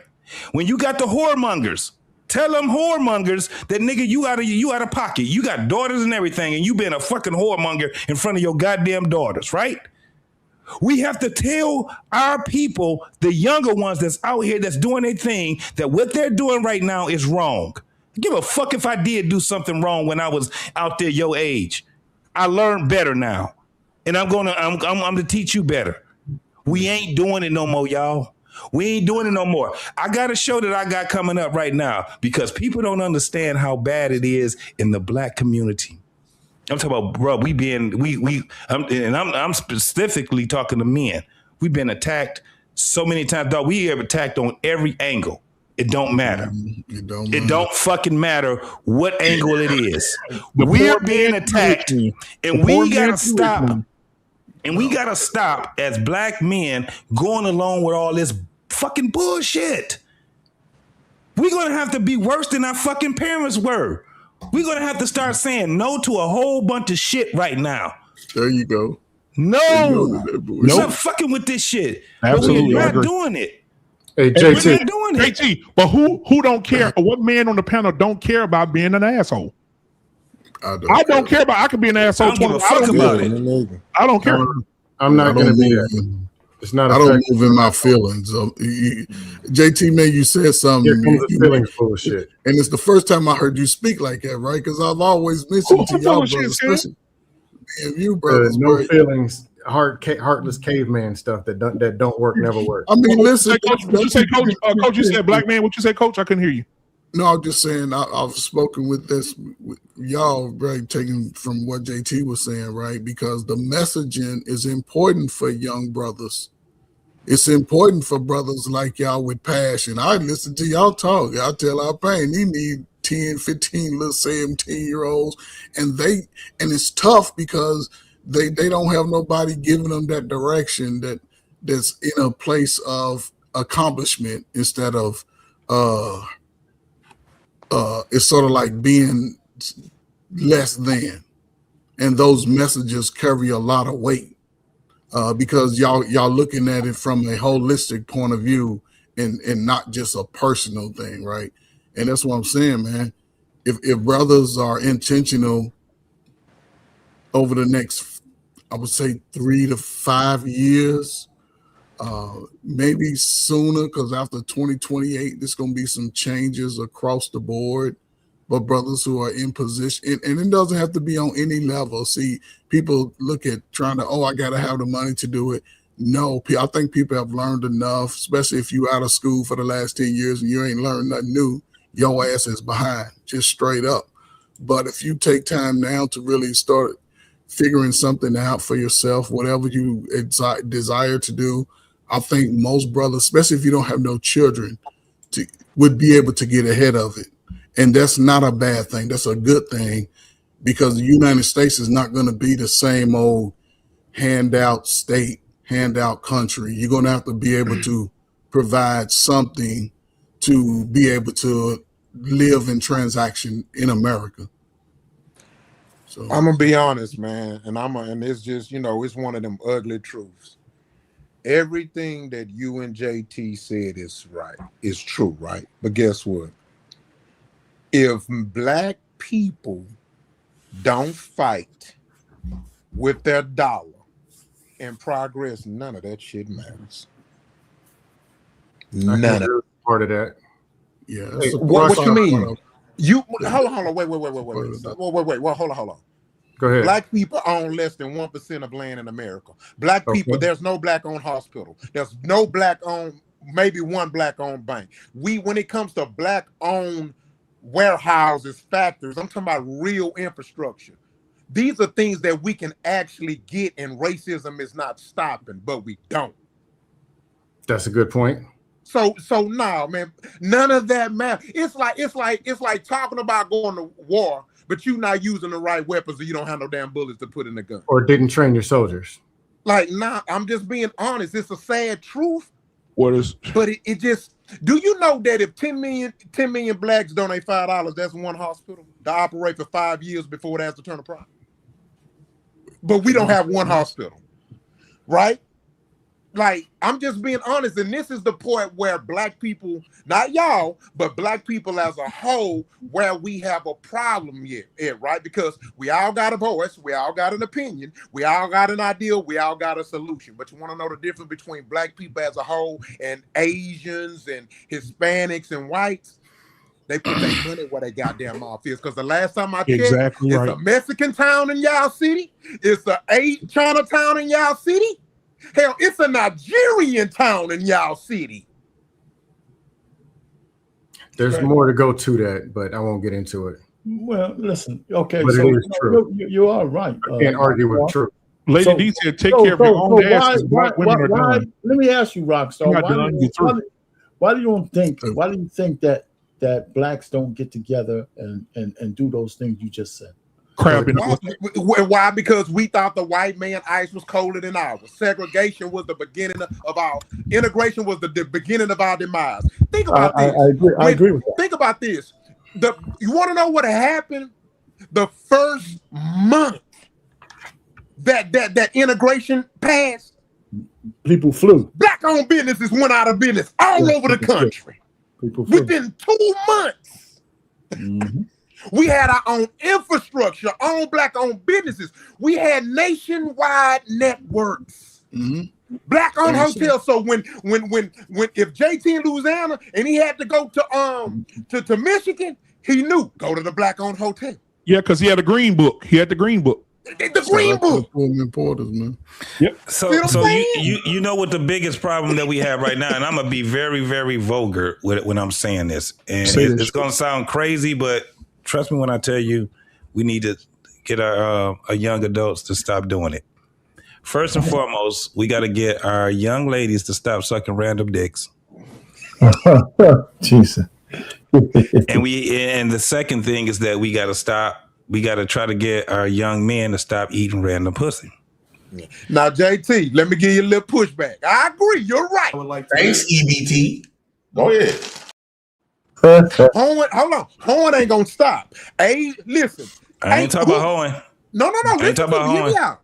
It's an Asian spot in every fucking major city. That ain't what I'm but talking they about. Still got their shit together. Yeah, but we got to talk about black hoeing going on regardless. No. So we got to stop doing that. We have to, black folks, man, we are so fucking resilient. The only reason why I can tell you that the best of us was so resilient was because we had discipline. We had social discipline. You're and proving my point, JT. Yeah, but what I'm saying is, I'm not talking about. Here's my point. Watch this. I'm finna hit you. I'm finna hit it where it hurts. You want to know what part of the black community's not doing the job that they need to be doing? Who's that? It's the goddamn educated middle class and high caste black people. So that's where we're the ones who not doing our job. This is where it comes down to discipline. This is what I'm trying to tell you. It's not that. What I'm saying is that socially, niggas ain't doing your we've job. been too. Arpain, look at the screen, Arpain. We've been too invested into the social diaspora of black folks because we're here in America. What I'm saying is this. I was being crass for a reason. God. One of the things that we have a problem with is trust. You guys were just talking about that. The reason why we can't come together is because we don't trust one another. So the thing is this. In order for us to be able to trust one another, the man and the woman has to be able to trust one another, right? Now, it goes down to this. Siblings. It's a reason why we have siblings. They have to be able to trust one another. Do you understand that most siblings don't even fuck with each other by the time they 35 years old? Most siblings don't even fuck with each other. Secondly, what we end up doing is we end up procreating with strangers. All right, and I'm talking about when you look at the diaspora and you understand what these young folks are going through right now. They're going through it's like this whole thing where, like, y'all here, the young men ain't even approaching the young women. The young women, they so fucking mean. They're so fucking mean, right? And now what we have right now is motherfuckers saying, I'm not even trying to have kids anymore. So we kind of overcorrected it to a point where nobody is going to be fucking with each other. I'm talking about black folks now. Nobody is going to be fucking with each other. If you guys have a family reunion, or if you've been to a family reunion, tell me if that family reunion was actually like the family reunion that you was used to being with. Guarantee it's not. It's all cliquish. We becoming more and more like white people. So we're becoming more and more like white people. Hold on, man. Before we start talking about being like because white people been like that. White people don't have family reunions. White people are nuclear. They don't have that many kids. So wait a minute, Rock. So hold on. To me, that's not necessarily going to fix it. Maybe my mic is broken because you guys are. We hear you. One of the things I'm saying is this, right? The biggest problem we have is that we have factions in the black community when we talk ideology, and we don't want to. We want to be right. We got motherfuckers like Scam and all these people. If it ain't his way, it's no way. If it's another guy, if it ain't this other guy's way, it's no way. So when we talk to each other, if you have this idea. And I have this idea, and you got this idea, but if it doesn't coincide with the way you want it to be, we don't cooperate. We say fuck it. Yeah, I do it. And that shit is the biggest fucking problem we have. Right? So people have to be right. That's a problem, but that's not the problem that's going to solve it. Again, I'm going to tell you bullshit. Here's why. I'm not going for it. Okay, so check this out. Rockstar, I have a question. People can put money to. Black people can invest money into going to expensive concerts to see their favorite artists, expensive sports games. They can put money together for barbecue. They can for get-togethers. They can put money together for alcohol, recreational drugs, and recreation. The problem is we all that y'all saying is true when it comes to our money going to something greater than those type of things. It ain't that we can't, it's just that when it comes to what's more of a benefit to us as a whole and not necessarily a direct benefit, Rockstar. That's when it's a problem. And that's why I say it's psychological. Rockstar, I think it's a mindset thing. Let me tell you why. Exactly. I think it's the mindset in the black community. Let me tell you why. My neighbors, listen to me. They got a nice home over there, guys. Really nice home over there. I like it a lot. There's a new build in our community, right? And they got a nice home over there. And I watch them. And I got cool with him, right? And he got a nice motorcycle under the garage. I go talk to him. And I got to know him really well. And I said, God damn, it's a lot of nice cars over here. I said, these motherfuckers visit this nigga a lot. So I start asking questions. Hey, you got a lot of people over here a lot, man. Y'all must be really family oriented. He said, yeah, we are. I said, oh, how's that work? He said, my mom and my father just moved in. Mm-hmm. My wife's mom and her father just moved in too. The two guest rooms at the back of the house, they got 5 bedrooms. The 2 rooms at the back of the house belong to those 2 married couples. He said, me and my wife have the 3rd one. The kids have the rest. He said, we don't have the expenses that you guys have. I said, what expenses? He said, we don't pay child care. We don't do fast food.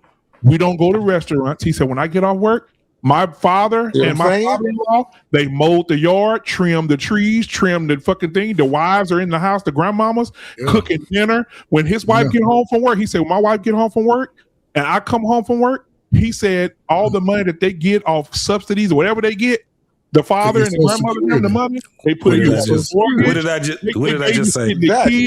They are together. Now you tell me what black family you know will have the mother-in-law, the mother-in-law, the father-in-law, the daddy, the mama, all in the same house. He just described it to a T, didn't he? He described it. It's financial. No. It's not. It's not, Rockstar. It's financial. No, listen to what I just said. Hold on, JT. This is my point, JT. Both are right. But everything financial don't have to be literally financial exchange. Right, but saving both money of y'all right. is making money. Right? And let me add to what R. Payne said. That's the benefit. You wouldn't believe how many niggas actually work and go bust their ass and slave on jobs every day and won't even invest into a 401k that their job will match them. Yeah. No. Yeah, but that could be a trick. 5%. Hold on. I don't want to go, coach. But JT's on it. I'm with JT on everything. BMU just explained through JT. Won't get life insurance. He just, that was my whole thing, was that we have to be able, because socially is really was where we're in the deficit at. You cannot, We can't have a community that's going to be able to thrive if we don't have the woman and the man working together, y'all. That's right. That's exactly what BMU just illustrated. There's no way you can't get around it. All that shit by myself and trying to do this shit, we see how that shit is working. You have to have woman and man. You have to be able to bring that on to your children. And BMU and JT. Here's the crazy can I part, ask you a right? question? Hold on, I man. agree Let me with say you, this. JT. I agree. And I'll be quick. I'll let you. I'll be quick. Okay. Everything y'all spoke about in this BMU, you just explained it. You're talking about a family that has damn near 4 generations connected in one. Yeah. Just imagine, right? If we all, and I ain't gonna say I'm old, maybe Scam have a little Scam likely son. If he's in that opportunity to grow with him and teach him the rights and wrong, teach him how to fight, teach him how to ride a bike. If that opportunity is made available for our men in the future, the laws change with this child support shit, make it automatically joint custody. That's where Rockstar, I think we can leverage our dollars at, is saying, look, some of this shit got to change, especially men, because we spend a lot of money in the entertainment bullshit, right? So I think that's where we can leverage our money. I told you say, y'all hold was up. family. And that's what I'm saying. Everything that JT said and everything that RP said, whatever they said that's connected to some type of financial benefit, that's where we win the war at. You know that's why we got to go to the younger dudes. That's why the younger dudes got to get the message early. Y'all ain't answer my question. Hold up on that dollar. Y'all ain't answer my question. Bro, I be at home at night. I look in the backyard. Them motherfuckers having quinceañeras or something, but they be all you hear is ay, memo. Oh, that's all you hear. They dancing. They having a good time. They enjoying each other. But y'all still ain't answer my question. My question is simple. What black family you know is willing to move in their in-laws plus their mama and daddy to help raise them kids? They don't pay daycare. You know, daycare fucking $4 grand, goddamn $3 grand a month. That's $3 grand in their pocket. They don't pay daycare. He don't have to come home and mow the fucking yard. His daddy and his father-in-law already mowed the yard, trim the hedges. Like, they don't have to do nothing. When he come home, all he do is take a shower and lay down and eat. The women didn't cook. The mother-in-law and the mama didn't cook. Yeah. And him and his wife come home from a little cleaning gig. He come home from his little construction job, and they living. And so I'm asking y'all, how many black families you know would do that? They won't. Like I just said, and it sounds crazy, but y'all just listen to what I just said. Tell your daughters and make it be bad. Quit sucking random penises. Tell your son, stop eating random coochie. You better start. You better be intentional. And you better understand exactly where this is coming from. Let me say it the right way, y'all. Let me translate for JT. Make marriage important, goddammit. No, I'm just saying because we're in a hypersexual. This is why I said it. We're in a hypersexual era. But some of them ain't gonna get what you're saying, JT. I'm just. But they need their father. They need their father there. They need that relationship with the father. Yeah, if all you guys got wives and things like that, and if you don't, you have probably girlfriends that you spend time, right? Ain't nothing like having the most nastiest fucking sex that you can with your fucking wife, a woman that you know. You can't get us to random ass women. Look at what we have right now. We just got a bunch of fucking people fucking each other and be mad with each other. Mad because they fucked each other. And JT, it's what JT, I'm gonna say this to him. I'm gonna let y'all have it. I'm gonna let y'all have it. Random adults. JT, I'm gonna let y'all have it. It's a lady. I work with a lady. She's Indian. And when I see her at work in passing or whatever, we don't work on it in the same area. She works in another part of the bank. But she comes in, she says, "Hey, good morning." She's always very nice. And you get to know people, and she started talking about her family and how the Indians do things. Listen, blew my fucking mind. Mexicans doing their thing, but them Indians on a whole nother level. She said, "My sister, I'm going to take some time off. I'm going to take a leave to go be with my sister." I said, "Oh, she's okay?" She said, "Yeah, she just had a baby." I said, "Oh, is she everything all right with the baby?" She said, "Yeah, sure." I said, "Okay." She said, "It's just a cultural thing." I said, What do y'all do?" She said, "My sister just got married. They're living with my in-laws." She said, "This is what they do now." She said, when they first get married, the couple stayed with the in-laws for a year, and they stay with her mom and daddy for a year. During that 2-year period, Any income that comes into the home is stored for them. They don't have to buy grocery. They don't have to buy food. They don't have to pay bills. They don't have to pay car payments. The mother-in-law, the mom and the daddy, and the in-laws come together, pay all their bills for 2 years so they can stack their bread. She said, my sister just had a baby. She said, for 6 months, all the women in the family are going to take care of that baby with my sister to show her how to be a mom, how to nurture her child, and everything else. She said the next 6 months, they're going to go to his women on the side of his family and get nourishment. She said when the year old, when the baby becomes a year old, the family comes back together, move into their own home, and have their own money, their own savings, their own car, whatever they have earned in that 2-year period to raise that child. Bro, I said, I know you motherfucking lying. I don't know. I think black people are so fucking selfish, bro. And just like Rockstar said, if we did that, do you know what kind of financial stability we would have as black? Oh my God. So we'll have to slow it down. But this is the thing, black man, because there's a big reason why that happened with us, right? But we have to slow this shit down. This is why I said we have to be able to instill this into the younger ones. And now I'm 50-some years old. I got grown ass kids. Fuck all that. Whatever I ain't teach them, they got to learn on their own. But I will employ them to tell their young ones, right, to do it and do it a certain way.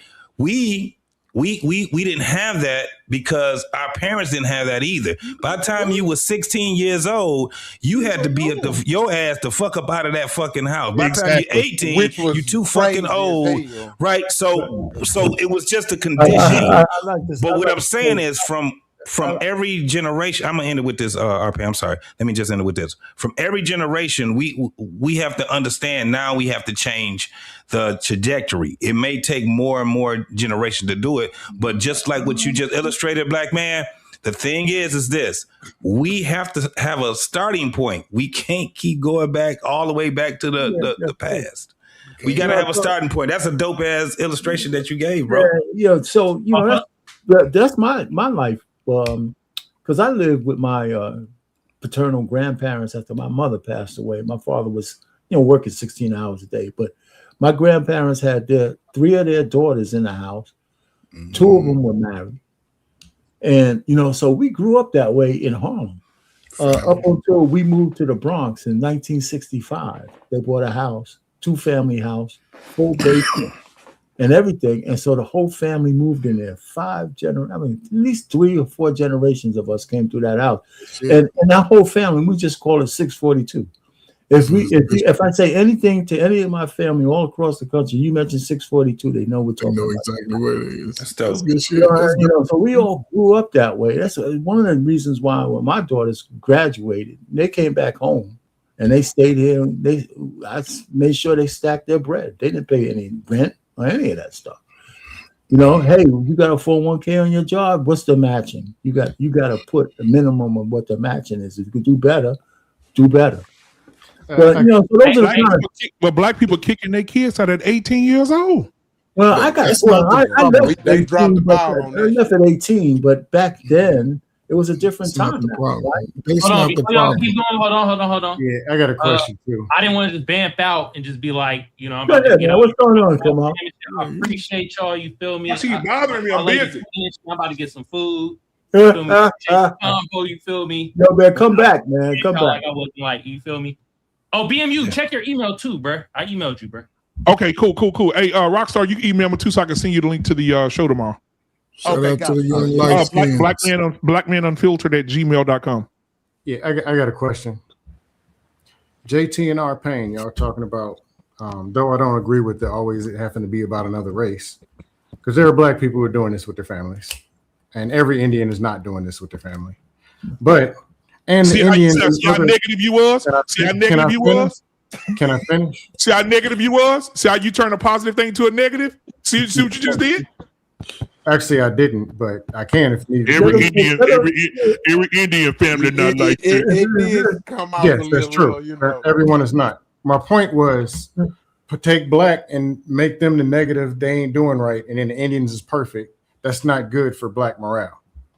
But there are black people who are doing this, was the first point. Edaman talks about that very point all the time. But JT, and our pain, this what you're giving is called solutions. I don't see it being productive. I have nephews who are straight men. I was spending 8 hours talking about chopped off vaginas and penises when I can be talking about something. Let's be real. You're either straight or you're not. If a person is straight, all them chopped off penises in the bushes don't mean nothing about nothing. Why not talk about stuff like the 401k, the moving in with family, and all this stuff that's actually solutions versus, oh man, the Mexican. What's up, Sam? Oh man, the white man gonna get us. What up, dog? These are solutions. What's going on? And they're attainable. Yeah. Well, you know, man, me being a hands-on guy all my life, and I was always raised like that, man. We all got good ideas, man, and I'm not into arguing about whose solution is better than who. I think if we all apply, I think if people that's watching apply some or all of these things, then we're headed in the right direction at the end of the day. But what I always want to say is this, man, because it all comes down to, man, be the change you want to see. Yeah. If more of us really truly adopt that, bro, we would fuck the game up in 5 years or less. Well, I just want to say this real quick. Rockstar. When I talk to my nephews or my mentee or whatever, I don't talk to them about what they can't do. And because of this, because I don't. I tell them the things that's going on are going on because it's the way it is. How to work around it. Yeah. I want to know what you can do. I want to know what you can do tomorrow that you didn't do today. Because that's how we got here. That's what we forget. That's how we got here. We didn't get here by staying stuck on a problem. We got here because we as a people historically was always in positions to where we couldn't change nothing except how we move and by what we do. It was a time where nothing we said could change nothing, but our actions. That still happens today. Let me say this real quick, Scam. Real quick. That still happens today. I can't fix everything. Hold on. I'm gonna let y'all say this. I'm gonna say this and I'm gonna go. Listen. Okay. Rockstar, it's already bad. It's already bad enough that Rockstar and Coach Ferd look alike. But then to have two niggas from Detroit on here, it's even worse. Okay, these fucking Detroit ass niggas, JT and fucking Giselle. God damn, man. They already look alike too. You ain't put that hat on. If you put this fucking hat on, I'm talking about. Y'all talking about these white folks. I got to deal with you niggas. Y'all boys. My family's from Michigan. I can't talk about we can't even get out shadeism. No, my family's from Michigan. I can't talk about Detroit. We God, look at him. He keeps going and shit. God damn, man.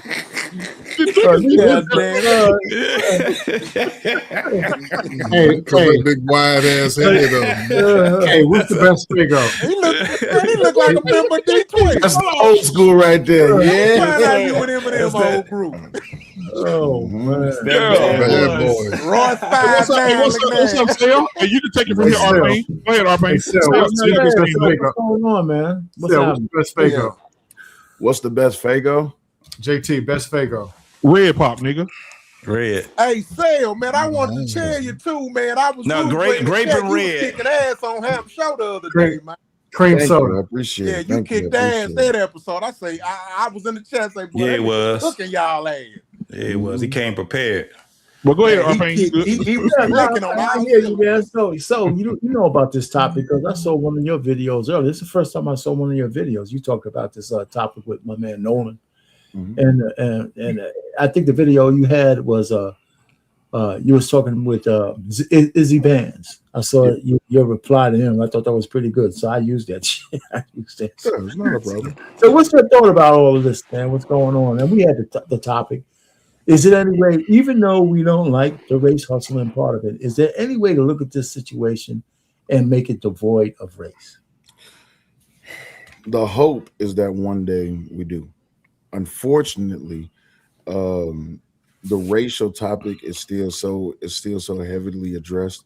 It's only because a lot of people really just haven't accepted the fact that they haven't gotten over the racist aspect of America. And I'm not saying it is ever going to happen because America is racist. That's just something that we're just not going to be able to get away from. But the more we keep giving value to the racial stereotypes of America, the more we're going to keep talking about it. It just need to be devoid of the conversation at some point. At some point, we just can't keep saying it's the white man fault or, oh, as black people, we down on this or that and the other. I agree with that. But let me ask you another part on the same topic. Mm-hmm. Do you think the family is going to get justice? And even if you take the racial component out of it, or it's just the boys in blue, quote unquote, the police department circling the wagons with you think they're going to get a fair assessment of what went on? And let's just say they weren't racist; they're just circling the wagons because they're cops, yeah, and they're in the community. The number one thing I always tell people, I do not trust the United States government, and I do not trust police department of any kind. But also at the same time, it's hard to draw distinction and conclusion before we know anything at all. Right now, we just know what people have been saying rather than what it is that actually happened. Prime example is the Carmelo Anthony case. When that first broke, I said, I don't want to speak on Carmelo because I don't know nothing. You see what I'm saying? Right. But then all of the stereotypes of why it is that conversation, which was so heavy, start coming out. And then, lines start getting drawn and, oh, you're not so all this, that, and the other. So eventually I did end up speaking my piece on Carmelo Anthony. And after the end of the trial, I'm just like, y'all don't want to admit it, but everything I said about Carmelo was right. He was behaving like a young YN. He's up there acting a fool. That's what I'm just going by what the witnesses reported. So in this particular situation with Nolan, I don't want to be right, and also I don't want to be wrong. I just want to wait because there's too much speculation and suspicious stuff going on. I don't understand how it is that y'all brought the boy and mama's phone. What we doing? You see what I'm saying? Yeah, those are the kind of things that bother me. Yeah, I mean, even more subtle than that, like the boat. They said the boat has some problems, but I get to hear the police department or anybody commission a mechanic to go see if the boat really had a problem. Right. Those simple things ain't going on. They said he waited there with a girl. Well, who's this girl? Right. Where's the girl at? Yeah, those kind of things are not being answered. And so those are the problems I have, that I feel that they're circling the wagon, or the judge coming out and making these definitive statements where she's completely out of line doing, that kind of stuff. So, well, that's one of the biggest problems with how it is that cases are handled. People are making commentary on. I'm not talking about us as regular people. Right. I'm talking about those who have hands on the case, those who have access to the information. You're coming out and you're saying salacious things, whether it be true or false. What you're doing is you're causing public discourse, and then now we on YouTube, or we in our households, we at work, or we in politics, and we like, oh yeah, just like those white people with Nolan. It's just like, you don't know nothing. You know what I'm saying? Yeah. But it's too many. I just know that the whole argument of we all come together, we all lead together, that's not always true. Because if I go somewhere with my boys, prior to me being married, if I went somewhere with my boys and I met a hot chick, guess what? Hey, I fix holler that at shit, y'all boy. later. You better fix that shit. Quick. Yeah, you did. Yeah, but what you just said though, that has to be a little bit age related too, though. I mean, if you're a grown man, that's one thing. But these are all, they're all 18-ish, 17, 18-ish. Yeah, but the problem that I would have with that is, I don't know, maybe it is how I grew up, bro. It's just 14. It was normal for me to see a nigga with a thumper. You know what I'm saying? With the heat. You know what I'm saying? It was at 16. Most of my friends had cars. 99% of us had license at 16. And then another larger percent had cars already. And everybody they were working, and we was hanging out, and it was just certain shit that I'm like, my parents just, like, when I tell my parents a lot of this shit, I'm like, y'all almost had to get somebody to tell you your son got killed, right? Yeah. I was in the middle of a fucking shootout. Right. I didn't tell my parents until I got grown. Because they were sitting there talking about the only reason why y'all was real good kids and y'all didn't get into no trouble. And I was like, no, on the contrary, mon frere, we just didn't get into the trouble that got us where you would have to know what was happening. You know what I'm saying? Mm-hmm. But I had to literally tell my mom, like, no, this shit. So when we look at 18-year-olds and 16-year-olds and shit like that, no, them niggas was, if they parents trust them enough to get them on a boat to go 10 miles off the coast from where they was going to a fucking island, you already know what was happening. It was some fucking going on that damn island. When it Horn Island, I guarantee somebody was calling it Horny Island. Yeah. You know what I'm saying? And it was a part of their culture. The part of the culture that their parents didn't know anything about. Something happened. Somebody ended up getting their ass dead. And now look what's happening. The parents are running around trying to fix all this shit to fuck up. And they telling these kids to shut the, that's why they had the lawyer to fuck up. Because they already know if this is my kid, they get a hold of my fucking kid, he about to tell it all. Or she about to tell it all. But people act like that, you know, this was like a sacred little spot, man. The Coast Guard patrols all that. The Coast Guard know every boat's coming out there. They know that there's going to be drugs, alcohol, whatever they do out on a small baby Epstein Island, right? Yeah. And I would think that, I don't know, and I haven't really heard if the brother could swim, right? Because you live in so if he could swim, then I don't buy the fact that, you know, he looks healthy. He looks stronger than all you weak ankle niggas out in YouTube. So with that, I would think that he could wrestle his way. To me, it's foul play because are not parents tracking the kid's phone when you're going out on the water? Apparently not. So apparently not. So you have to move in.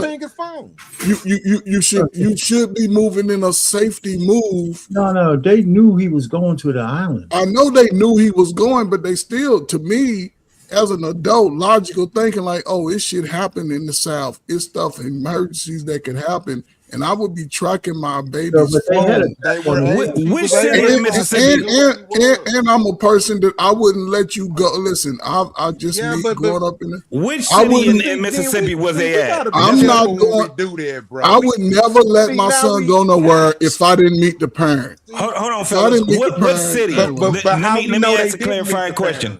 Hold on, let me ask a clarifying question. We're talking Mississippi. What city in Mississippi were they in? I think it was Ocean. It was somewhere, I forget. It might have been Ocean Springs, Mount Pascagoula. It matters because all parts of Mississippi ain't the same. I don't give a fuck what nobody tell you. No, it's not. Jackson, Mississippi ain't nothing like. What's the one that's an hour and a half away? I was just there last year. What's the name of that fucking city in Mississippi? It's an hour and a half away from Louisiana. The one that had the flood and everything, just like Louisiana. You talking about man? What's that? You talking about down? What's the name of that fucking city? I was just there. I had the Biloxi. No, it wasn't Biloxi. Biloxi is an hour and a half away, right? Yeah. So, and that's right off the Gulf. That's right there. So what I'm saying is, I'm with Sale when it comes down to it. I don't want to make too many assumptions, right? That was why my whole thing was, what was his cause of death, right? Because that's going to tell some things. That's going to lead us a little more. Was he poisoned or was it this? Now, we got to admit this. That culture, those are young folks. What's the number one thing they're going to be doing? Smoking, drinking, and fucking. Smoking. And they ain't going to be just smoking no motherfucking, just no regular ass weed. They're going to be dapping or with those damn oils and doing all kind of other shit, plus drinking, plus whatever else that they're doing. It's a different type of culture. Them parents don't be knowing what the fuck their kids doing. The only thing happened was some shit went haywire, and the kids need to get out of that shit. Lure the fuck up. Didn't they tell them that? All the motherfuckers had lawyers. Now see, this the thing, AJT. This the thing, right? Ain't no reason. I'm 17 years old on 7 Mile and Hayes at 11 o'clock at night. Man, what the fuck you doing over there, little nigga? That's what they do. That's what I tell my nephew. Why are you over there? If something happened to me on 7 Mile and Hayes at 11 o'clock at night, motherfuckers gonna be looking at me. You should have had your stupid ass over there. But if I'm out there on 7 Mile and Gratiot where you got the McDonald's and you got the church's chicken, and it's still 7 Mile, but it ain't 7 Mile in Hayes. And it ain't 7 Mile in Hayes. It's a whole different ball game. Exactly, whole different ball game. You just said it right. We gotta teach the young ones better, right? Well, but it's things that they don't tell us. Hold on for a second. Are we teaching them this? Is this what we need to start? You shouldn't be the only. Well, that is being reported that he wasn't the only black person. He wasn't. No. He wasn't with that. Don't be no 1 of 5. Don't be 1 of 10. But also, but wait a minute. But wait, because here's the downfall in that statement. I appreciate him making that statement. You shouldn't be the only Negro out there in a group of white people, but you shouldn't also be the only black man in a group of niggas. The problem is, you don't know who niggas is, but you be at the bus stop, like a 7 Mile in Gratiot, prime example. He said you stuck on that cracker, right, your boy? I'm not stuck on. That shit is now. That shit is now. If I could take you over that way right now, he's not lying. That's where it comes out to the point with what you doing over there, right? It's the same thing with them fucking islands, because guess what? Guess what we have in Michigan? We have peninsulas. Belleville, we have all those other ones, and guess what their lifestyle is? The same fucking lifestyle in the South. The motherfuckers be out there getting them on them damn boats. If you ever know anything about the southeast part of Michigan, where we got all them goddamn little lakes and shit like that, yep. Motherfuckers getting boat crashes and motherfuckers get arrested because they driving boats, and these are 17 and 16-year-olds because they driving intoxicated. Motherfuckers end up dying. Right now, we already have probably about our death toll probably over there, and this is kind of like what they call the suburbs. But the death toll is definitely about 5 or 6 motherfuckers that already died, drowned or whatever. It's not national news though. That was my whole thing about what that is, where I said, and I understand it. I just was making a a point when I say, well, why is this so nationally done? It's not the same. It's the same thing in Florida. All them goddamn teenagers is driving boats. It's a different type of style that they have right now. What we have right now, that's why I said, if it's close to Biloxi, and especially when you're talking about in Mississippi, it's going towards Florida. We have to deal with the culture of what was happening also, right? Yes. It could be a racial thing also. But my whole thing is that when we are looking at something this way, we have to be at a point where we can be a little more condescending. My biggest thing is, what is the cause of death? We have to understand what that is first, because we don't know nothing right now, y'all. Yeah. What you think the cause of death is going to... listen, I don't know. They done muddied up the water so much, man. But see, hey, our pain, I'm sorry to cut you off, Rex. Yeah, go ahead. That's the dangerous part, right? Because no one knows the cause of death, and everyone's drawing speculation about the cause of death. And if you don't say what a lot of people is already agreeing with, you're now almost seen as an op, right? Yes. That's the hard part about the conversation. And this is why the conversation was hard about Carmelo. A lot of people feel like it was self-defense. A lot of people feel like he was just on some dumb shit. But at the end of the day, guess what? One thing that we do know for certain, he the one that did this, and he the one that ended up in this situation. Now, when it comes down with Nolan, it is going to be a deciding factor. If there is water in his lungs, he definitely drowned. Yeah, that's it. That's the key. But if he drowned and he has bruises on him, are they physical bruises from fists, from human beings, or did he just crash up against the rocks? 5 white boys hold you down. 5 white boys hold you down up in that water. In Michigan, we just had, and actually the crazy part is, JT, watch this shit. Did you hear the story about the dude that jumped in the girl that jumped in the water to save her niece or nephew? He ain't trying to take his life. I heard about it. I don't know the whole story. I went to school with that dude. You talking about way back like 90s? No, but now this just recently happened. Oh, okay. You're not talking about the one jumped off.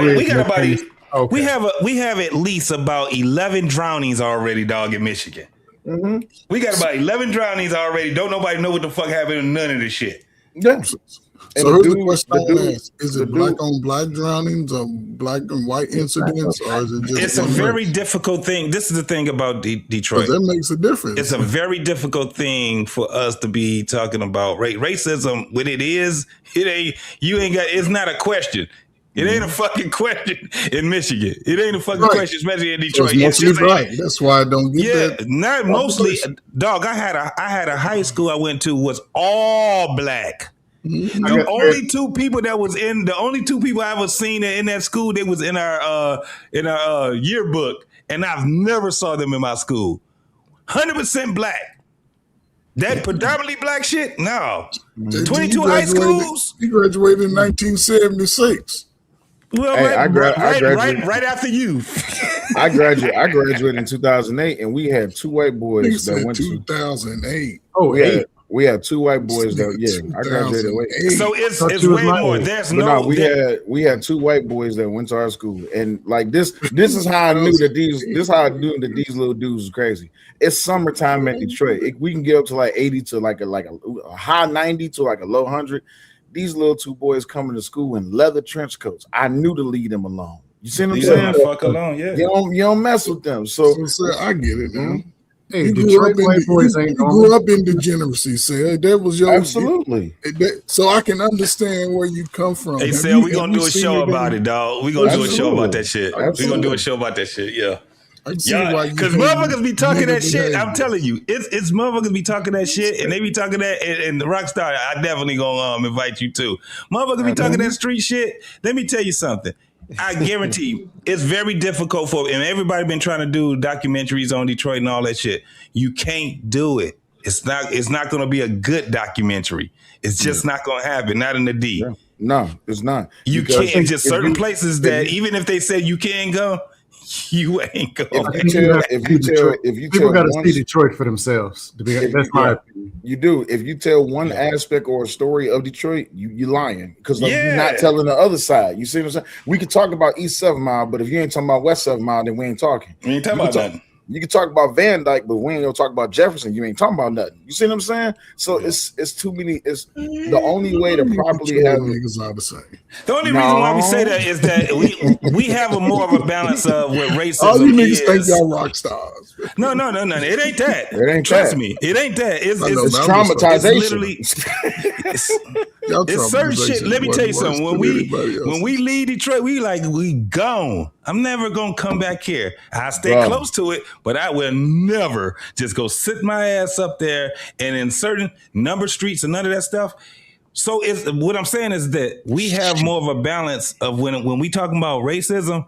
That's why you would hear us say, "Oh man, we got way more degeneracy with us than anything else," because we see it. Not only because we stay in Detroit, but even when we go to the Chi is bigger than Detroit. So it's all different types of ways. Even the Chi is nothing like that. The closest thing I can say to Detroit would be certain parts of Louisiana. New Orleans. Here's the thing. Memphis is very close. It's very, very close. Yeah. The problem is like last year when I went up last year to go visit my parents, and I ain't gonna lie, I ain't been home to Detroit in like 2-3 years, but last year when I went up there to visit my parents, everything you're saying about leaving Detroit is true.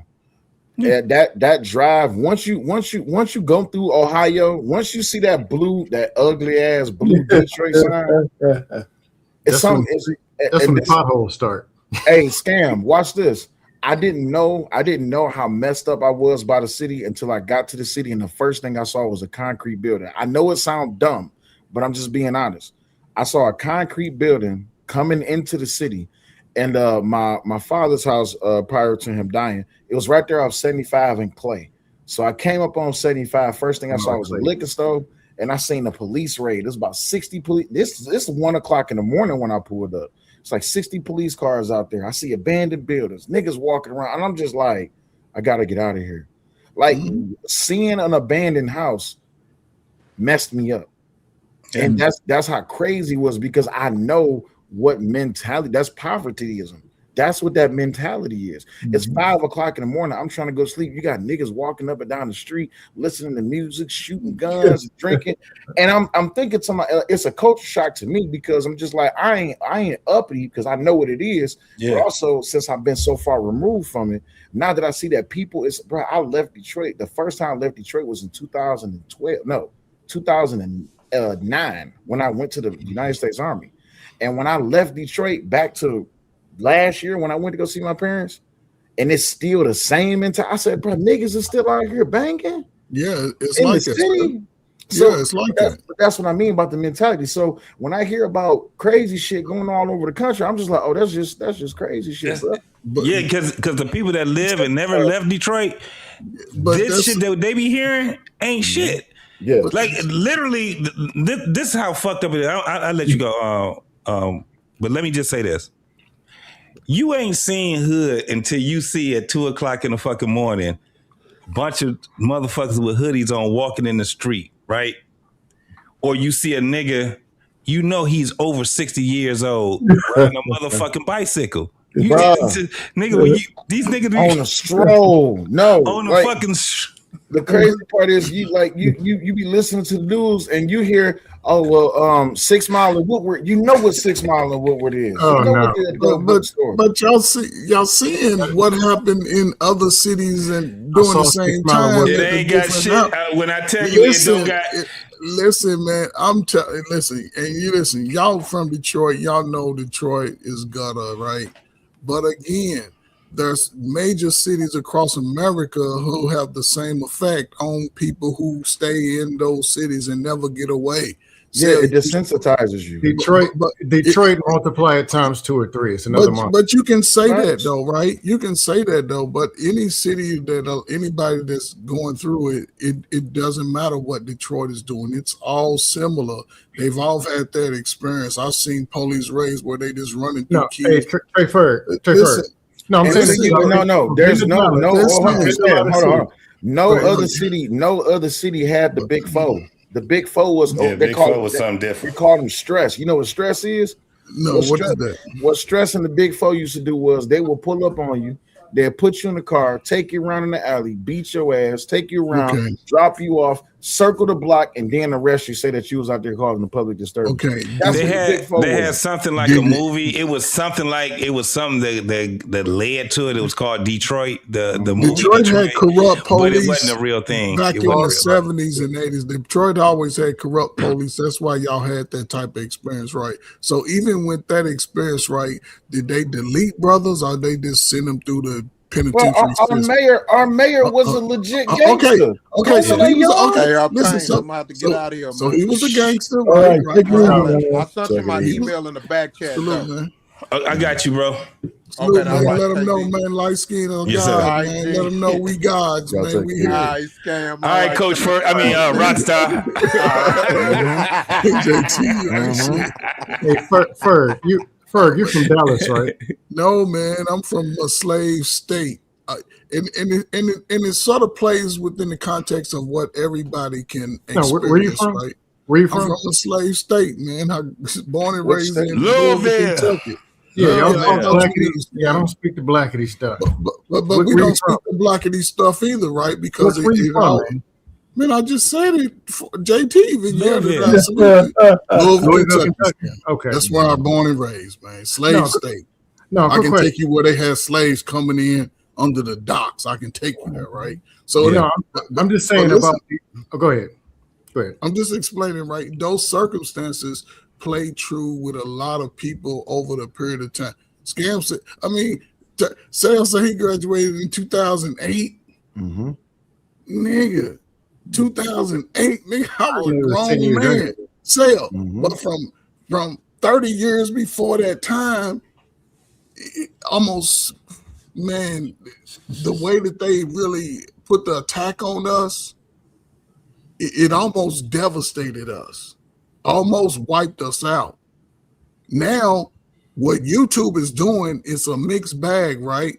Because you're seeing, in a sense, it ain't gonna be no quick fix for brothers. What you're seeing the behavior of, again, it's a lot of recklessness, a lot of fatherless raised children who are now adults. This is what you're seeing acting out, right? I don't know if you have a son or daughter that's young, right? The opportunity that can be granted for the future is right now.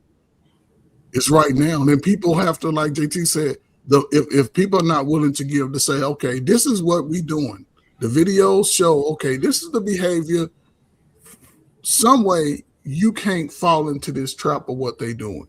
When you outside, you can see. I can show you all the videos you need to see. Don't do that shit. Don't do it. And it's going to come from the father and the mother and the family in a sense.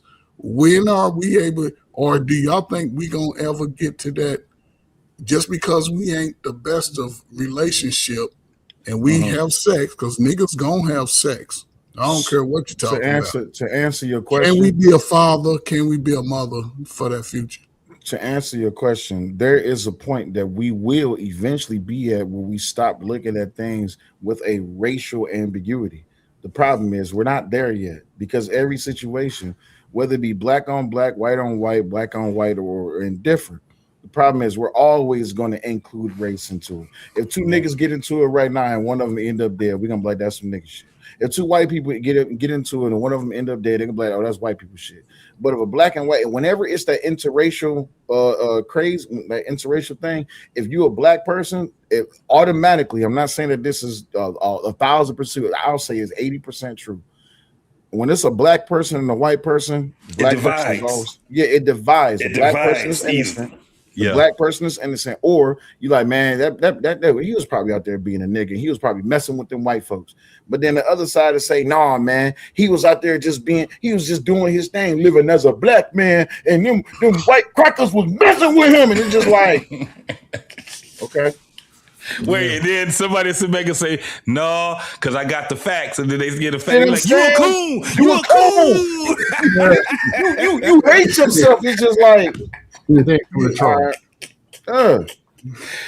yeah, you see, I can see back in y'all time. That's what y'all. I'm not gonna say that's what y'all had to do, but that's what was expected. There was a sense of unity even back in those times where, we may have a problem with each other, but if these white folks come in here, hey, everything that we got a problem, we gonna put that to the side because we gotta be together.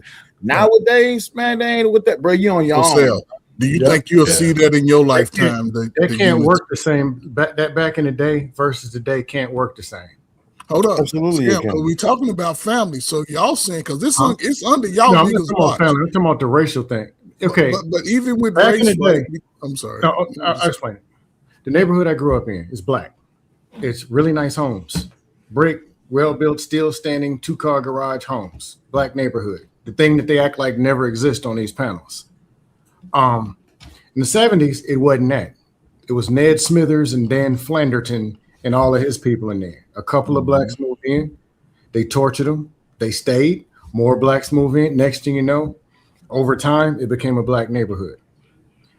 That black sticking together thing in the 60s, 70s, or whatever, 70 time frame was necessary. And that environment warranted that.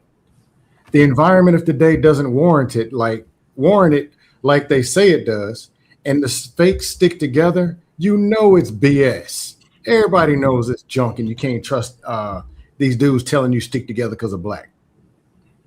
Maybe the first ones to leave you behind. Yeah, we don't. Yeah, it'd be a trap.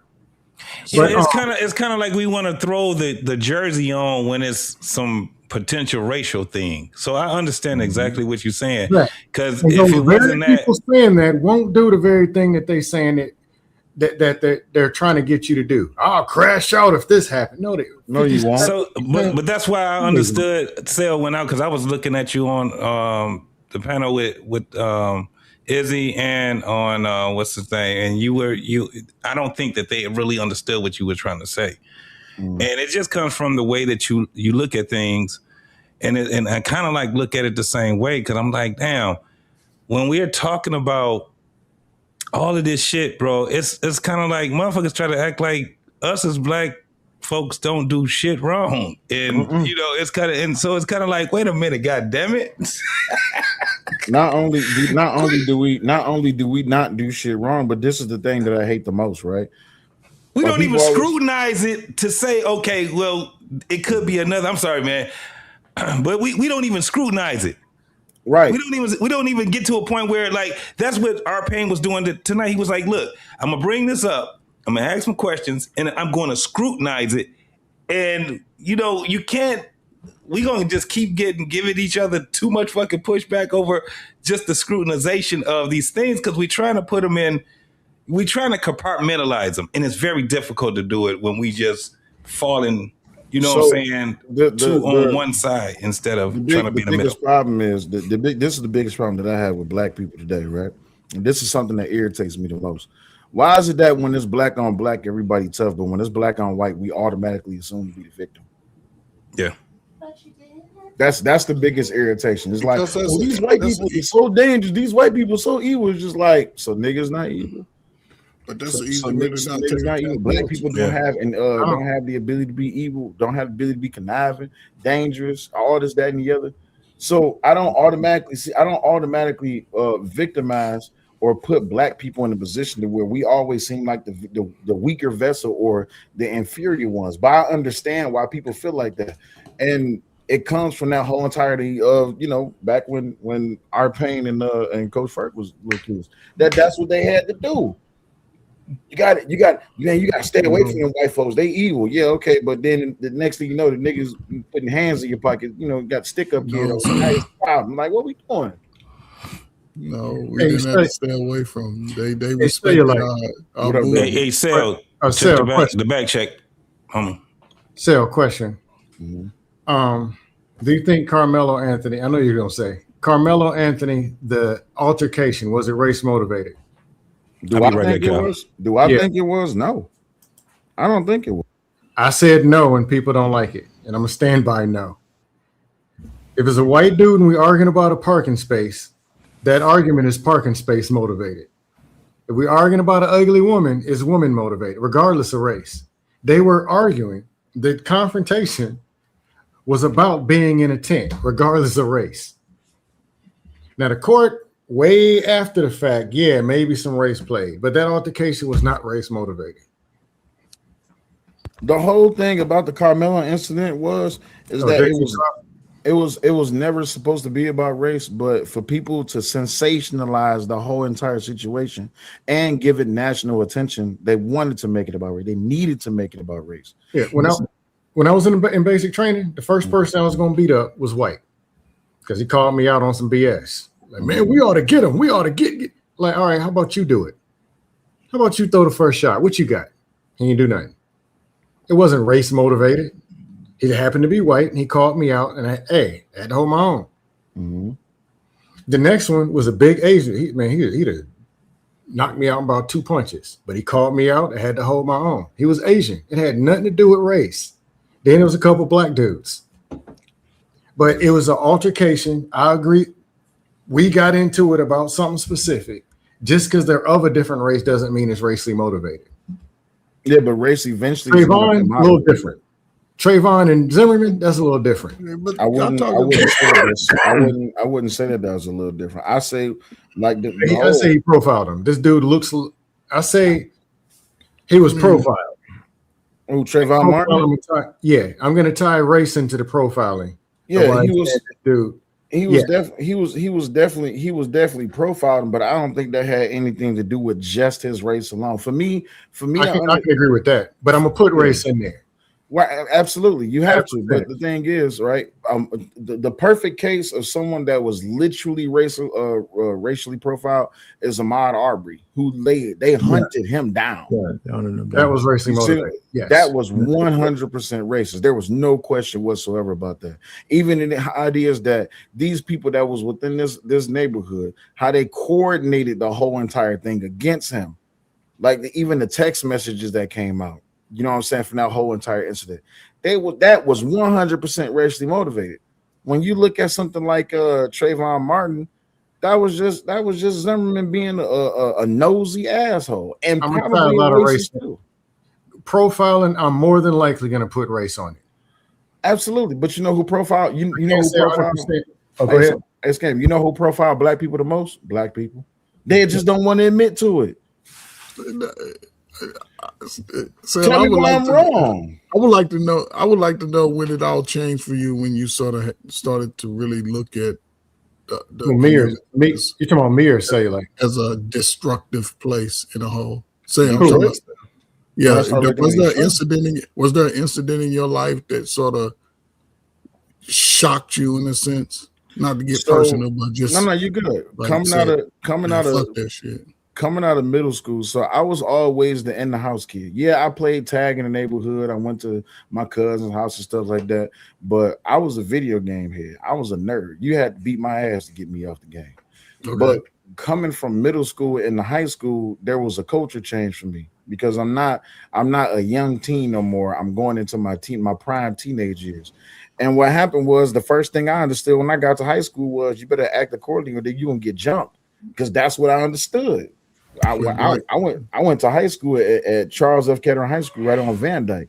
Van Dyke was prime for gang activity. You had the 50 Zone Boys, you had Van Dyke, you had 7 Mile, you had all of these different. And to me, high school wasn't even about high school. It was about which gang had the most control of the territory. You wasn't bullied or nothing, were you, by black folk, were you? So I was when I was in my middle school years, I was extremely skinny. A lot of people don't know. I showed Raw my baby pictures, my kid pictures today. I was extremely skinny. But the thing was that when I got to the 9th grade year, the first thing I ever seen was a shootout in front of my school between Van Dyke and 7 Mile, and we all the way right. So I understood then. I'm like, oh, I got to be prepared for these Negroes. You see what I'm saying? Then on top of that, my family pretty much they ran Mac and Bewick, which is like the drug. I'm not gonna say drug capital. Mac is in Mac Street. Yeah, you saw it in your family too. Some of the crazy stuff. Like, absolutely. Okay. So then, when I was in the 10th grade, that's when I started boxing. I started playing football. And I start understanding that I got to be an animal in these streets, because if I'm soft, I'm gonna get ate up. So that's what the coach. And then on top of that, we had this guy by the name of Blade Icewood. Blade Icewood was loved by the city of Detroit. He was a 7 Mile rapper, but Blade Icewood got killed by 7 Mile people. Okay, so that affected your young teenage years, like somebody you looked up to who got taken out. Right, and then on top of that, the east side of Detroit, where my family was. It was just nothing but just a drug neighborhood. But then I started going downtown where Cass Tech High School was, and right down the street. Right down the street. Went to Cass. Yeah, right down the street from Cass Tech, you had the NSO, you had the Detroit Rescue Mission, and that was just nothing but just a homeless. It was a war zone out there. It was you talking about Cass Corridor, the neighborhood? Absolutely. Yeah, it looks like Baltimore. Yeah, absolutely. Right. Exactly. But it's crazy. So, and understanding the fact that people in Detroit kept to themselves. So when some crazy shit was happening, don't nobody stick their nose in it. So it definitely shifted my worldview, because it was just like, why are we okay with this mentality? Why are we okay with this destructiveness of ourselves? And it's just like, man, that's just what we do. No, that's not just what we do. It shouldn't be accepted like that. Hey, Trey Ferg, one thing I don't agree with. One day the narrative, black people are all degenerate, and we go pick a Mac Street in Detroit and say, look at what these black people are doing. The next day it's Black History. Every black man got a suit on and is working 80 hours a week as a post office manager. Then we talk about black women. We go get all the pregnant ones and say, look at all of them as if they got each other pregnant. Like they take a 1-bit piece of something and say, this is what's going on in the world. Look at all of them. We can't do nothing about it. Like there's Dusties, there's average, there's doing all right, there's crazy, there's everybody's still eventually going to be an individual. Like it's not a collective, and it's not a convenient collective when pushing a narrative. Yeah, I just think it's that's two where I get sides the trolling. No, I understand the trolling, because it's two sides to the coin. I think through our pain and myself, we was probably the last ones that sort of experienced it in a way that gave us balance, and that's with our families, right? Experience what? And, the family life and being able to be communal, because even going outside was sort of communicative for me, especially during my teenage years. We did a lot of things. What makes you think I ain't had that? Just because I'm younger? Yeah, what makes you think I ain't had that? Listen, whether you had it or not, that's not important, because I look at you as a senior spokesman in a sense, right? And I'm sure that there's a lot of young people that hear your voice, and it's sort of, and it could be a difference the way you approach them in YouTube, because YouTube, you like you say, you troll, but giving young people a victim mindset is going to be detrimental. I don't do that. So, but in YouTube, you hear a lot of the worst of the smallest of us, the group of us, Mm-hmm. and they're grabbing so much attention that people who haven't even given themselves an opportunity to have success are sort of boxing themselves in based off of what somebody else is allowing them to do or not to do, even though they haven't even set forth in trying to excel in whatever natural gift they have, learning something, learning a study of something in school, learning those tricks of the trade about just taking care of yourself in life, being able to balance different facets of life, not taking friends and things so personal, not taking humiliations and I guess it's okay sometimes to start at the bottom level, as long as you're not, you know what I'm saying? Just because you didn't grow up with all of these fantasy island things, there's ways that you can address it in your own life at a certain point to where you can achieve those things later in life with a little bit stronger vision, with a little bit more determination. And I think that's where we are in a sense. It's a lot of negativity that's pushed to people who haven't even had a chance. And once I believe those people have to get out of the way and allow our future to be a future. And Well, that's Trey Ferg, I've seen. Oh, there's some back. I might be a troll, but I'm not a bully. No, I can understand there's somebody who's at a level 2 or a level 1. I don't go up and say, well, how come you're not making $100,000? You're a dead man. You were raised by a single mother. You're hopeless. Like, I don't do that. Now, if they get the dusting, I mean, it's fair game. But I believe that we need to get better at meeting people where they are. It's something I'm still trying to get better at, which I didn't understand 10 years ago. But I understand everybody ain't come up with what I had. Everybody is good looking as me. So they're not going to have the same results and be able to do the same thing I do when I do it or say what I say, how I say it. But the person that they are, they can be a better version of them. They can be better next week or next month than where they are right now. I agree with eliminating certain things where it's convenient when anytime something goes wrong and something don't go the way they want, they can reach in the sky and throw a single mom in the sky. Well, single mom did it. Or throw a white man. Well, you know how it is. I'm black and the white man got me. Those need to be eliminated or reduced to where it gets to the point where, like, look, man, where you at? Oh, you stay in Arizona? Okay, what's going on in Arizona that you can be a part of? What can you do to improve yourself? What's your confidence level? What's your attitude? Who are you around? What are you doing in the next 60 days? So we're 60 days later, it's not the white man, single moms, white man, I can't do it. The government, the system, because they're going to keep using those crutches and throwing them in the sky to deflect from the problems that they're deciding not to resolve. And there's a community sitting and coddling them. Yep, you know them white men, you know them single moms, letting them keep being these same goofs and spinning around these same circles. And some of these people got kids. I'm just saying. But aside from trolling, that's something I really believe. People can be better than you need to spend more time speaking like that. Then that's what you need. Well, to I get cut off and thrown into this junk, so then I got to dust. You need to spend more time speaking that way and less time trolling. That's what I would say. Oh no, I'm gonna get some dust off. I'm going to. Well, maybe on the second round you get to go. That's when you do the trolling. You come in trolling it. It's like, what the hell's going on? Because people don't let me finish my point half the time. Then I got to dust. You got plenty of air time tonight. Well, let me say this, Arpain, man. Yeah. I appreciate you. And this is the first time I've seen you have your own show for 5 hours. Yeah, man. I didn't have it for 5 hours. You guys had it just for 5 hours. You know what I'm saying? You know, the first time. I didn't plan it that way. You know, hey, man, listen, people are having a conversation, man. You gotta let it go. Yeah.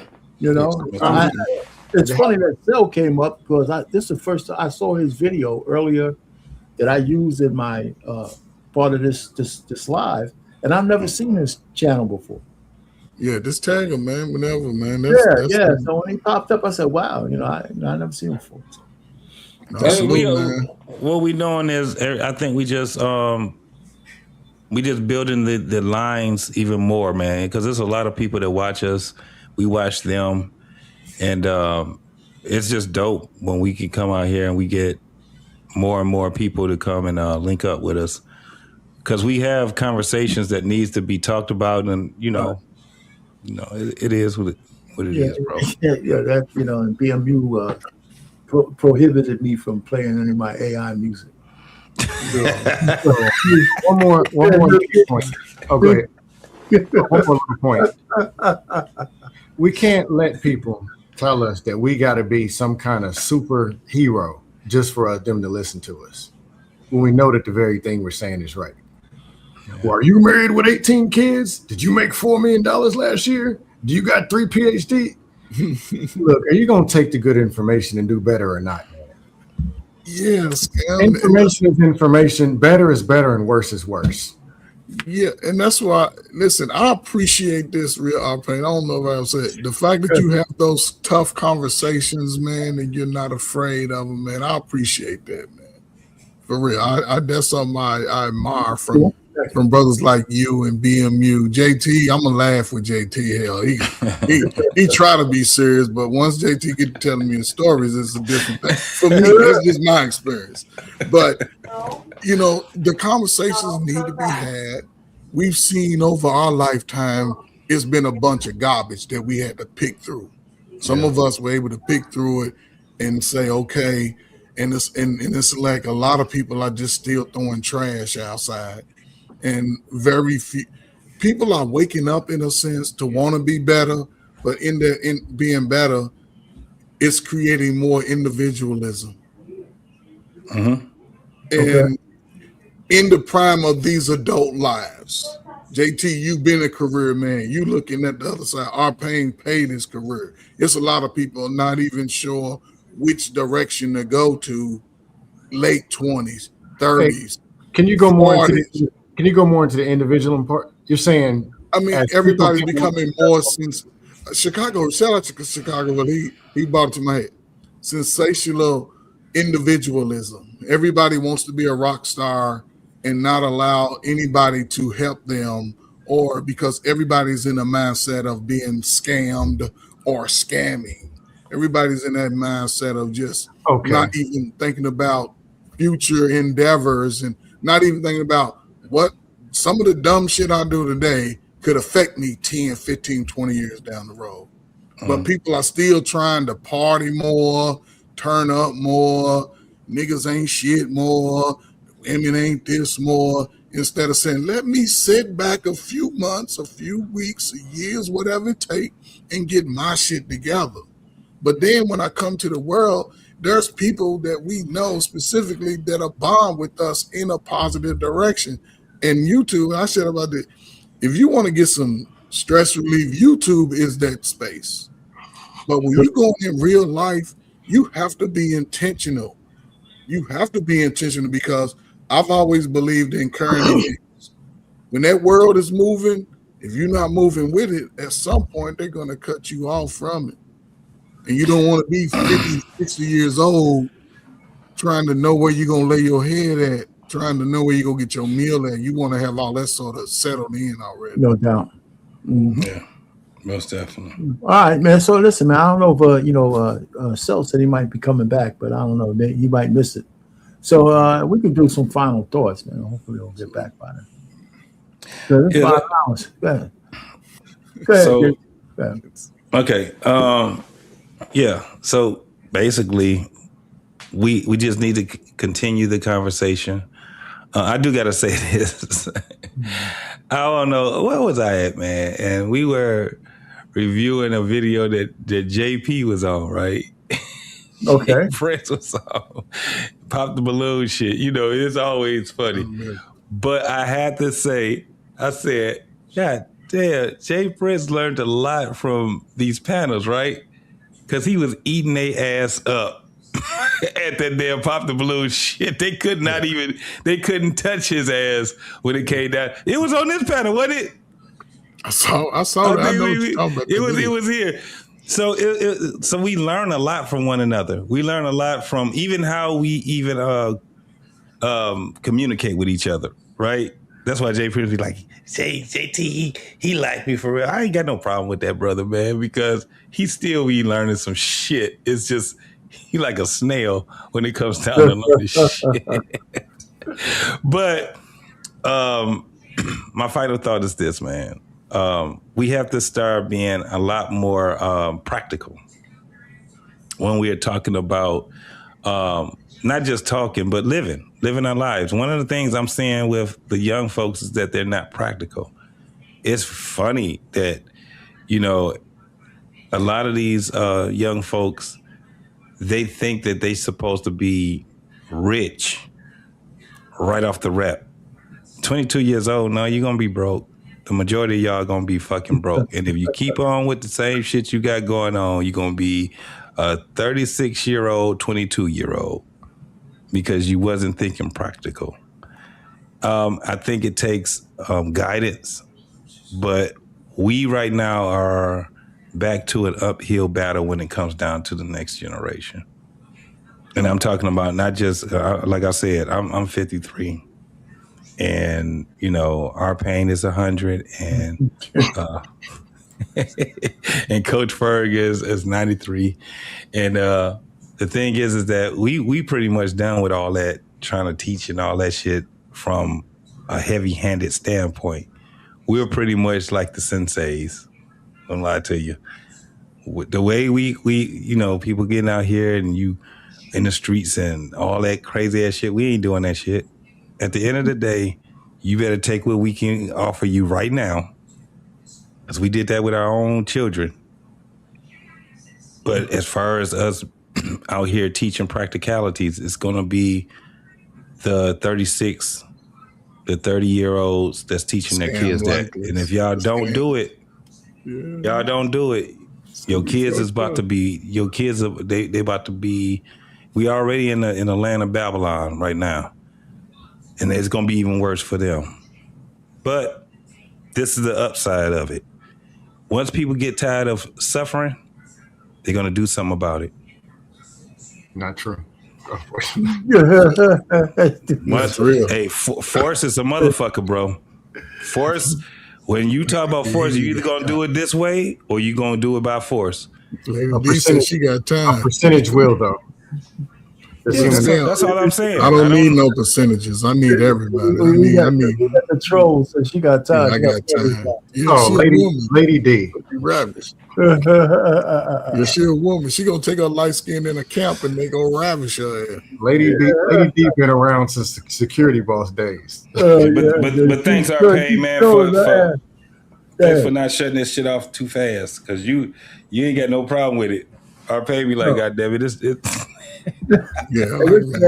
man. I'm retired, man. I got all day. I'm like 24/7.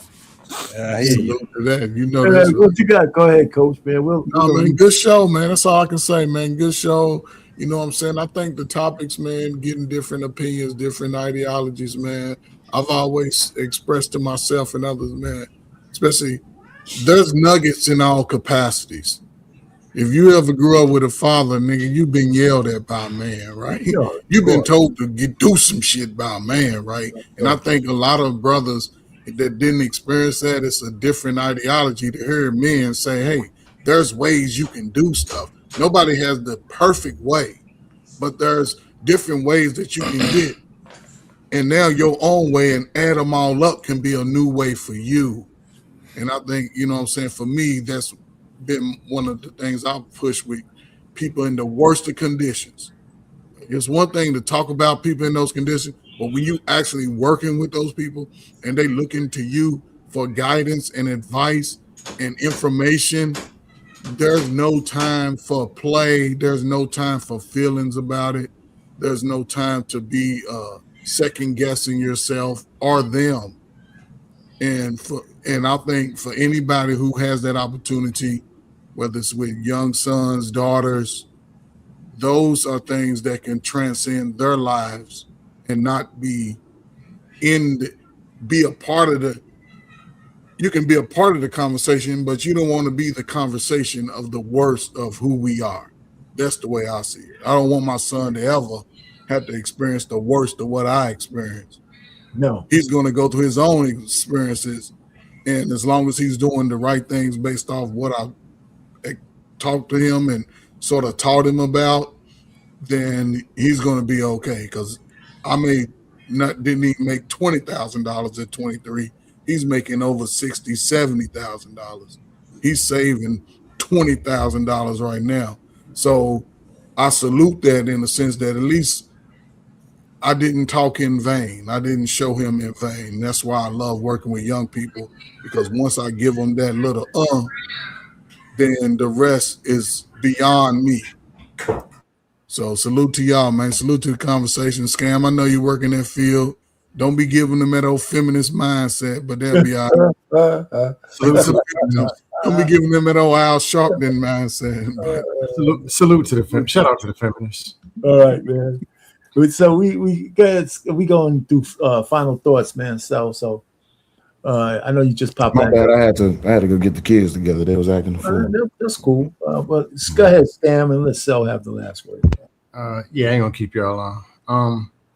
Behavior is a taught thing. Some of it's programmed, some of it's systematic, some of it's taught internally. Some of it is from neglect or from the lack of teaching.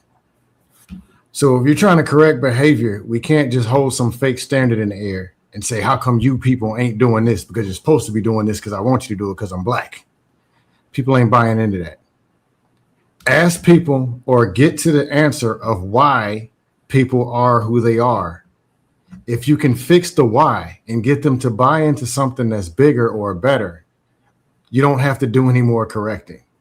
They buy in, then they get information, they'll take off on their own. Everything else is discipline, focus, motivation, and positive reinforcement. Things that I barely ever hear people talking about. This get them, y'all are doing wrong, somebody ought to get you, it doesn't work.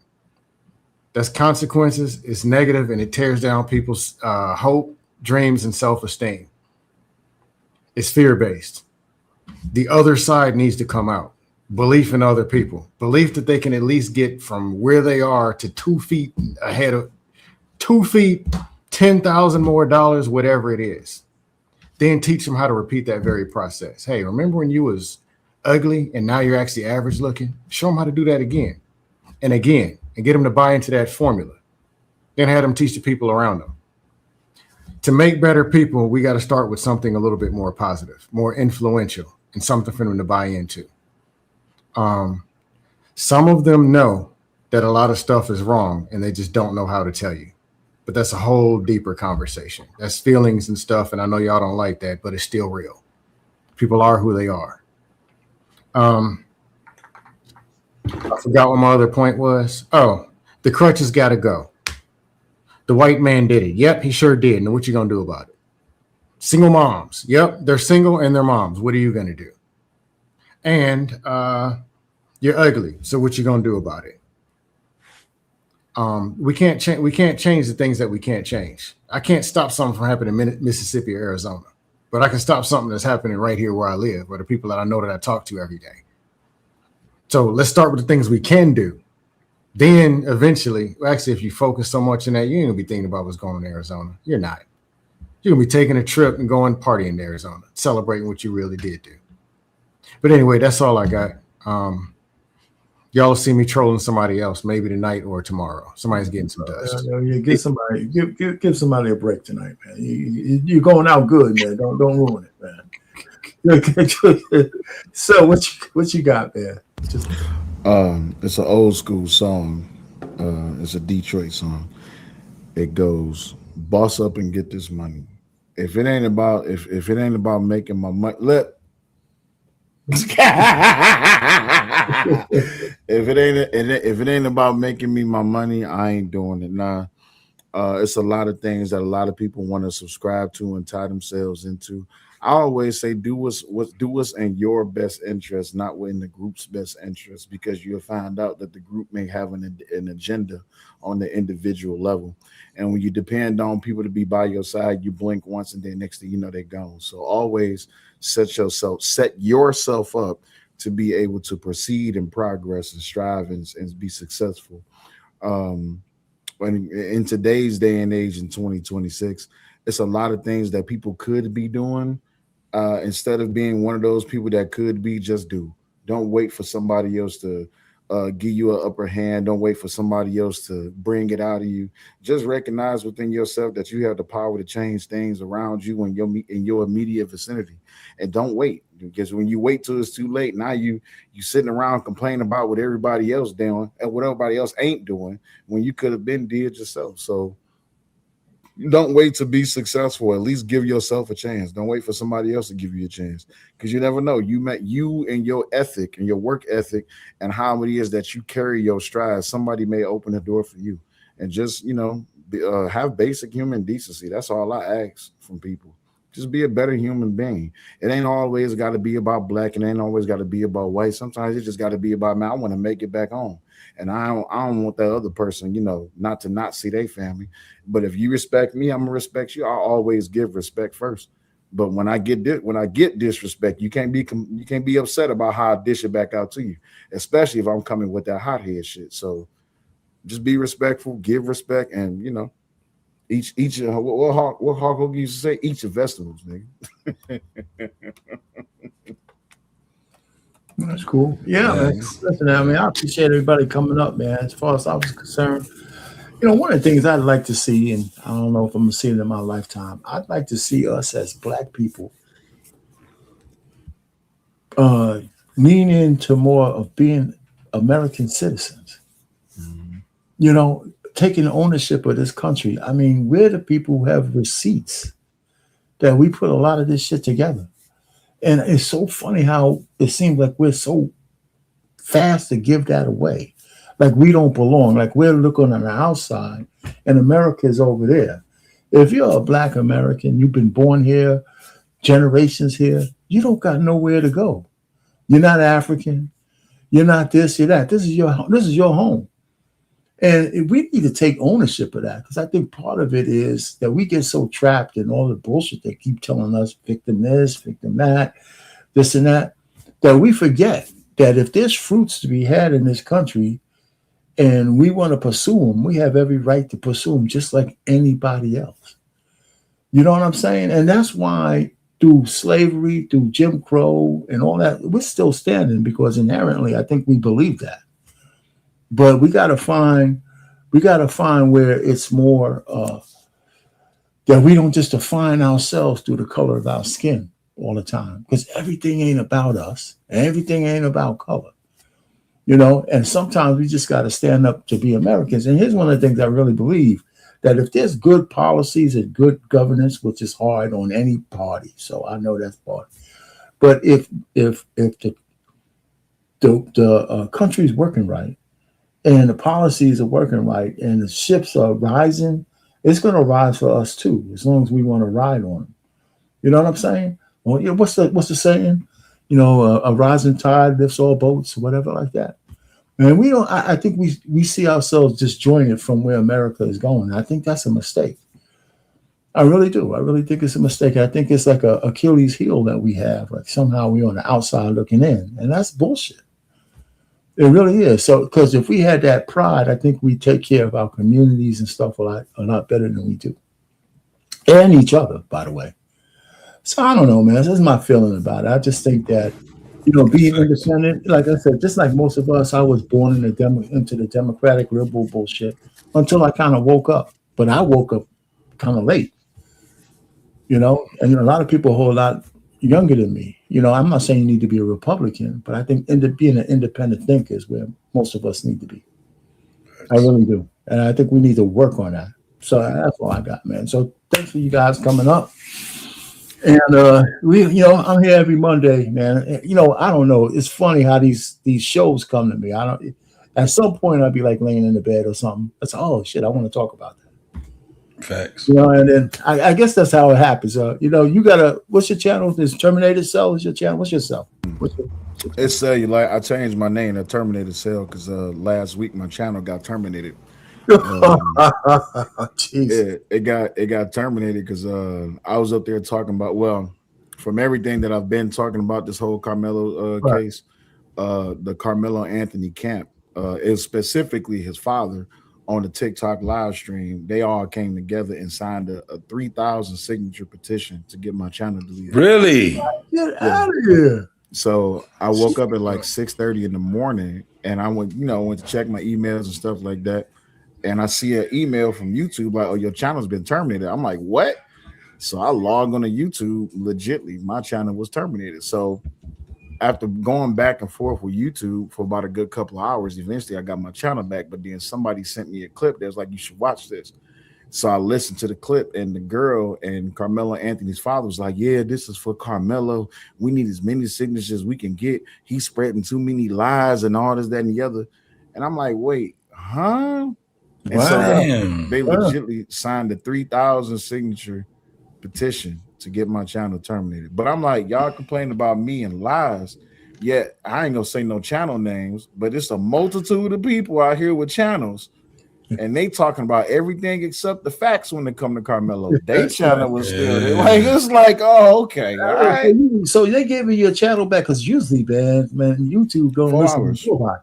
Yeah, 4 hours. 4 hours. I got my channel back. Oh, that's great, man. So I sent the message to Team YouTube on Twitter, and eventually I got in contact. I was able to send them an email. You only get one chance though to file an appeal.